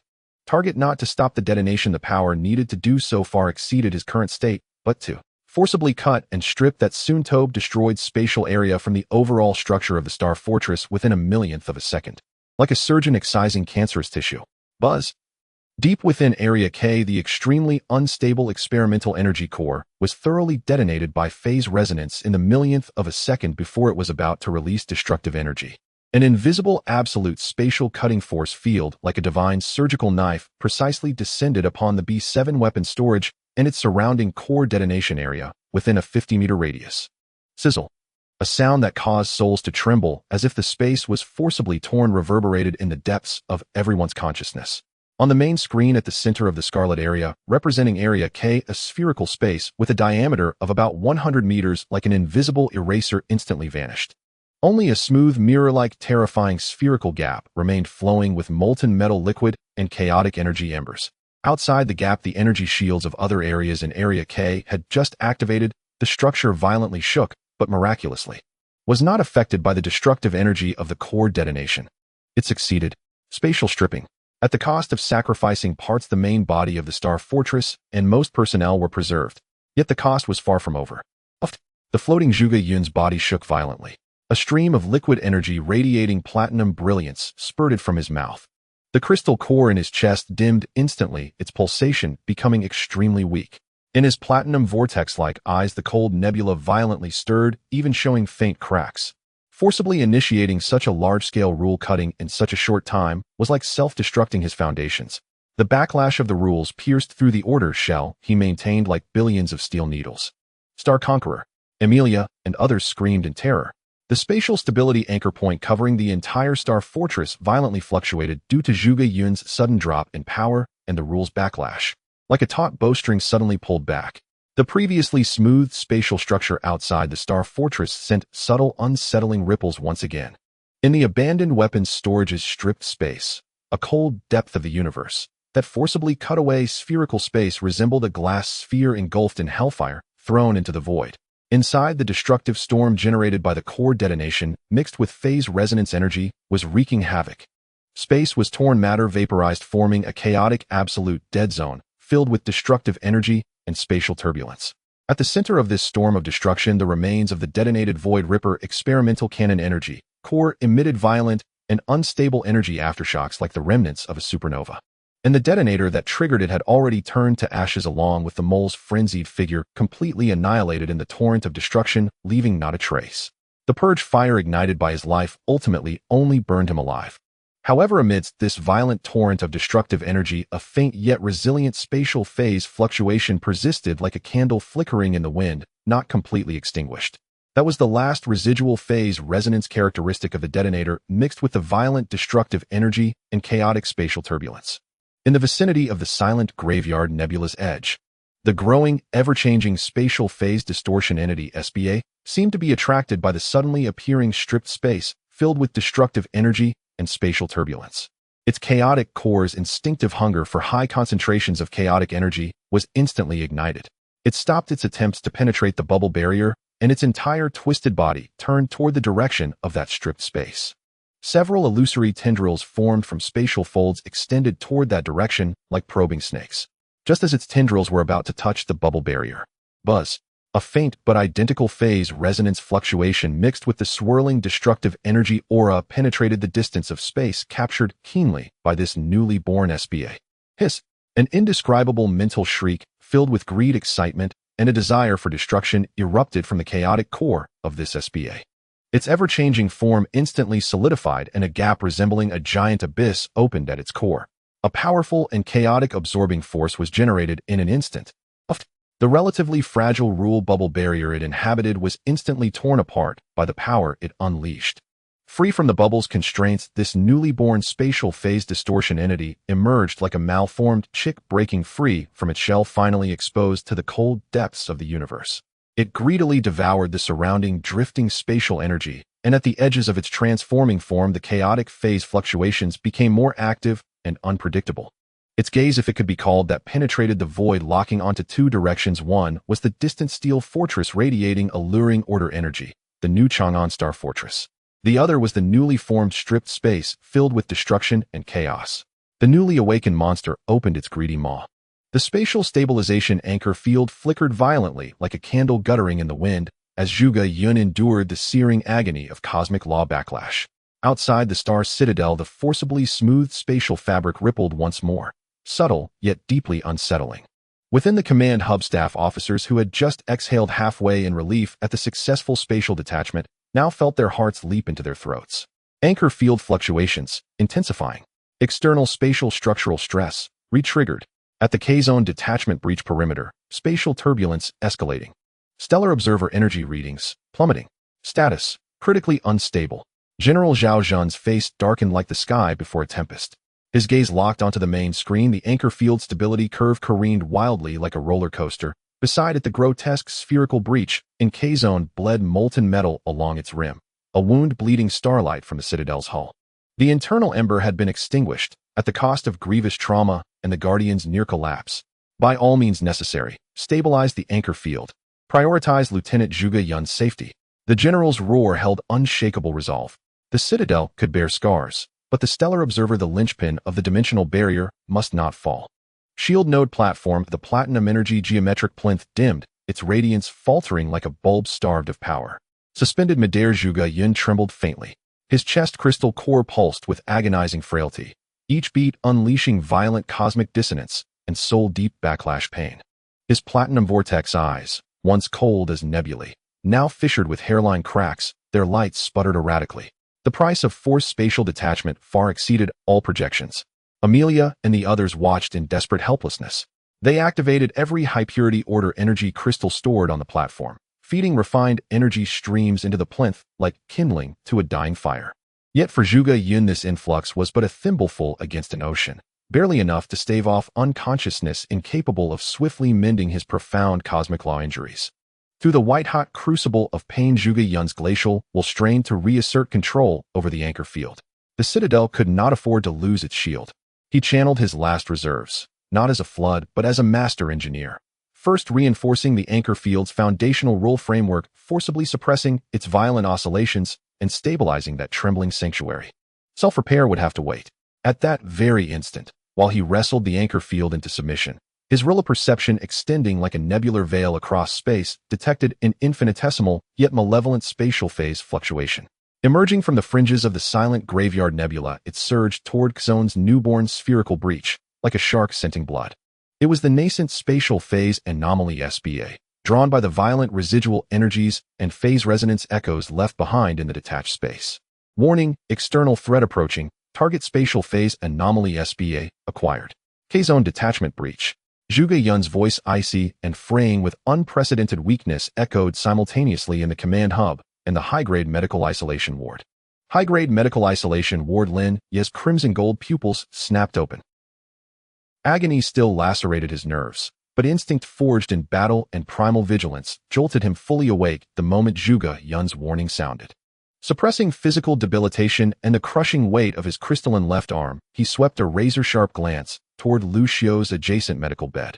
Lu Xiu remained unconscious, pale yet breathing steadily.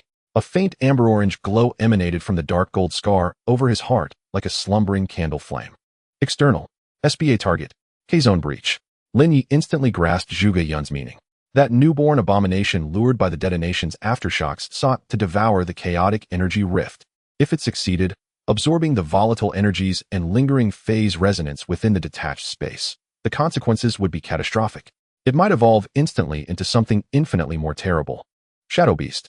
Lin Ye's voice grated like stone on stone.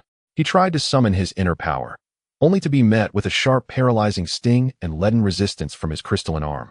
The post-activation exhaustion had barely begun to recede. Now even standing upright was agony, let alone commanding the Shadow Beast into battle. A chilling wave of helplessness coiled around his heart like venomous vines. His crimson gold eyes bored into the ceiling as if piercing through layers of armored plating to behold the encroaching threat. The will to protect burned fiercely in his chest, yet his shattered body held it captive. K-zone detachment breach. The cold abyss of deep space, a 100-meter spherical void gaped open, its edges glazed like cooled, scorched glass, oozing dark red embers and frozen metallic droplets. Within lay absolute nothingness, and a vortex of frenzied spatial turbulence, a raw cosmic wound exhaling chaos and seductive annihilation. A warped, flickering shadow materialized in the vacuum near the breach, the nascent spatial phase anomaly SBA. Its form remained fluid and unstable, sometimes a churning violet nebula, sometimes sharpening into needle-like spines of folded spacetime, sometimes collapsing into an irregular aperture, swirling with primordial chaos. It possessed no eyes, no mouth, yet its entire being radiated a palpable ravenous hunger for disorder, a malice made manifest in the silent vacuum. It circled the massive spherical breach slowly, like a predator assessing a wound. Several ethereal phase tendrils extended cautiously toward the turbulent eddies and residual energies at the rift's edge. VRRM. The moment its tendrils touched the chaotic energies, its entire distorted form convulsed, a euphoric psychic pulse akin to a lethal stimulant detonating outward. It greedily sucked at the spatial turbulence and destructive residue. With each intake, its shape shifted faster, its core phase frequency growing denser, more vibrant. Its size swelled visibly, feeding upon the spatial trauma's lingering nutrients, accelerating its own evolution. Star Citadel Command Hub. The main display showed live feed from deep space drones. The twisted shadow clung to K-zone's breach like a parasite, voraciously consuming the chaos. Its morphing accelerated, its energy signature climbed steadily. Target confirmed, spatial phase anomaly SBA. Actively absorbing breach energy, accelerating evolution. Conventional weapons lock failed.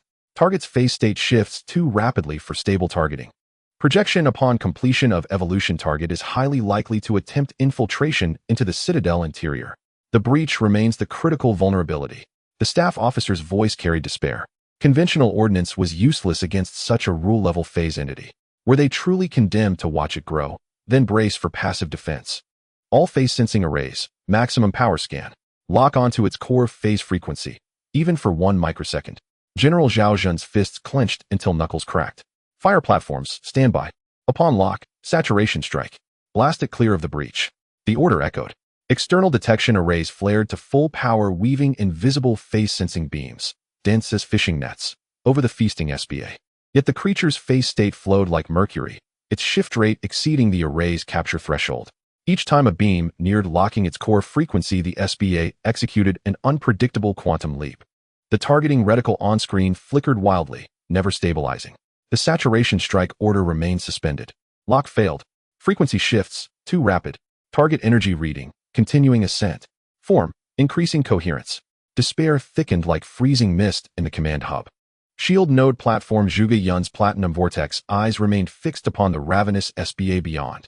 His glacial rule perception pierced spatial barriers, tracking each quantum leap and subtle energy fluctuation with preternatural precision.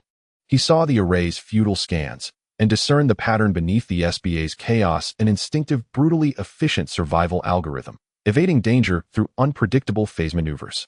Conventional locking was indeed futile. His remaining strength teetered precariously between sustaining the anchor field and suppressing his own law backlash. He could not launch another rule-level assault, but he still possessed information. Target, core phase frequency, real-time predictive model, transmitting. Zhuge Yun's voice, cold, hollow, and frayed, resounded directly within Lu Xiu's subconscious. Simultaneously, a torrent of pure rule perception data, mapping the SBA's dynamic phase frequency shifts, flooded Lu Xiu's dormant, exhausted consciousness like a collapsing star. High-grade medical isolation ward. Lu Xiu's body jerked violently. His deep brown eyelids trembled uncontrollably. The vast silent sea of amber-orange stardust within his mind erupted, violently stirred by Zhuge Yun's deluge of information like a boulder shattering still water. The SBA's chaotic hyper-accelerated phase shift trajectory, parsed and predicted by Zhuge Yun's rule perception, unfolded in Lu Xiu's awareness as a blazing hypercomplex stellar chart. Pain, a billion needles piercing his soul, forcing his spent consciousness to process such staggering complexity, was like commanding a dying man to haul a mountain. Lu Xiu screamed soundlessly into the abyss of unconsciousness.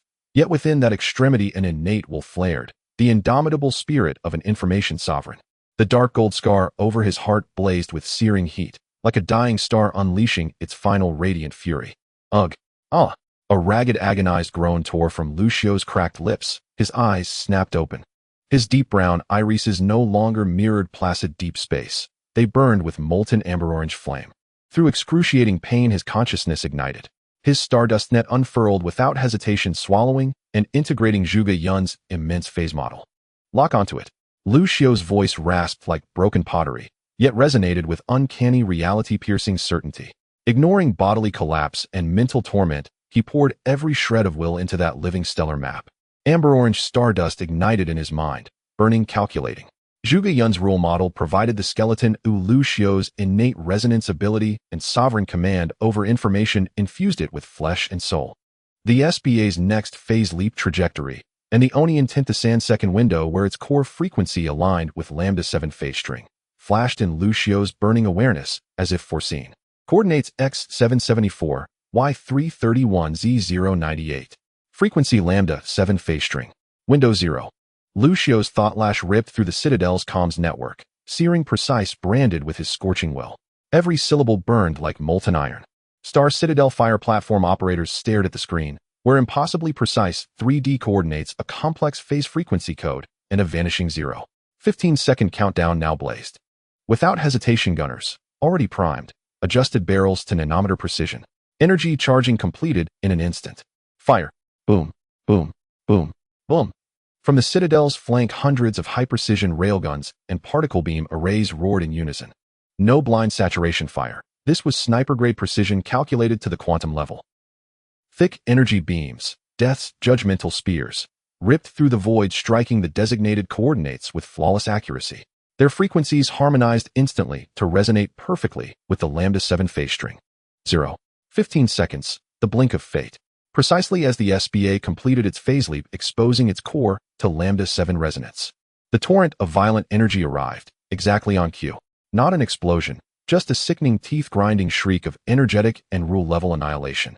The SBA, mid-feast, convulsed violently. Its shifting form boiled, contorted, and collapsed inward as if doused in concentrated acid.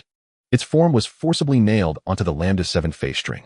Resonant energy, like a billion red-hot scalpels, sliced and erased its chaotic phase energy anatomy. SSSSSSS.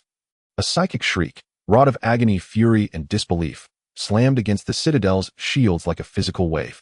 The SBA's swollen mass deflated like a punctured balloon, its core phase frequency fracturing, dimming, destabilizing.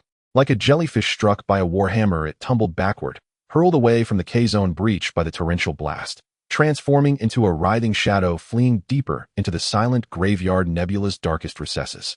First engagement, humanity's narrow victory. Target critically wounded. Energy reading, down over 60%. Retreating. The radar officer's voice brimmed with ecstatic relief. Lieutenant Lucio's coordinate and frequency prediction, perfect. The staff officer's tone held stunned awe. A suppressed cheer erupted in the command hub. Even General Zhao Jin's taut features softened, revealing profound relief. His gaze lingered on Lucio's icon, relit on screen, though flashing extreme debilitation. Complex emotions flickered in his eyes, awe, gratitude, and a deeper, colder wariness. Such battlefield foresight was terrifying. High-grade medical isolation ward. After issuing that soul-rending command, the amber-orange fire in Lucio's eyes guttered, fading to ash, then extinguishing. His deep brown irises regained their calm depth, yet infinitely more ancient, as if gazing across eons of starlight. His body went slack, collapsing back onto the medical bed, gasping, drenched in cold sweat. The dark gold scar over his heart glowed with feeble, candle-dim light, spiritual exhaustion flooding him like a tidal wave. Yet a faint, genuine smile curved his lips. Success, just in time. Lin Ye's crimson gold eyes never left Lucio, watching him wrench himself awake, burn his spirit to issue the command, then collapse utterly. Beneath his glacial exterior churned unspoken emotion, concern, dread, and a bond of brotherhood profound and unbreakable. Struggling, he extended his functional right arm, slow, stiff, agonizing, and gently placed his cold palm over Lucio's hand, limp at the bedside. No words were needed. The quiet, unwavering pressure of that hand was solace itself. Shield node platform sensing the SBA's retreat and the anchor field's sudden easing, Zhuge Yun seized the precious respite. He funneled every last reserve into healing his severe cosmic law backlash. His platinum vortex eyes slowly closed. Though his chest crystal's pulse remained faint, it began, imperceptibly yet steadily, to regain rhythm. Within the platform, Amelia and the others watched the plinth's light stabilize, still subdued yet steady. They finally breathed again. Star Citadel Communications Center report. Received encrypted stellar dispatch from Imperial Deep Space Fleet Command. Source flagship Imperial Wrath of the 3rd Imperial Deep Space Strike Group. Confirmed contents reinforcements en route. Expected arrival at the periphery of the Silent Graveyard Nebula within 72 hours. Commanding Officer Admiral Raymond von Krauss. Attached Technical Advisory Team, led by Dr. Albert Weiser, Chief Spatial Physicist of the Imperial Academy, including Dr. Soren Morpheus, Chief Consultant of the Deep Space Technology Consortium DST Phase Laboratory. This message struck the command hub like a meteor, igniting fresh waves of tumult. Reinforcements had arrived, and not just any force, the Empire's elite 3rd Deep Space Strike Group. A tremendous morale boost. Yet the advisory team's roster tightened General Zhao Zhen's brow into a knot. Deep Space Technology Consortium DST Phase Laboratory. Soren Morpheus. These names seared into his mind like branding irons. The technical origin of the earlier mole induction device had traced back precisely to DST's Phase Laboratory, and Soren Morpheus was one of its most powerful figures. Had the shadow of pure flame already infiltrated the Empire's highest-tier technical advisory echelons? General Zhao Zhen drew a slow, cold breath, his eyes flashing with ice. What was coming could not be avoided. Reply Citadel acknowledges receipt. Will transmit comprehensive battlefield report and observational data on anomalous phenomena. Advise Admiral von Krauss and advisory team to prepare for extreme spatial threats. He emphasized anomalous phenomena and extreme spatial threats with deliberate weight. The homing signal had been answered. Reinforcements approached, yet brought with them new, deeper undercurrents. The SBA, gravely wounded, had fled into the nebula's heart, like a venomous serpent poised to strike back. Within the Citadel, the Stellar Observer, scarred by cosmic backlash. The Information Sovereign, collapsed by spiritual exhaustion. The Steel Blade, still grievously injured. 3 brothers returned from battle, like eagles bearing bloody wings, their feathers still damp, yet sensing the gathering storm on the horizon. The Citadel's wounds healed slowly, yet a greater vortex was forming in the cold, deep, gathering inexorably. The flagship of the Empire's 3rd Deep Space Strike Group, the Emperor's Fury, moved through the cold void like a mobile mountain of steel, leaving a trail of deep blue in its wake. Its 5-kilometer-long pitch-black armored belt was covered with a dense energy matrix, and the 3 Doomsday Judgment, heavy particle main cannons at the bow exuded a heart-stopping sense of oppression. Surrounded by dozens of cruisers, destroyers, and frigates, it resembled a wolf pack guarding their king. Flagship Bridge. Admiral Raymond von Krauss stood like a statue cast from steel at the center of the bridge before the holographic star map. He stood nearly 2 meters tall, his gray-white hair spiked like steel needles, his right eye replaced by a mechanical eye glowing red, while his left eye was sharp as a hawk. His deep blue imperial uniform was adorned with medals symbolizing military achievements, each soaked in the scent of blood and gunpowder. There are still 18 hours of travel to the Silent Graveyard Nebula. The navigator's voice echoed in the bridge. The latest battle report from New Chang'an Star Fort has been received with a spatial distortion threat level of SS grade. The Admiral's mechanical eye flashed with red light as his rough fingers moved across the holographic star map, retrieving shared battlefield data from the Star Fort. Upon seeing the strange energy outline marked as Spatial Phase Distortion Entity SBA, his thick brows furrowed slightly. Dr. Weiser. The Admiral's voice rasped like sandpaper. Are you sure the Academy's spatial stabilizer can handle such a thing? Standing next to the Admiral, Dr. Albert Weiser was like a slender bamboo pole, contrasting sharply with the burly Admiral. He wore the Academy's signature white robe, his gray-white hair tousled and eyes behind glasses sparkled with an almost fanatical thirst for knowledge. He leaned closer to the holographic star map, his fingers trembling as they traced the energy model of the SBA. Theoretically, it can definitely work. Dr. Weiser's voice was slightly sharp with excitement. Our stabilizer is based on reverse engineering the biological phase organs of the void whale. It can neutralize any spatial disturbances at the level of rules, as long as we gather enough data. Data only. A soft voice interrupted the doctor's rambling. We already have a ready-made source of data, don't we? The speaker stood in the shadows of the bridge, seemingly born of darkness. Soren Murphy, chief consultant of the DST Phase Laboratory, was tall, and his pale face was nearly sickly with narrow eyes like ice blades and a faint cold smile always lingering at the corners of his mouth. He wore a finely tailored deep purple uniform with the DST emblem glowing coldly in the dim light. The Star Envoy of New Chang'an Star Fort. Murphy stepped forward to the star map, gently tapping the icon representing the shield node platform. According to the battle report, he has successfully constructed a spatial stability anchor point field covering the entire star fort. This ability, is exactly the living sample that our phase laboratory dreams of. The Admiral's mechanical eye deepened in red. Murphy, mind your words. Major Zhuge Yun is an Imperial soldier, not a sample. Murphy elegantly spread his hands. Of course. I was merely expressing academic interest. After all, DST provided the most advanced phase detection equipment for this operation, didn't it? His gaze swept over Dr. Wesser. I believe the doctor will need my professional assistance. Dr. Wesser adjusted his glasses and did not respond. The temperature in the bridge seemed to drop a few degrees instantly. We will engage the enemy in 18 hours. The Admiral broke the silence, his voice clanging like steel. All combat units enter level 1 alert. I want that Star Fort and everyone inside intact. New Chang'an Star Fort shield node platform. The geometric base, constructed of platinum energy, emitted a much dimmer glow than before. The Star Envoy Zhuge Yun floated above his platinum vortex-like eyes tightly closed, and the pulse of the crystal core in his chest was slow and heavy. The trauma from the backlash of the rules resembled a fine spider web spreading through the energy veins within him, with every manipulation of the rules accompanied by tearing pain. Emilia stood in front of the console, anxiously watching the energy readings. Since the forceful separation from Zone K, Zhuge Yun's condition had remained at a dangerous threshold. Maintaining the anchor point field had consumed nearly all of his strength, leaving him utterly unable to heal his own wounds. Energy supply. Request denied. The technicians in the platform exchanged worried glances. Without enough energy supply, the Star Envoy's recovery would be extremely slow, while external threats could return at any moment.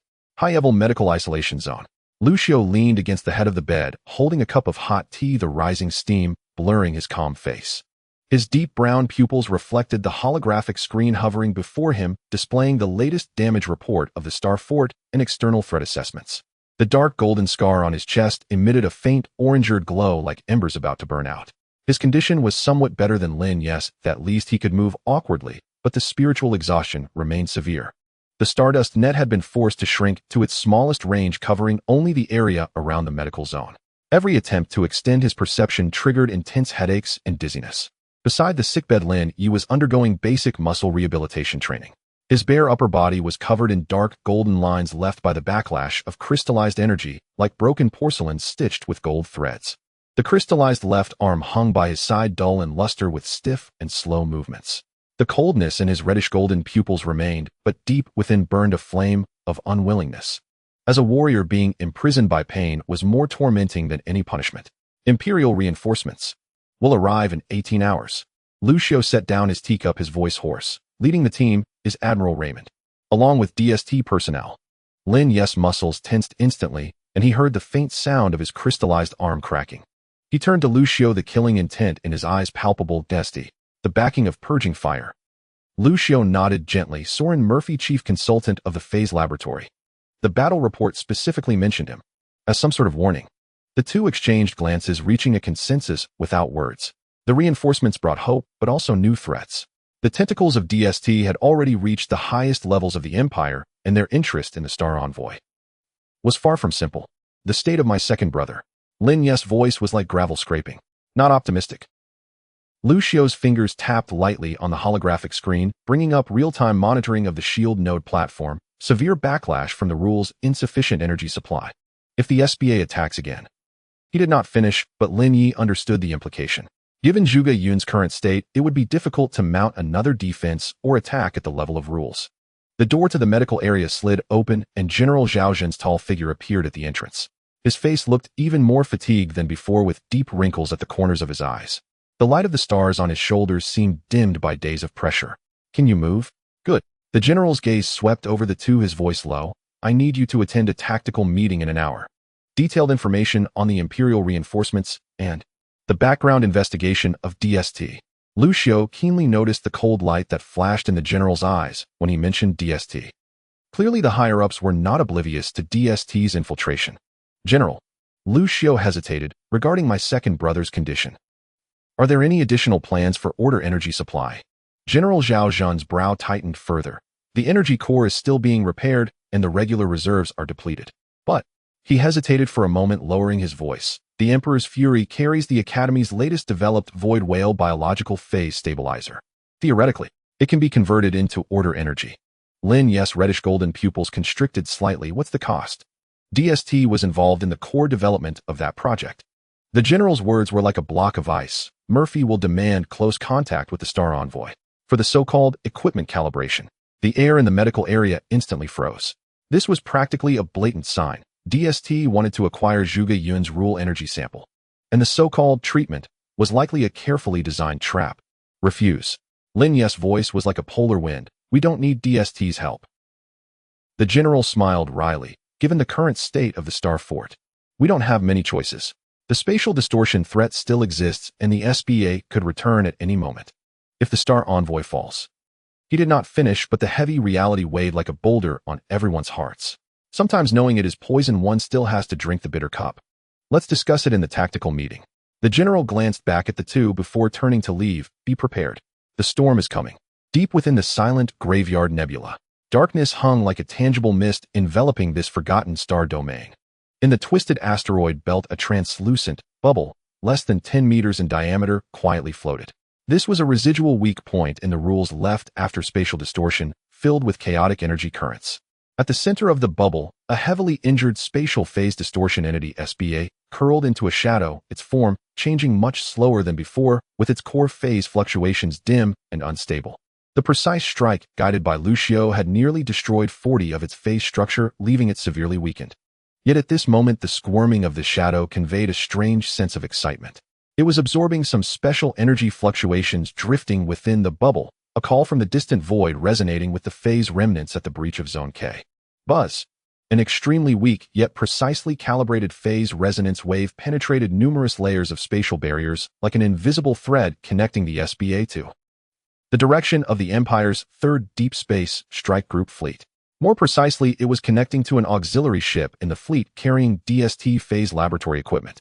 Guided by this homologous wave, a more bizarre change was taking place within the chaotic core of the SBA. It no longer mindlessly devoured energy, but began selectively absorbing the chaotic currents that matched the characteristics of phase resonance. With each absorption, its damaged phase structure visibly repaired and reorganized, even evolved. The originally unstable form gradually approached a more stable and efficient design blueprint. Sharp spines made of pure spatial folds extended from the main body, forming a vortex-like core resembling a black hole, with edges displaying patterns similar to the energy circuits of Imperial phase weapons. This was not natural evolution, but rather a form of artificially guided directional mutation, as if an invisible hand was remotely sculpting this newborn monster, shaping it to fit some ulterior motive. As a weapon, hiss. A voice filled with pleasure and hunger emanated from the core of the SBA. It had locked onto its next hunting target, not the Star Fort, but that approaching Imperial fleet. More accurately, it was the guide among the fleet radiating homologous phase fluctuations. New Chang'an Star Fort Tactical Conference Room. Around the oval conference table sat senior officers of the Star Fort and key department heads. The holographic projection rotated in the center of the table, displaying detailed compositions and route predictions of the Imperial fleet. The atmosphere was tense enough to wring water from it. Lucio and Lin Yi sat near General Zhao Zhan. A datapad lay open before Lucio, his fingers occasionally tapping to bring up more information. His complexion remained pale, but his eyes had regained that calmness that seemed to perceive everything. Lin Yi, on the other hand, was like a drawn blade, his reddish-golden pupils coldly sweeping over each attendee, lingering longer on the intelligence and security heads. His doubts about their capabilities were amplified by the failure to catch the mole. According to the latest communications, Admiral Raymond insists on personally boarding the ship for inspection. General Zhao Zhan's voice shattered the silence. Accompanying personnel include Dr. Wesser and Murphy. Security Chief Hawk suddenly stood up. This is too dangerous. We aren't even sure to what extent DST has infiltrated purging fire. Letting Murphy approach the Star Envoy is simply what? Suicide. General Zhao Zhan coldly interrupted to refuse the rightful request of an Imperial Admiral and Chief Scientist, and then be accused of treason. Hawk opened his mouth, but ultimately sat down in defeat. We need an insurance measure. Lucio calmly interjected. If Murphy does have ulterior motives, we should at least have a countermeasure. Everyone's gaze turned to him. Lucio's finger tapped on the datapad, and a complex energy suppression field plan appeared in the holographic projection. The rule restraint device developed by Amelia's team was originally used to control uncontrollable superpowered individuals. Lucio explained, after modification, it can instantly form a small area of rule suppression if Murphy behaves abnormally. Let's let him taste the pain of his own technology rebounding against him. Lin Yi coldly added. The meeting lasted a full 2 hours. As the crowd dispersed, General Zhao Zhan kept Lu Xiu and Lin Yi behind. There's one more thing. The general's voice was extremely low. The Imperial Intelligence Department just transmitted a top-secret message. DST has conducted multiple secret experiments near the periphery of the Silent Graveyard Nebula recently. Codename: Phase Shepherd. Lu Xiu's pupils suddenly constricted. The killing intent radiating from Lin Yi was almost palpable. They are cultivating SBAs. Lu Xiu's voice was laced with incredible coldness. The general did not answer directly, but his heavy gaze spoke volumes. Murphy is not here to rescue us. Lin Yi's voice was like icy cold from the depths of hell. He is here to reap the rewards. Empire's 3rd Deep Space Strike Group DST Auxiliary Ship, Phase Scholar. Soren Murphy stood in the center of his private laboratory. His pale face, under the cold light of the holographic projection, looked ghostly. Before him hovered a miniature phase resonance generator emitting a wave frequency identical to that of the SBA deep within the silent graveyard. Soon, my dear child. Murphy gently caressed the generator as if stroking the skin of a lover. Eat a little more. Grow a bit stronger. On the holographic projection, the energy readings of the SBA were steadily rising, and its form was gradually aligning with a predetermined blueprint. Murphy's narrow eyes narrowed, and a cruel smile curled at the corners of his mouth. And then, let us give the Empire and those star envoys an unforgettable welcome ceremony. The flagship Emperor's Fury of the Empire's 3rd Deep Space Strike Group stood at the center of the bridge, where the red light of Admiral Raymond von Klaus' mechanical eye swept across the holographic star map. The fleet had entered the periphery of the Silent Graveyard Nebula with an estimated travel time of 8 hours to the new Chang'an Star Fortress. Admiral, abnormal spatial fluctuations detected. The tactical officer's voice was tense. Near the K-zone fault line, energy readings are surging. On the star map, a vague shadow began to coalesce, resembling a mass of black fluid being kneaded by an invisible hand. Its outline twisted continuously, sometimes extending sharp, thorn-like structures, and at other times collapsing into an irregular sphere. Spa. The Admiral's voice was deep, confirmed as a spatial phase distortion entity. Dr. Weiser adjusted his glasses, his tone revealing unease, but its phase characteristics do not match previous records. Soren Murphy stood in the shadows, a barely perceptible smirk at the corner of his mouth. His fingertips lightly rubbed over the phase resonator on his cuff, feeling the resonance coming from afar. Doctor, the Admiral turned to Weiser. Can your stabilizer suppress it? In theory, yes, but we need more precise data. Murphy stepped forward slowly, his pale face appearing particularly gloomy under the cold light of the star map. I suggest dispatching a reconnaissance vessel close to the fault line to release probes. The Admiral's mechanical eye locked onto Murphy, the red light flickering slightly. Approved, he finally said, but the probes will be controlled by my people. Murphy elegantly bowed, a flicker of coldness flashing in his eyes. At the new Chang'an Star Fortress, the shield node platform was shrouded in a dull glow, where Zhuge Yun floated, his eyes tightly closed. His energy veins were riddled with cracks from the backlash of the rules, each breath accompanied by the subtle sound of crystal shattering. Emilia stared at the monitoring screen, her face growing increasingly grim. The phase disturbance in the K-zone fault is intensifying, she murmured, and it is moving towards the fleet. Zhuge Yun slowly opened his eyes, his platinum vortex-like pupils reflecting the spatial structure outside the Star Fortress. There he saw an invisible chain, a precise phase resonance wave extending from the Imperial fleet to the SBA, like a shepherd's whip guiding the beast. It's not hunting. His voice was hoarse, it's driving away. Emilia abruptly looked up. Is DST controlling it? Zhuge Yun did not answer. His consciousness delved into the realm of rules, tracing the source of that resonance wave. Amidst the countless chaotic phase signals, he caught a familiar frequency, the mark of the void whale biotechnology. And deeper still there lay a barely perceptible malice. In the advanced medical isolation zone, Lu Xiu's fingertips traced a pale blue trajectory on the holographic star map, the dark golden scar warming slightly. The Stardust Network captured an anomaly. SBA did not rush towards the fortress as expected, but instead adjusted its course directly towards the Imperial fleet. Murphy did not wait for us to set up, he whispered. He launched it early.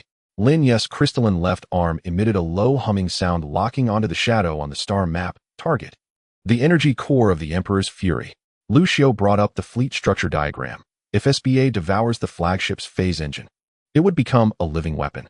General Zhao Zhan's communication suddenly came through his holographic image. Sirius. The reconnaissance vessel has set off, but SBA's speed exceeds expectations. The fleet may not have time to react. Lu Xiu exchanged glances with Lin Yi. We need to disrupt that resonance wave. Lucio quickly called up the Star Fortress weapon data. Can the main cannon fire phase disruption shells? In theory, yes, but the general frowned. Fire at the Imperial fleet. Do not aim at the fleet. Lucio's finger drew a tangent on the star map. Create a stardust barrier between SBA and the fleet to block signal transmission. Lin Yi directly approached the authentication panel, his crystalline left arm pressing against the authority lock. Approved. The system responded coldly. Meltdown protocol activated. Main cannon charging. In the silent graveyard nebula, the SBA's form was changing. It was no longer a mass of chaotic shadows, but began to extend sharp angles with energy patterns resembling Imperial phase weapons appearing on its surface. These patterns pulsated with the rhythm of the resonance wave like a puppet injected with commands. The reconnaissance vessel Night Owl cautiously approached the edge of the fault line, releasing 3 probes. Signal transmission stable, the pilot reported, scanning the SBA's phase structure. His voice abruptly cut off. On the monitoring screen, SBA suddenly turned, lunging towards the probes with incredible speed. At the moment of contact, the metal shell of the probe melted like wax, its internal precise phase scanning module devoured, transforming into the newly formed energy circuits on the surface of the SBA. It's learning. Dr. Weiser's voice trembled. It's assimilating phase technology. Murphy silently observed it, all the resonator at his fingertips warming slightly. The plan was perfect. SBA would first devour the fleet's phase engine, gaining enough energy and knowledge, and then turn towards its true prey, the Star Chaser of the New Chang'an Star Fortress. In the main cannon control room of the New Chang'an Star Fortress, charging complete, the artillery chief's forehead glistened with sweat, but the disruption shells need to be reprogrammed, otherwise they won't accurately block the resonance frequency. Lucio's fingertips danced over the holographic keyboard, dark golden scars glowing faintly. The Stardust network was feeding real-time phase data from Zhuge Yun back to him. Use this parameter. He input an encrypted code into the system. Lock onto the harmonic frequency nodes of the resonance wave. The Stardust powder will create a brief, turbulent flow of rules after the explosion. Lin Yi stood behind him, his crimson golden pupils locked onto the countdown. Launch window 60 seconds. Not enough. Lucio suddenly looked up. This barrier can only temporarily disrupt SBA. Murphy will definitely adjust the frequency. Need more thorough destruction. Lin Yi said coldly. Lucio fell silent for a moment, then brought up the deep structural diagram of the Star Fortress. The cooling system of the energy core. He murmured, if overloaded it can release a directional rule shock. That would completely paralyze the fortress defenses, General Zhaoxin's image warned. But it could burn out all the phase circuits inside SBA. Lucio's gaze turned to Lin Yi. Shall we gamble? The crystalline left arm emitted a clear sound. Execute. On the bridge of Emperor's Fury, alarms blared throughout the ship. SBA accelerated, the tactical officer shouted, estimated contact time, 3 minutes. The shadow had expanded to the size of the battleship, with horrifying spikes appearing on its surface like a predator poised to strike. Charge all phase weapons. He ordered sharply, prepare for interception. Murphy quietly stepped back, his fingertips brushing the resonator. The last set of instructions had been sent. When SBA made contact with the flagship, it would first devour the phase engine, then. Bang! A brilliant blue beam suddenly shot from the direction of the Star Fortress, exploding in the void between the fleet and SBA. There was no explosion, no shockwave, only a dazzling spray of stardust spreading like fireworks, forming a hazy barrier. The resonance wave was cut off. SBA's actions abruptly halted, and the energy patterns on its surface began to disorder. For the first time, a crack appeared in Murphy's expression. Who did this? He hissed quietly. At the New Chang'an Star Fortress, the overload alarm shrieked sharply. Zhuge Yun hovered before the control panel. Platinum energy surged madly from the crystal core into the main energy pipeline. His body was nearly transparent, the cracks of rule backlash spreading to his neck. Rule shock ready. Emilia's voice trembled. But your condition? Fire, he said softly. A pure platinum beam erupted from the bottom of the fortress, piercing through the void, hitting the still chaotic SBA with precision. Without physical damage, this beam acted directly upon the structure of the rules. SBA's form was struck as if by lightning, all assimilated phase circuits disintegrating in the brilliance. Murphy's resonator suddenly overheated and exploded, shards slicing through his palm. No. He stared at the out-of-control SBA, fear finally showing in his eyes. The beast was awakening. It had broken free from its chains, but remembered the source of its pain, DST's phase technology. And now it turned around, lunging towards the Emperor's Fury. In the advanced military isolation zone, Lucio's Stardust network captured SBA's change in direction. It seized the fleet as enemies, he murmured. Lin Yi's crystalline left arm glowed with crimson gold. Murphy played with fire and got burned. Bridge of the Imperial Wrath-class flagship. On the holographic star map, the first SBA, stripped of its artificial phase circuits by rule-based shockwaves, surges toward the flagship at a near-maniacal speed, now resembling an enraged, seething shadow. It has shed the elegant form implanted by DSD, reverting to a more primal, violent essence of chaos. Yet the phase fluctuations emanating from its core are now even more turbulent and perilous than before. Its forcibly interrupted feeding process and the incineration of its delicious circuitry has fixated its pure destructive impulse upon this colossal vessel saturated with potent phase tech signatures. All phase weaponry offline. The weapons officer's cry is laced with despair. The energy, it's being absorbed.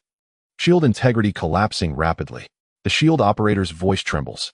At the contact zone, space-time itself is dissolving. The flagship's massive hull groans under invisible forces, a sound that grates upon the teeth. At the point of contact, thick composite armor melts away like wax under acid, exposing intricate internal conduit networks. Then those conduits too fracture under warped spatial folds, spewing superheated energy fluid.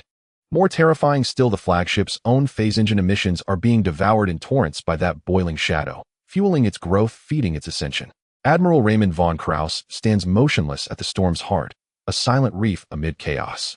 His cybernetic eye glows crimson, locked unblinkingly onto the ever-expanding erosion point flickering across the holomap. His calloused fingers press down on the comm console, his voice booms across the ship-wide broadcast, cold, unyielding, cutting through the shriek of alarms. All non-combat personnel evacuate immediately to the core lifeboat sector. Phase engine crew, prepare for overload sequence. A suffocating silence falls over the bridge.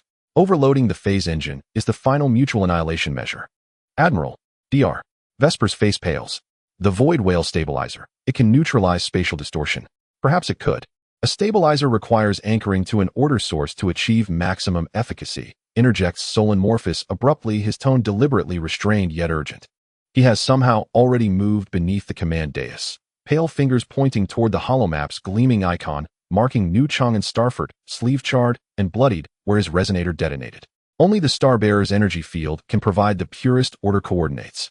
He must link directly to the stabilizer, immediately.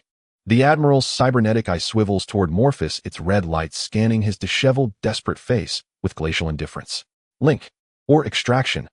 Morphus's expression freezes, then twists into a strained, brittle smile. Admiral, I understand your caution, but this is life or death. Enough. The Admiral cuts him off, voice absolute. Comms officer. Open highest priority channel to New Chang'an Starfort.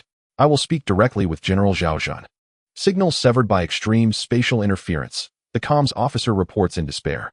All backup bands attempted. No stable connection established. The Admiral's fist clenches, silent, unyielding. Deep within Morphus's eyes, a sliver of cold, calculating malice flickers and vanishes. New Chang'an Starfort, shield node platform.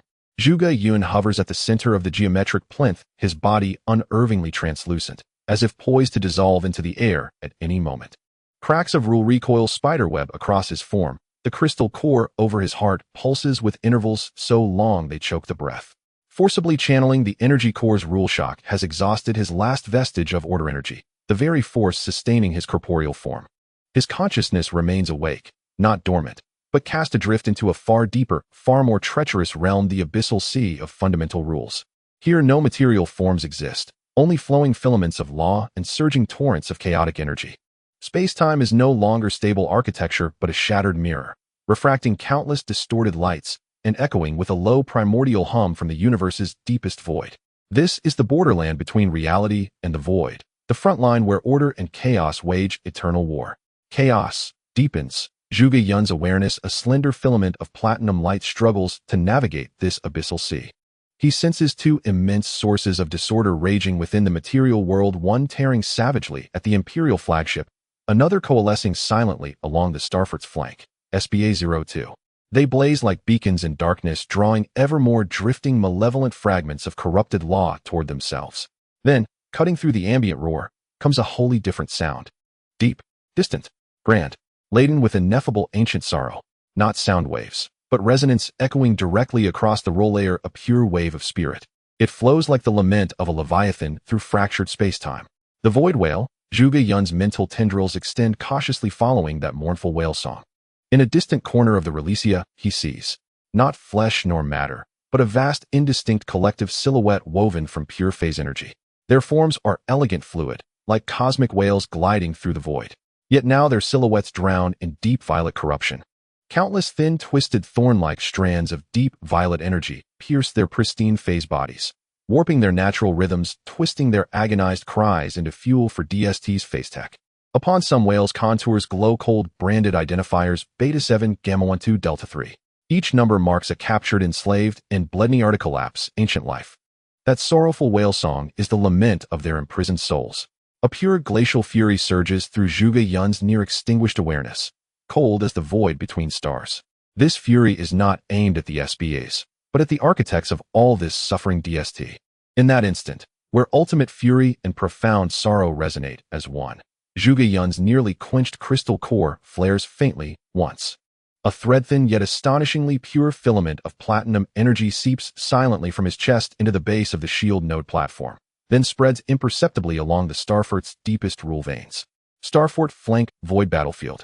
SBA-02, the newborn phase aberration, expands and takes shape in the void like a dense droplet of ink freshly fallen into still water. Unlike SBA-01's post-shock frenzy, it exudes an unsettling precision. Its outline is sharper edges razor-fine. Its core phase vortex rotates with eerie, unnatural calm. Its surface even mimics the streamlined hull of an Imperial light frigate, though this hull is composed entirely of unstable, rippling spatial folds. It locks onto a vulnerable shield sector along the Starfort's flank, compromised by energy core overload. Target velocity extreme. Trajectory unpredictable. The orbital defense platform operator's voice is hoarse. Point defense fire ineffective. It's phasing. On-screen, SBA-02 does not advance linearly, but vanishes from one point and reappears hundreds of meters away in a grotesque phase fold, ghosting effortlessly through the dense anti-air barrage. Each blink brings it closer to the weakened shield. Mech units, intercept. Do not let it breach the shield. General Zhao Zhen's command erupts across the comms channel. 3 standard Sentinel-3 mechs launch from the near-orbit platform, blue thruster trails blazing, converging in a triangular formation upon the flickering shadow. Target locked. Concentrated fire commands the lead mech. A torrent of pulse lasers and railgun rounds engulfs SBA-02's latest reappearance point. Yet as the energy deluge nears impact, the shadow vanishes again. Behind us, one pilot screams in terror. SBA-02 materializes silently at the triangle's exact center, directly behind one Sentinel-3. Its simulated bow splits open like living tissue, revealing a bottomless maw lined with countless spatial fangs. No sound.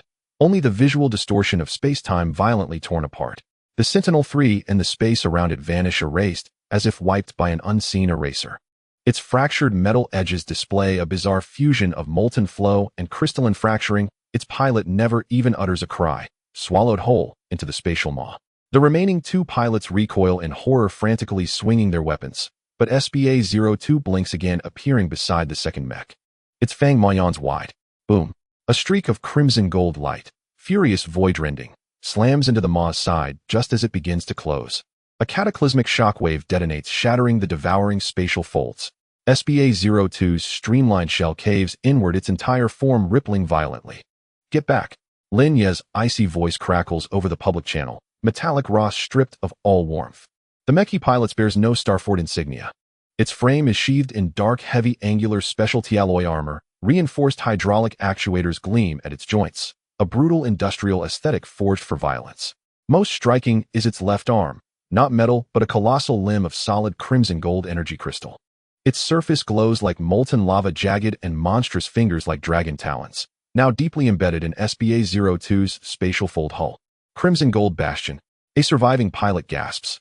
This is Lin Ye's bespoke mech, fused with his crystallized ancient martial energy.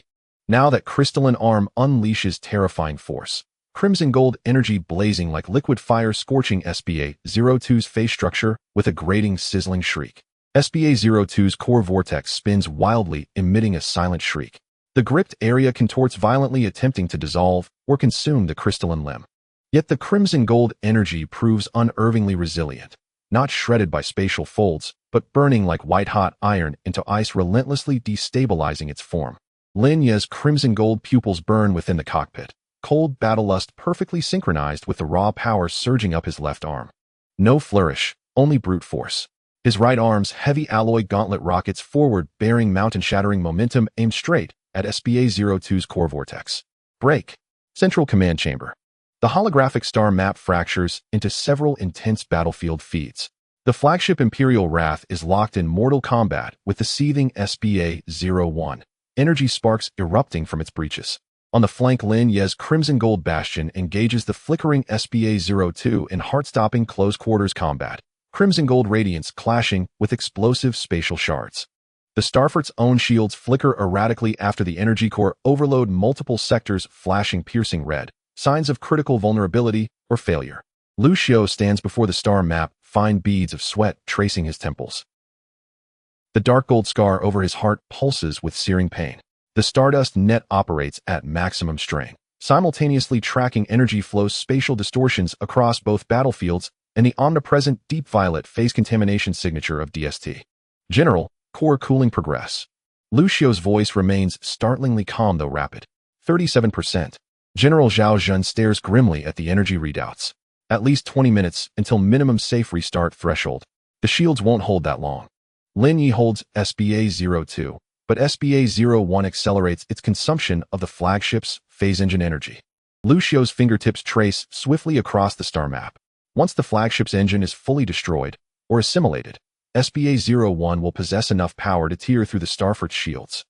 His gaze sweeps sharply across the star map's icons representing other Imperial fleet vessels.